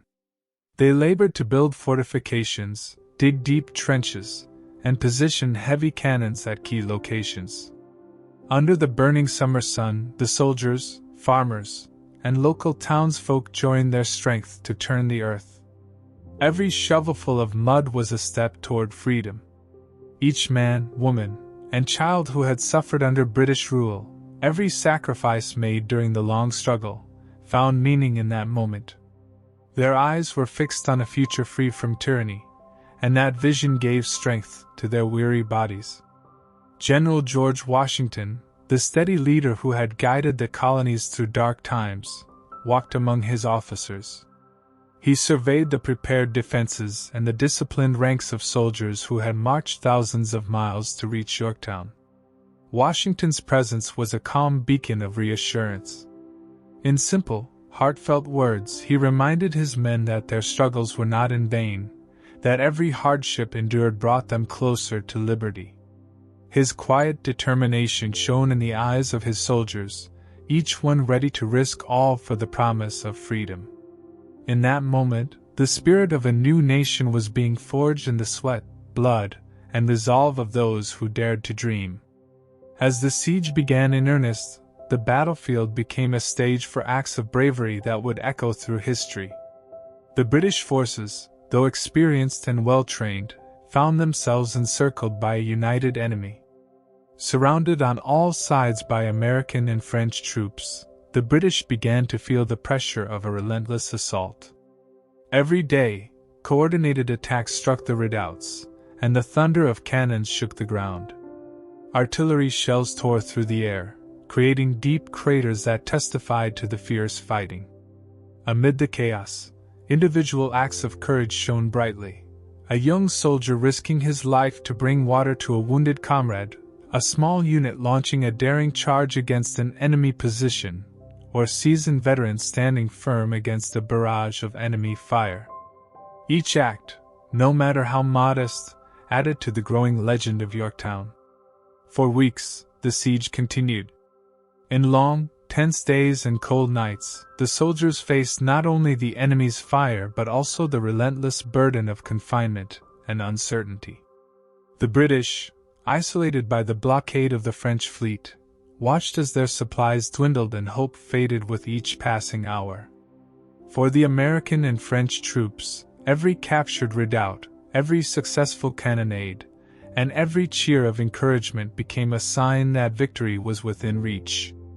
In those moments, the triumphs were celebrated in the simple, honest manner of people who had fought for their very lives, without grand speeches, but with quiet determination and deep gratitude. General Cornwallis, once confident in his ability to hold his position, now sensed despair creeping into his ranks. His forces, cut off from reinforcements and overwhelmed by the coordinated efforts of the besieging armies, began to show signs of weakening resolve. Communication among his officers grew tense as the reality of their isolation set in. Each day that passed tightened the noose around Yorktown, and the once mighty British army found its hope fading like the dying light at dusk. The turning point came when a series of final, decisive actions left Cornwallis with no choice but to surrender. With the French fleet dominating the Chesapeake and American forces pressing on every defensive line, escape for the British was impossible. In a moment filled with both sorrow and relief, General Cornwallis recognized that further resistance would only lead to needless loss of life. The decision to surrender, though bitter for a proud military force, marked the end of a long and painful chapter in the struggle for independence. As the sun set over the bloodied fields, the surrender at Yorktown signaled that the era of British dominance was coming to an end. When the formal surrender was signed, the mood among the American and French soldiers was a mix of solemn relief and quiet jubilation. There were no shouts of victory amid the ruined fortifications, only the respectful acknowledgement of a hard-fought struggle that had finally reached its end. The surrender of the British at Yorktown was not a moment of triumphant celebration alone. It was a time of reflection on the long years of sacrifice, loss, and determination that had led to that fateful day. It was a reminder that the road to freedom is paved with courage and unity. News of the surrender spread rapidly through the colonies and reached Europe in time to change the course of history. In towns and villages, from bustling cities to remote hamlets, celebrations erupted as people realized that the long and bitter struggle for independence had reached its climax. Families who had endured the hardships of war looked forward with hope to a future free from oppression. The land that had been scarred by battle began to show signs of healing, and even the quiet, enduring hills of Virginia seemed to whisper promises of renewal. The legacy of the siege of Yorktown extended far beyond the battlefield. It became a powerful symbol of the strength of unity, showing that American and French forces, despite their many differences, could come together to achieve a common goal. The combined might of two nations, working in harmony, had succeeded in bringing down one of the world's greatest empires. For future generations, Yorktown would serve as a reminder that the dream of freedom is attainable when people stand together with courage and determination. In the years that followed, the memory of Yorktown was carefully preserved in songs, stories, and monuments. Veterans of the siege, though many had long since passed away, lived on in the collective memory of the nation. Their bravery was celebrated in classrooms, memorials, and in the quiet recounting of family history. Yorktown became more than just a battle, it became a part of the nation's soul, a symbol of what can be achieved when ordinary people rise up against oppression and fight for a better world. The surrender at Yorktown paved the way for peace negotiations that would eventually lead to the Treaty of Paris. Through these talks, the American colonies were recognized as an independent nation, free to govern themselves and chart their own destiny. The journey to that day had been long and filled with hardships, but the promise of liberty had proven stronger than the forces of tyranny. The founding of a new nation was not the end of the struggle, but the beginning of a continuous effort to uphold the principles of freedom, equality, and justice. Even now, the legacy of Yorktown continues to inspire those who fight for freedom around the world. Its lessons are clear: unity, courage, and the determination to overcome even the most daunting challenges can change the course of history.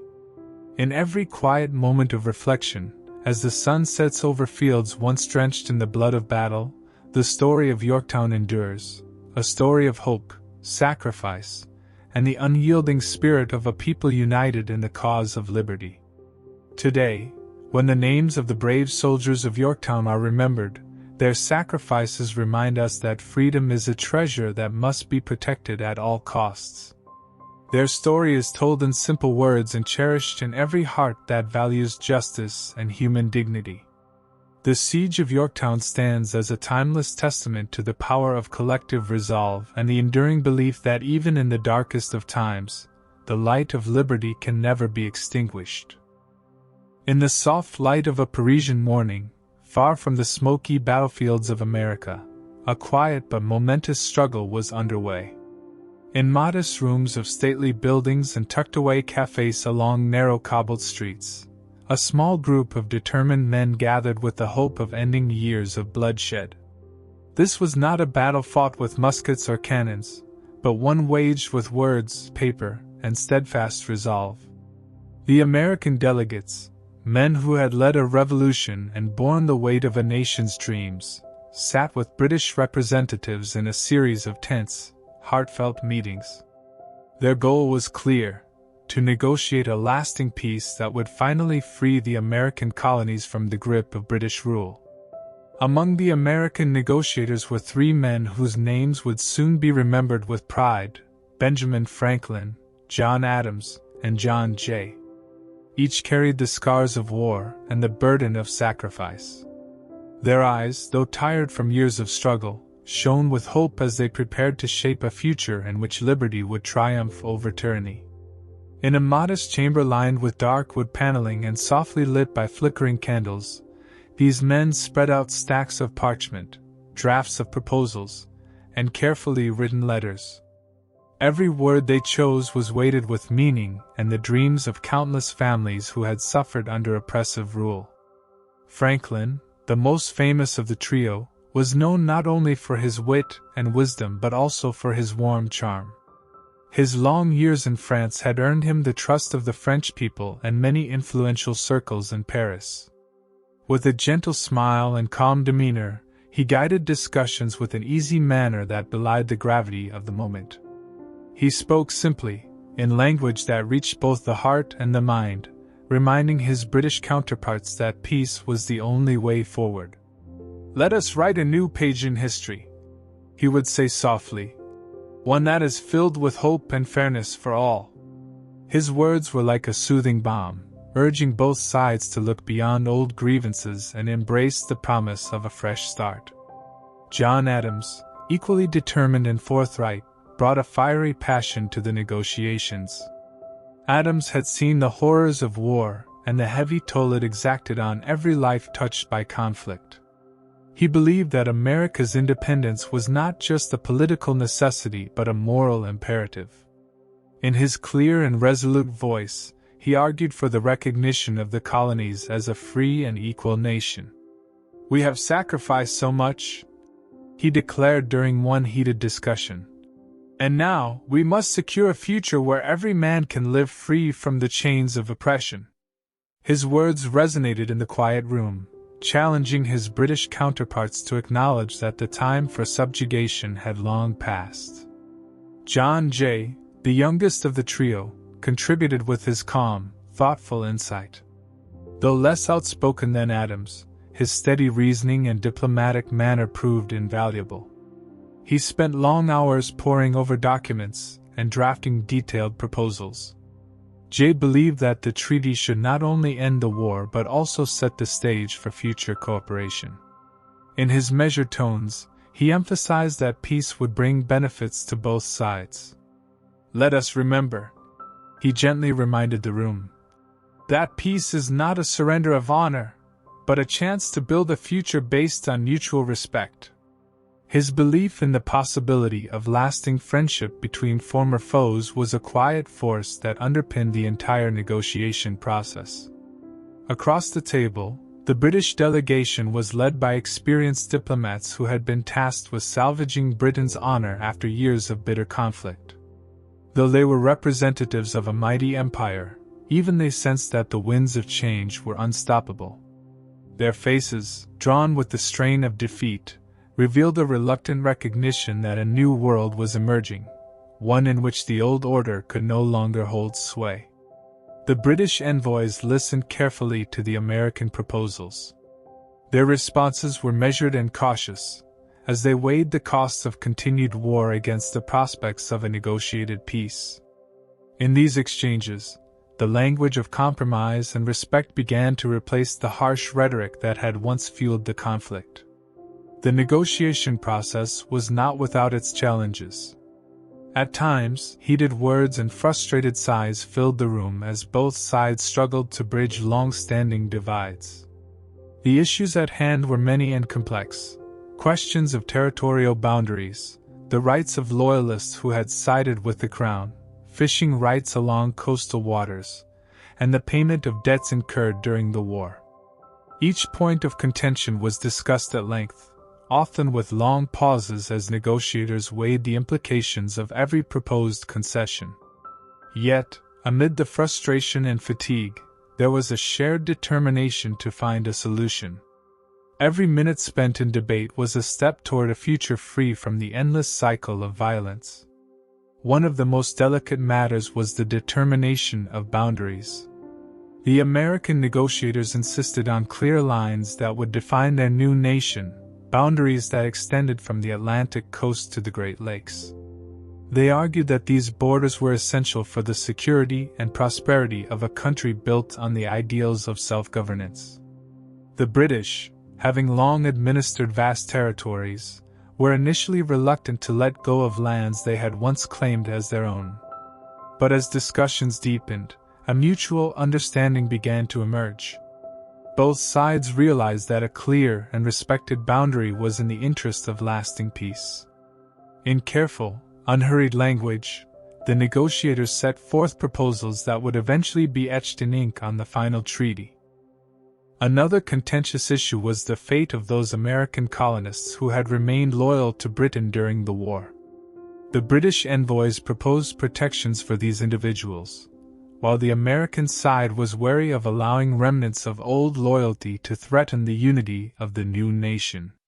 After long deliberations, a compromise was reached that promised fair treatment for loyalists, along with measures to restore their properties if they wished to return to Britain. This agreement was seen as a way to heal the deep wounds left by the conflict, a recognition that even in the midst of revolution, there must be space for mercy and reconciliation. Throughout the negotiation process, the atmosphere in the room was one of intense concentration and cautious optimism. As the days turned into weeks, the negotiators worked long into the night, often by the light of a single candle. They rewrote drafts, exchanged quiet words of encouragement, and sometimes sat in reflective silence as they contemplated the future they hoped to create. Outside, the city of Paris moved to its own rhythm, a backdrop of elegant boulevards, the gentle clatter of horse-drawn carriages, and the soft murmur of everyday life. Inside the modest rooms, however, time seemed to slow down, each moment heavy with the promise of a new beginning. Finally, after many days of careful discussion and painstaking revision, the negotiators reached an agreement that both sides could accept. The document they produced was simple in its language, but profound in its impact. It acknowledged the independence of the United States, set forth clear territorial boundaries, and established terms for the fair treatment of loyalists and the payment of debts. This treaty was not just a legal document, it was a symbol of hope and renewal, a testament to the courage and determination of those who had fought for freedom. When the day came for the formal signing of the Treaty of Paris, the mood in the negotiation room was one of solemn triumph. American delegates, still tired from their long hours of work, gathered with a sense of deep pride. They understood that this was the moment when the long, painful struggle would finally yield a lasting peace. With steady hands and clear voices, they signed the document, each stroke of the pen echoing the sacrifices of countless soldiers and civilians who had endured hardship in the name of liberty. The British representatives, too, signed the treaty, their expressions a mix of resignation and respect. They recognized that, in this new world, old empires were giving way to new ideas. There was a quiet dignity in their acceptance of the new order, a recognition that peace, however hard won, was the only way forward. Outside the room, the news of the signing spread quickly. In the streets of Paris and in the small towns scattered throughout America, people gathered to hear the announcement. There was a sense of relief and cautious celebration in the air, as if the world had taken a collective breath after years of tension and conflict.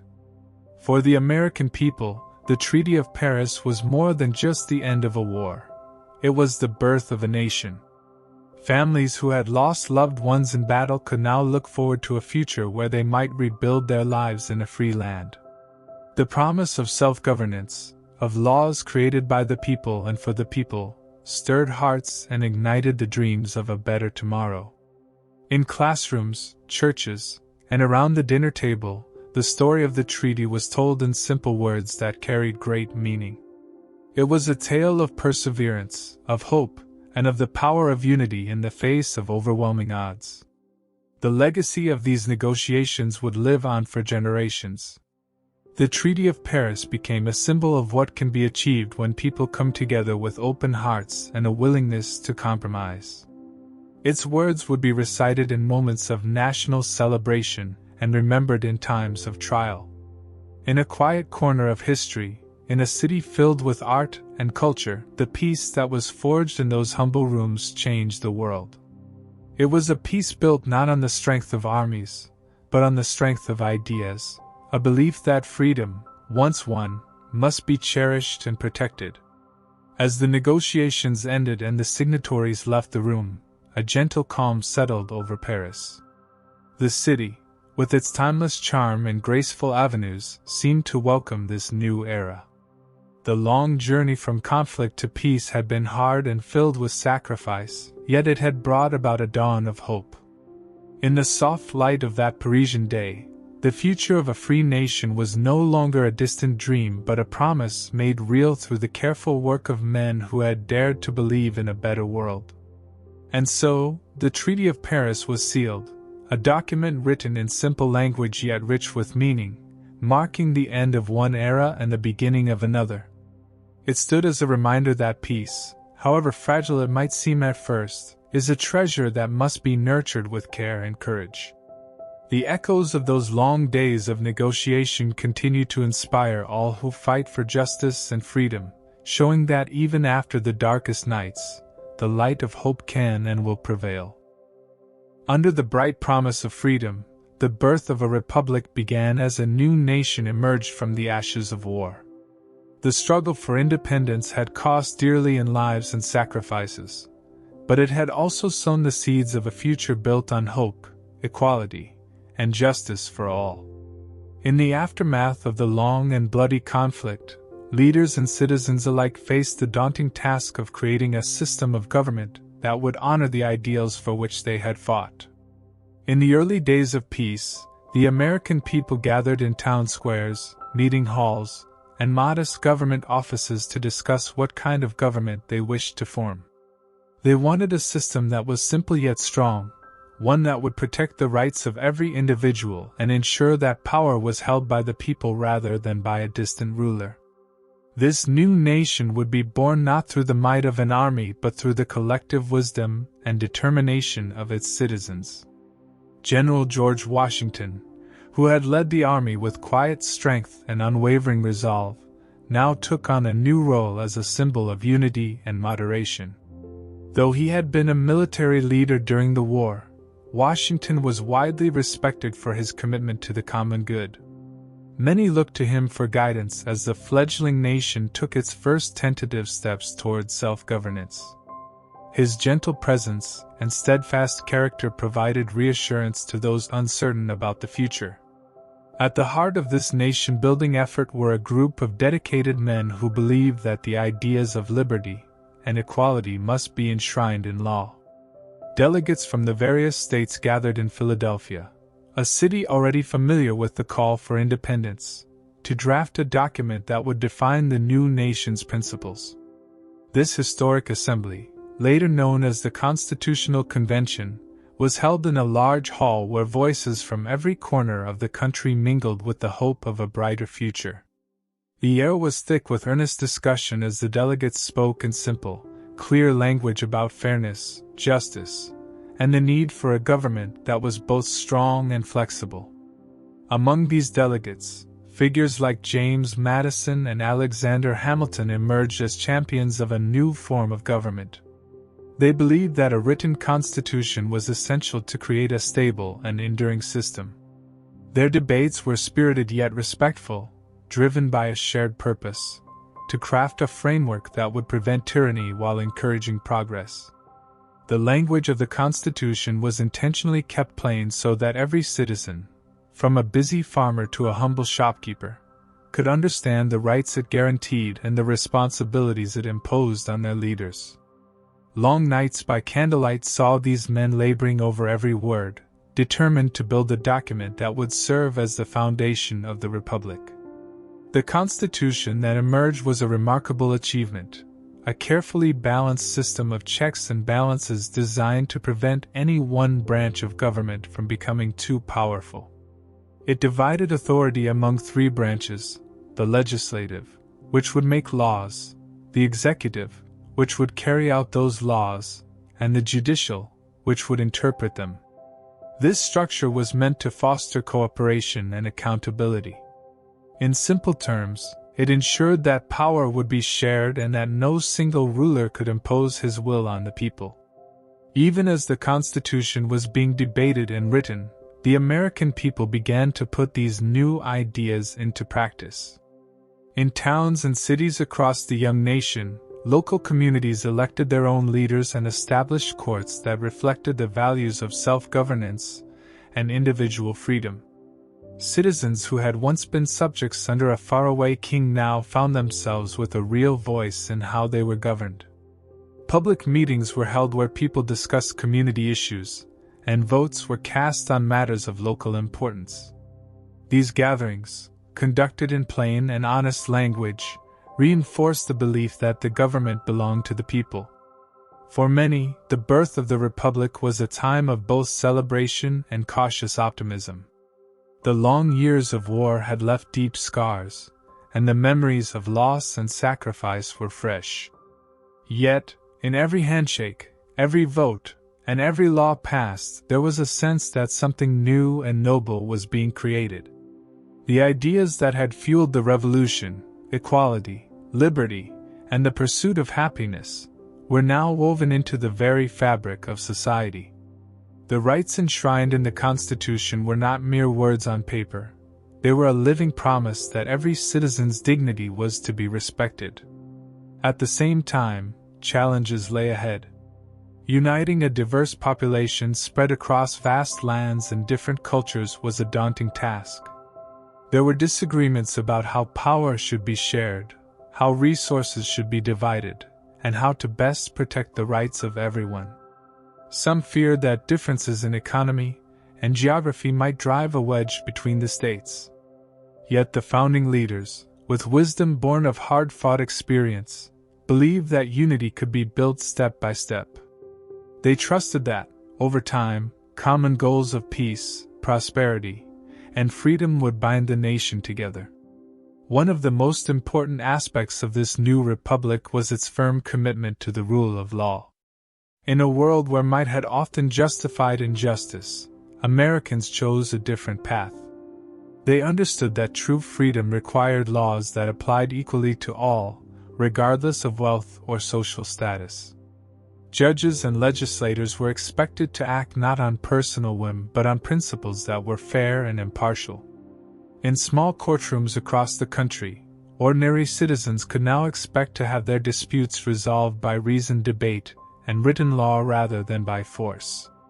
This dedication to justice became a cornerstone of the Republic, a constant reminder that a government of the people must always be guided by the principles of fairness. Economic revival was also crucial in the early years of the Republic. With war behind them, the people began to rebuild their lives and communities. New markets opened up, and trade flourished as old restrictions were lifted. Local businesses, from family-run farms to small workshops, played a vital role in this resurgence.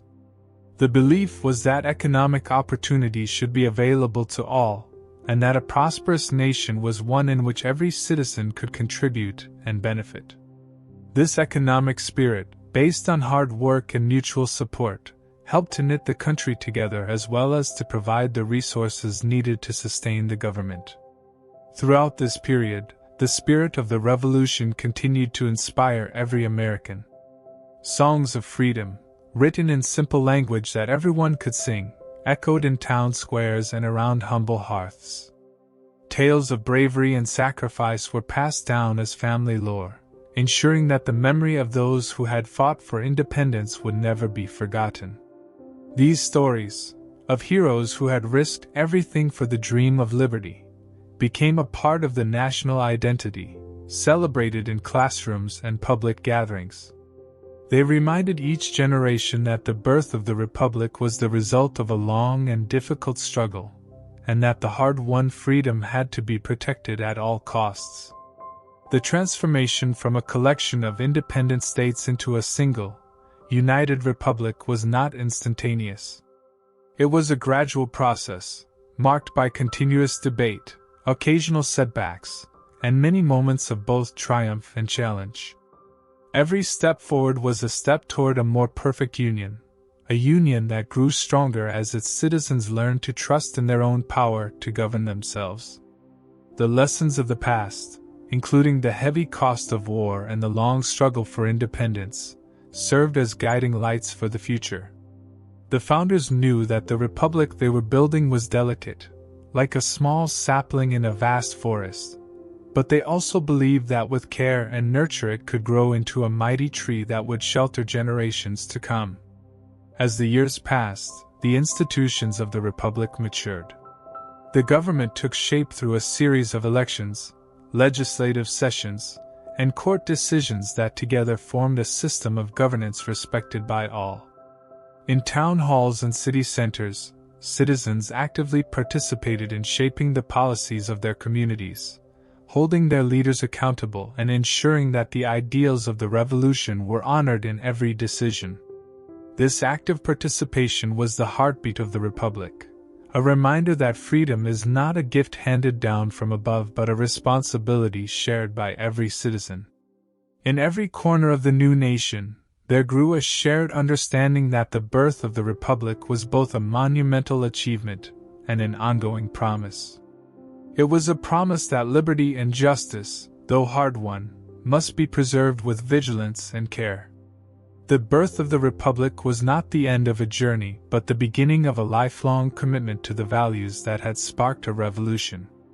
It was a call to every American to work together, to support one another, and to build a future where the rights of all were protected and cherished.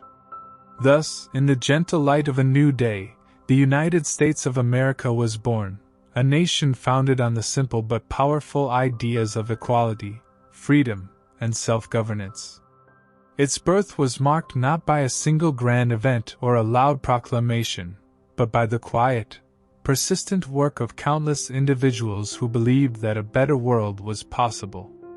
In their honest efforts, in their shared struggles, and in their unwavering commitment to the common good, they laid the foundation of a republic that would grow, evolve, and inspire all who came after. As the nation moved forward from the hardships of war into the promise of peace, the birth of a republic became a lasting testament to the power of hope and the strength of the human spirit. Every law enacted, every election held, and every public meeting celebrated the truth that a nation is built not by rulers alone but by the collective will of its people. The republic was a work in progress, a living, breathing entity that required constant care and attention, a reminder that freedom must be defended and nurtured every day.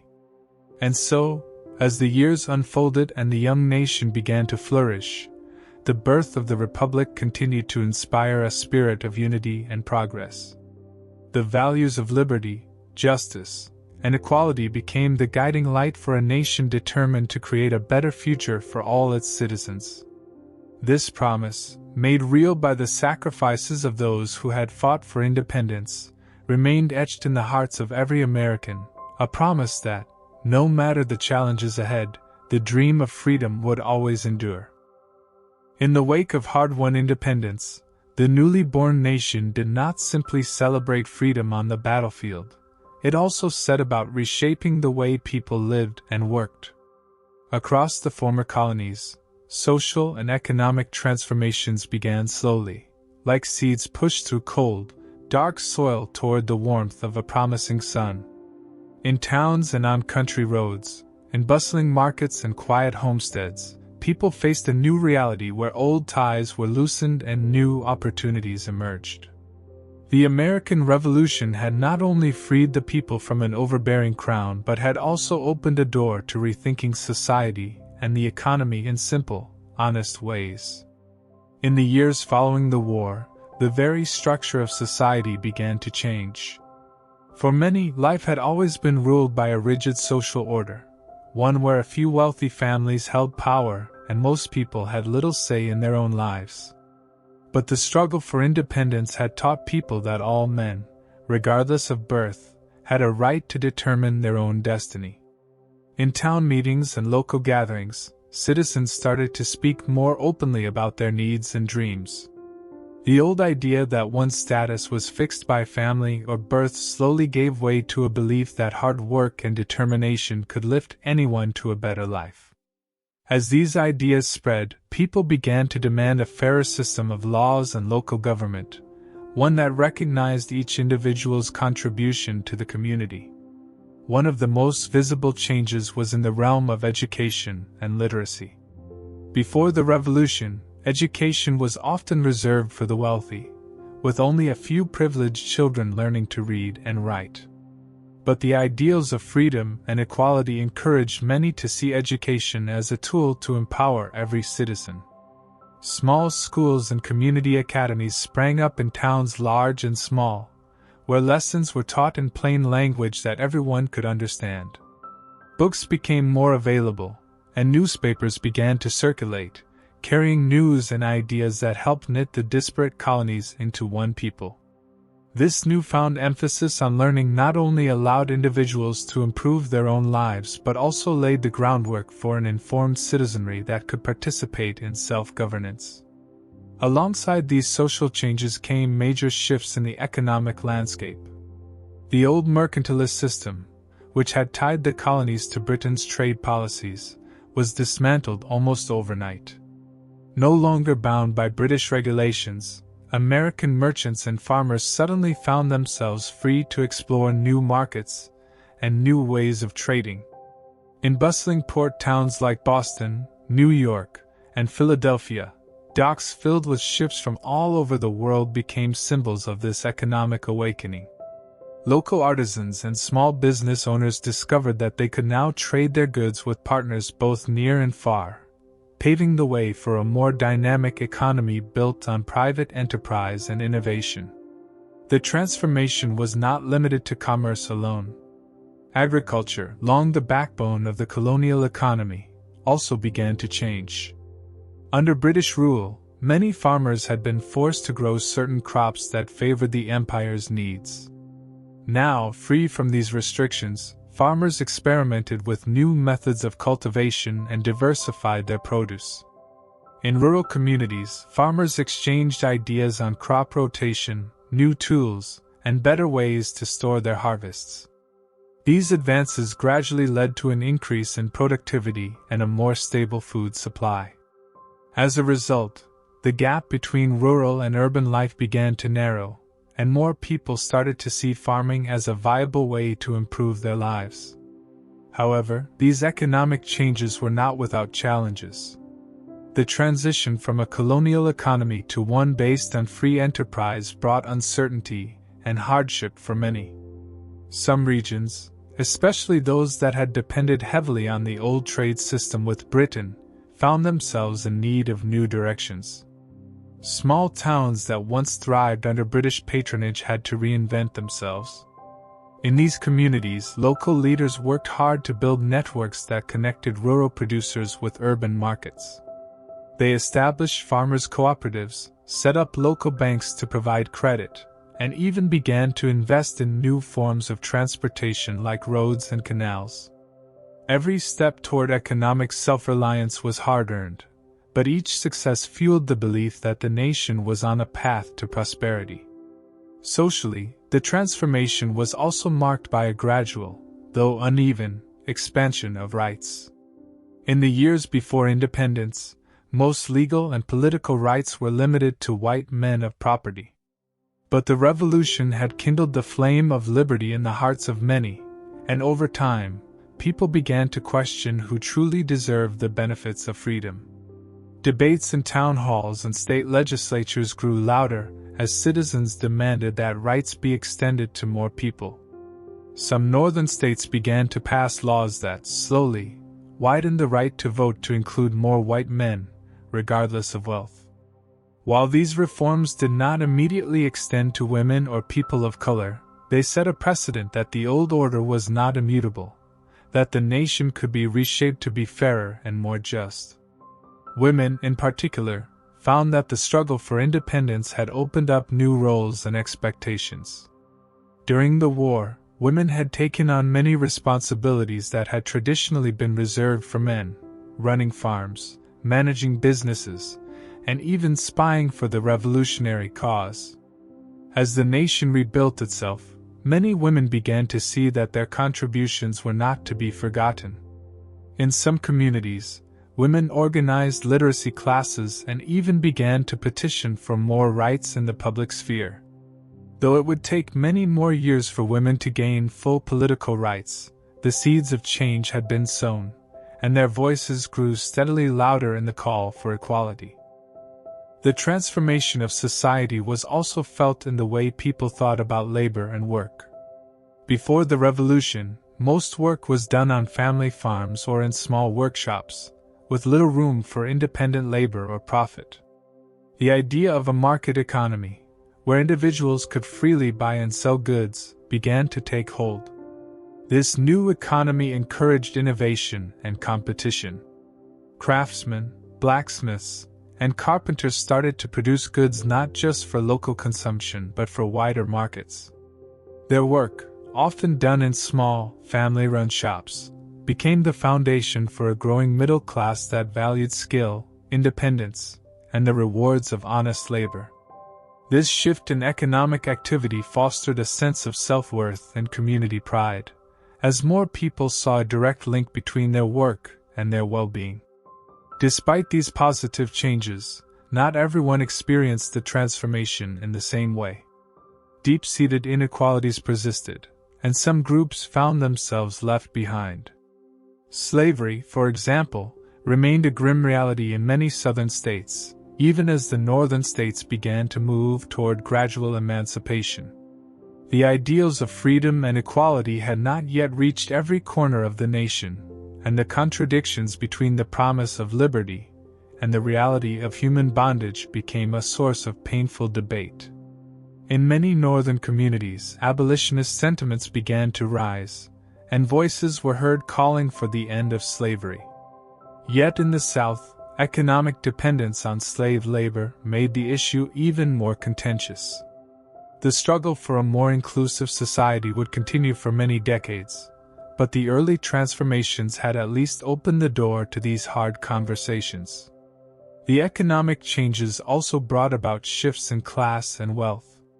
With the rise of a market economy, some individuals and families began to accumulate wealth through trade, land ownership, and new industries.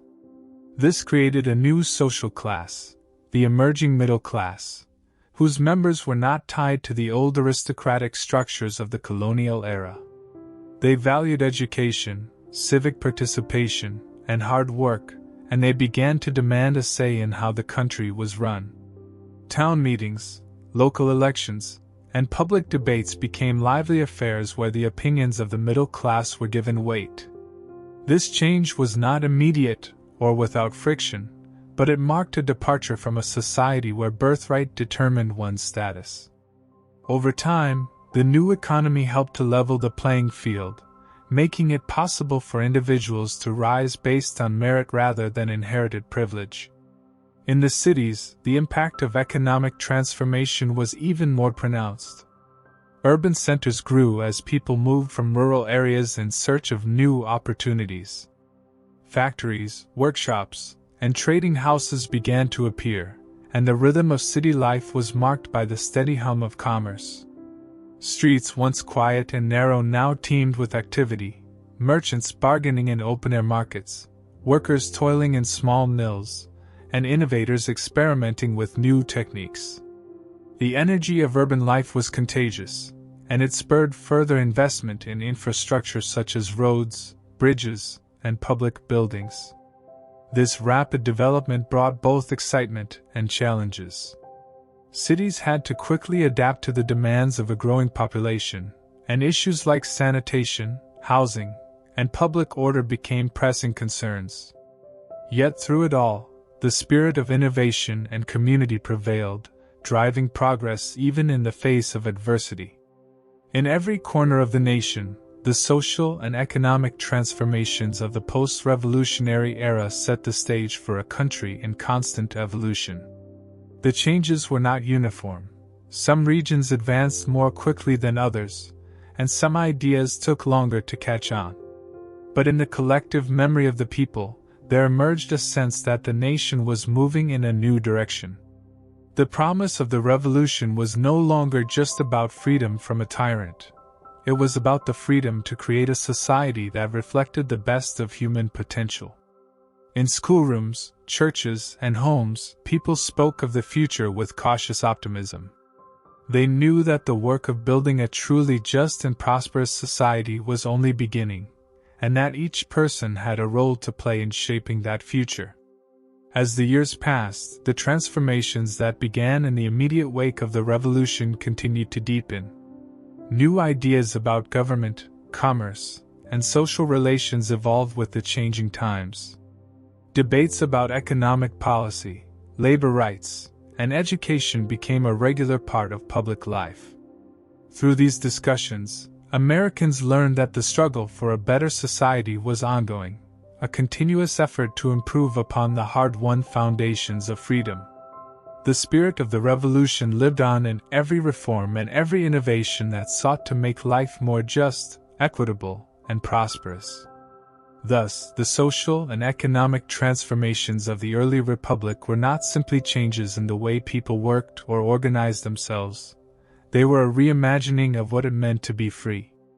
They marked the shift from a society defined by old hierarchies and external control to one in which every individual could participate in creating a shared destiny. In the bustling markets, quiet classrooms, and determined town meetings, the legacy of the revolution was carried forward, proving that the struggle for liberty was as much about building a better society as it was about winning a war. Long after the cannons fell silent and the banners of revolution were lowered, the spirit of that long-ago struggle continued to shape the destiny of a nation and even the wider world. The American Revolution, with its passionate fight for freedom and self-governance, planted seeds that would grow into enduring values and institutions. These ideals of liberty, equality, and justice were not confined to the dusty pages of history but spread into the hearts and daily lives of countless people. The legacy of that era became a constant source of inspiration for future generations, a gentle reminder that the quest for a better, fairer society is a journey that never truly ends. In the decades following the birth of the nation, the influence of the revolution was visible in every corner of American life. Communities that had once lived under the strict hierarchy of colonial rule began to experiment with new forms of self-government. Town meetings, local courts, and democratic elections emerged as practical expressions of the principles declared so many years before. The people, now emboldened by the idea that every voice mattered, took part in shaping their own destinies. This participation was not limited to the halls of government. It also appeared in the classroom, the marketplace, and even around the dinner table where families discussed what it meant to be free. In these everyday moments, the ideals of the revolution, expressed in simple, honest language, became woven into the fabric of society. The revolution's impact was not only political but also social. The struggle against tyranny had stirred a belief in the inherent worth of every individual. Over time, this belief inspired movements that slowly began to challenge the old social order. Although the original promises of equality did not extend to everyone at first, the ideas sown during the fight for independence eventually led to efforts to broaden rights and opportunities. New laws were enacted that gradually widened the franchise and opened up education to a wider public. Communities began to value merit and hard work over inherited privilege. In local schools and public forums, debates were held in plain language about how best to achieve a society where every person could enjoy the fruits of freedom. This growing awareness eventually spurred movements for abolition, women's rights, and later, civil rights, as people came to see that the promise of the revolution was a work in progress, a promise that required constant renewal and vigilant protection.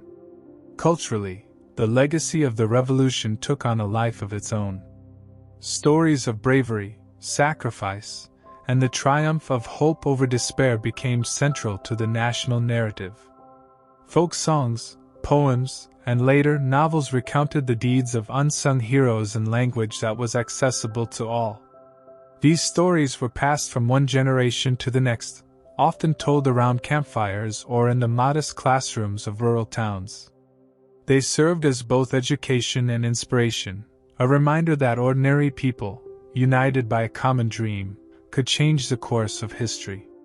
Statues and memorials were erected in town squares and near old battlefields, not to glorify war, but to honor the spirit of resistance and the belief that freedom is a right worth fighting for. Each new generation, encountering these symbols, found in them the courage to stand up for what was right in their own lives. The political influence of the revolution spread far beyond the borders of the young United States. In Europe and Latin America, the idea that people could overthrow an old regime and build a government based on the consent of the governed was a radical one.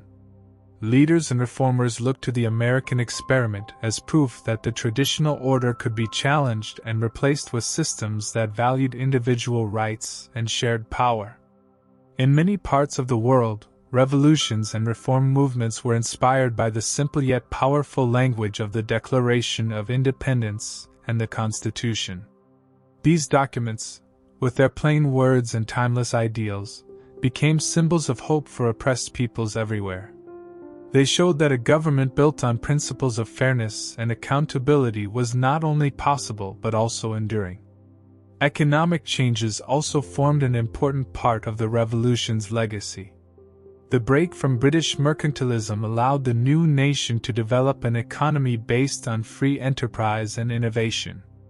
The emphasis on individual effort and the promise of opportunity encouraged entrepreneurs and artisans to take risks and develop new industries. Over time, the American economy grew from a modest agrarian system into one of the world's most dynamic and innovative. Local markets flourished as farmers, craftsmen, and traders embraced the freedom to exchange goods and ideas without the heavy hand of colonial control. This economic vitality, fueled by the same spirit that had driven the fight for independence, helped create a society where prosperity was seen as a shared goal, a goal that was achievable through hard work and cooperation. Yet the influence of the revolution was not without its challenges. The very ideals that had ignited the struggle for freedom also cast a long shadow over the nation's future. The promise of equality, while powerful, was slow to be realized fully. Many groups, including women, Native Americans, and African Americans, had to continue their own struggles for recognition and rights long after the war ended.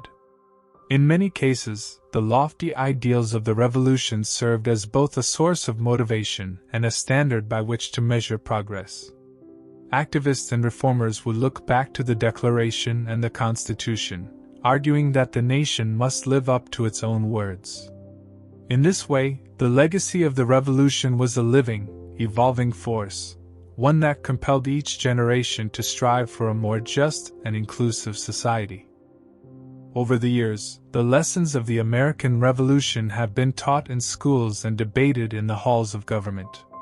Historians and ordinary citizens alike have studied its causes and consequences, seeking to understand how a small group of determined individuals could change the world. The revolution became a cornerstone of national identity, a reminder that the values of freedom and self-determination are not gifts to be taken for granted but rights to be continuously earned and defended. In universities, public lectures, and community centers, the story of the revolution is told in language that is both clear and stirring, a language that speaks to the enduring hope that every generation can find within itself the strength to pursue a better future. The influence of the revolution on future generations is also evident in the way that it has shaped American art, literature, and popular culture. Painters, writers, and musicians have drawn on the themes of the struggle for independence to express ideas about freedom, sacrifice, and the beauty of a self-made nation. These creative expressions, in simple and accessible language, help to keep the memory of the revolution alive in the hearts of new generations. Whether it is a stirring ballad sung by a folk musician or a novel set in the turbulent years of the war, these works of art remind people that the fight for liberty is not merely a historical event but an ongoing challenge, a challenge to live by the values that make a nation truly free. The legacy of the American Revolution also extends into modern political thought. The idea that government derives its power from the consent of the governed has become a fundamental principle of democracies around the world. Today, citizens in many countries exercise their right to vote, to speak freely, and to participate in their government, rights that were hard-won by those who fought in the American Revolution. Political leaders often invoke the spirit of that struggle when calling for reforms or defending the rights of the people. In this way, the revolution continues to serve as a touchstone for discussions about democracy and justice, a reminder that every generation must work to ensure that freedom endures. Even as the world changes and new challenges arise, the legacy of the American Revolution remains a beacon of hope. It stands as evidence that when people come together to fight for what is right, even the most powerful empires can be overcome. The lessons learned during those turbulent years, of sacrifice, of resilience, and of the transformative power of unity, continue to inspire movements for justice and equality around the globe. The story of the revolution, with its simple words and profound truths, teaches that freedom is not a destination but a journey that must be continually renewed through the efforts of each generation. Thus, the influence of the American Revolution on future generations is a living legacy. It is found in the democratic institutions that govern societies, in the rights that protect individuals, and in the enduring belief that every person has a role in shaping the future. The values born out of that historic struggle echo through the years in every act of courage and every peaceful protest for justice. They remind us that while the battle for independence may have been fought long ago, the work of building and maintaining a free society is never finished. In every generation, new challenges arise, and new voices join the chorus demanding that freedom be preserved and extended to all. In this way, the legacy of the revolution endures, a quiet yet powerful force that continues to mold the character of nations and inspire the hearts of people everywhere. The lessons of the past, articulated in simple language and celebrated in everyday actions, remind us that the dream of liberty is a treasure that must be guarded, nurtured, and passed on from one generation to the next. In the quiet hours of a modern evening, when city lights flicker like distant stars and the rush of daily life softens into gentle murmurs, the memory of the past speaks in voices both tender and strong. It is in these reflective moments that modern America finds its soul, an ever-evolving tapestry woven from the threads of historical truth, cherished myth, and the persistent longing for freedom that first ignited a revolution. As the nation grows and changes, its citizens continue to look back with a mixture of pride, sorrow, and hope. The echoes of battlefields, the whispered promises of independence, and the enduring words of the Founding Fathers all find their place in the collective memory of a people determined to honor their heritage while forging a new future. The stories of the American Revolution are told in many ways. In schoolrooms across the country, teachers recount the valor of soldiers and the wisdom of statesmen using simple, clear language that captures both the facts and the spirit of that era. Yet beyond textbooks and lectures, the past takes on a life of its own in public monuments, commemorative ceremonies, and even in the verses of folk songs sung around campfires. These narratives, passed down from one generation to the next, have become more than historical accounts. They have transformed into myths that shape the national identity. In this way, memory and myth intermingle, creating a foundation on which modern America stands. Public memorials and monuments dot the landscape from the rolling hills of New England to the bustling streets of large cities. Statues of Washington, Franklin, and other heroes are not merely stone and metal.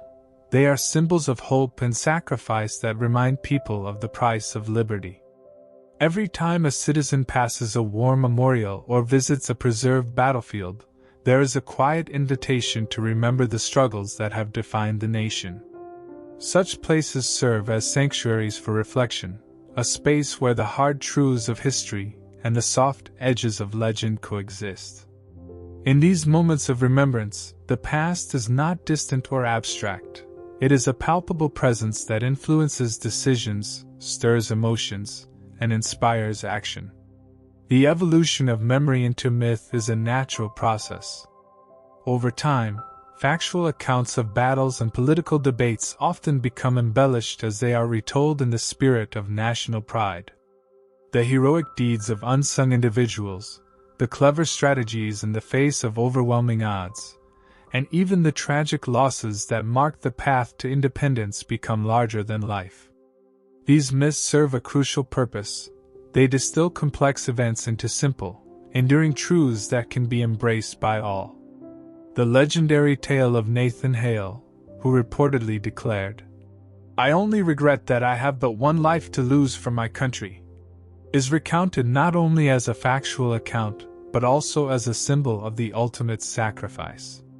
Such narratives help to create a shared identity and a common vision, even as historians continue to debate the finer details of what truly happened. Modern America is shaped by the dual forces of memory and myth. In everyday conversations, in political speeches, and in the arts, there is a constant return to the themes of the past. Politicians invoke the spirit of the revolution when calling for unity or reform, reminding voters that the struggle for freedom is a legacy that demands vigilance and renewal. The ideals of equality, liberty, and justice are not static. They are living principles that guide public policy and personal behavior.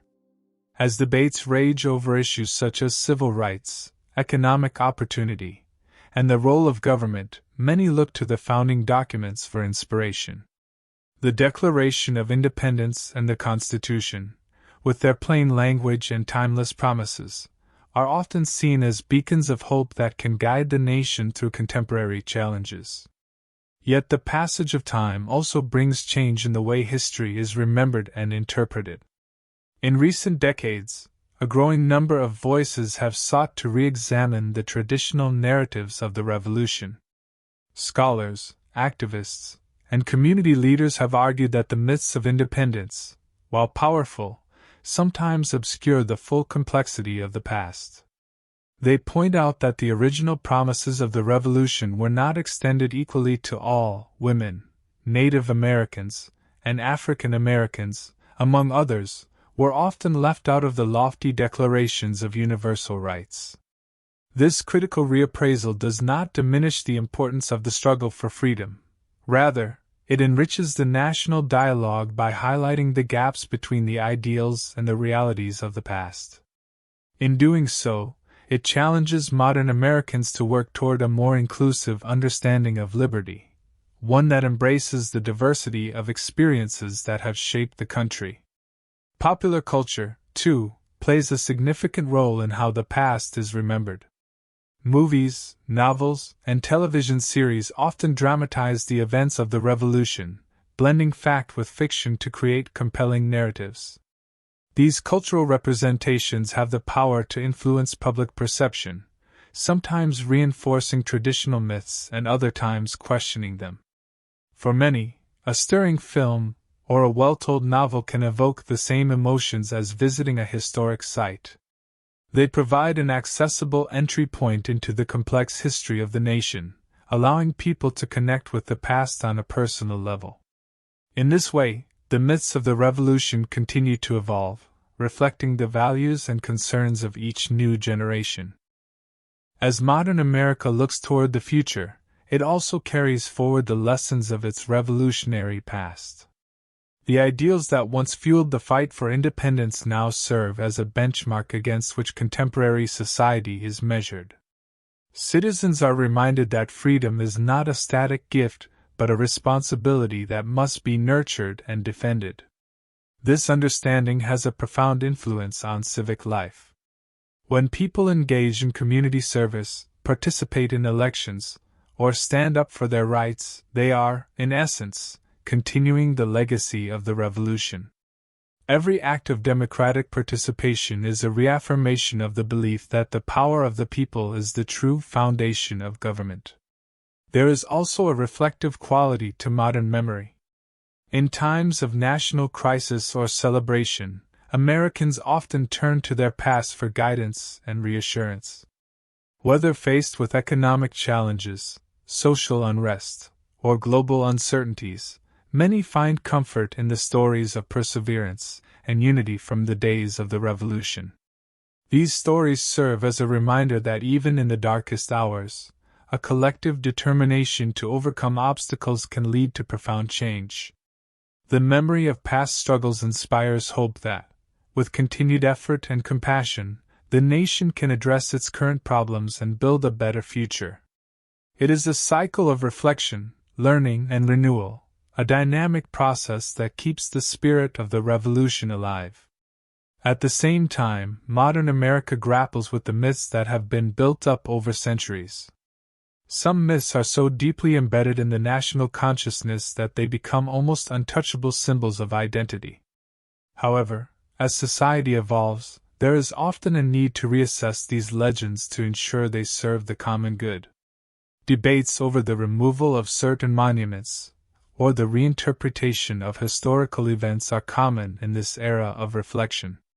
Such discussions are healthy, for they invite the nation to confront its past honestly and to strive for a future where the principles of equality and justice are truly upheld. By engaging in these debates, Americans show that they are not content to rest on the laurels of history. Instead, they are committed to a continuous process of growth and self-improvement. The interplay between memory and myth also shapes the educational system. Schools and universities across the country are tasked with teaching history in a way that is both accessible and accurate. Educators use a variety of methods, from traditional textbooks to interactive digital media, to bring the story of the American Revolution to life.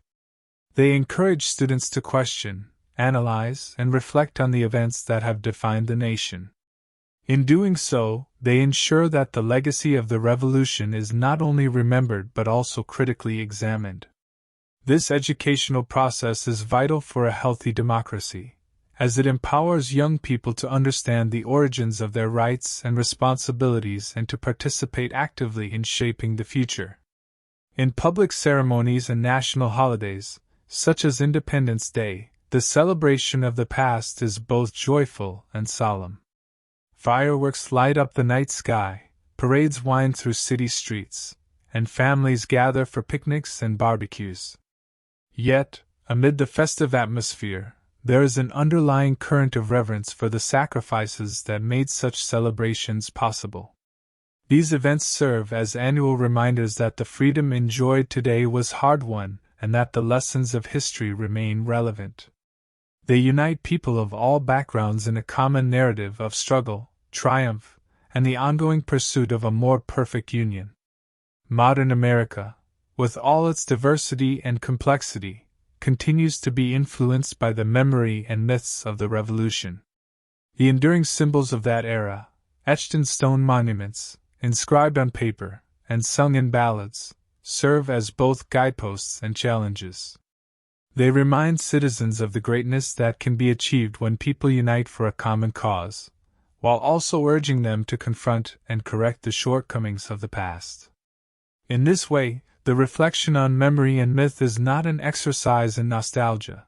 It is a vital part of the national dialogue, a call to honor the past by striving to create a future that is more inclusive, more just, and more reflective of the true spirit of freedom.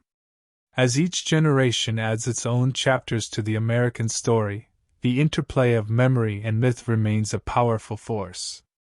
It fuels debates, inspires artistic expression, and shapes the policies that govern everyday life.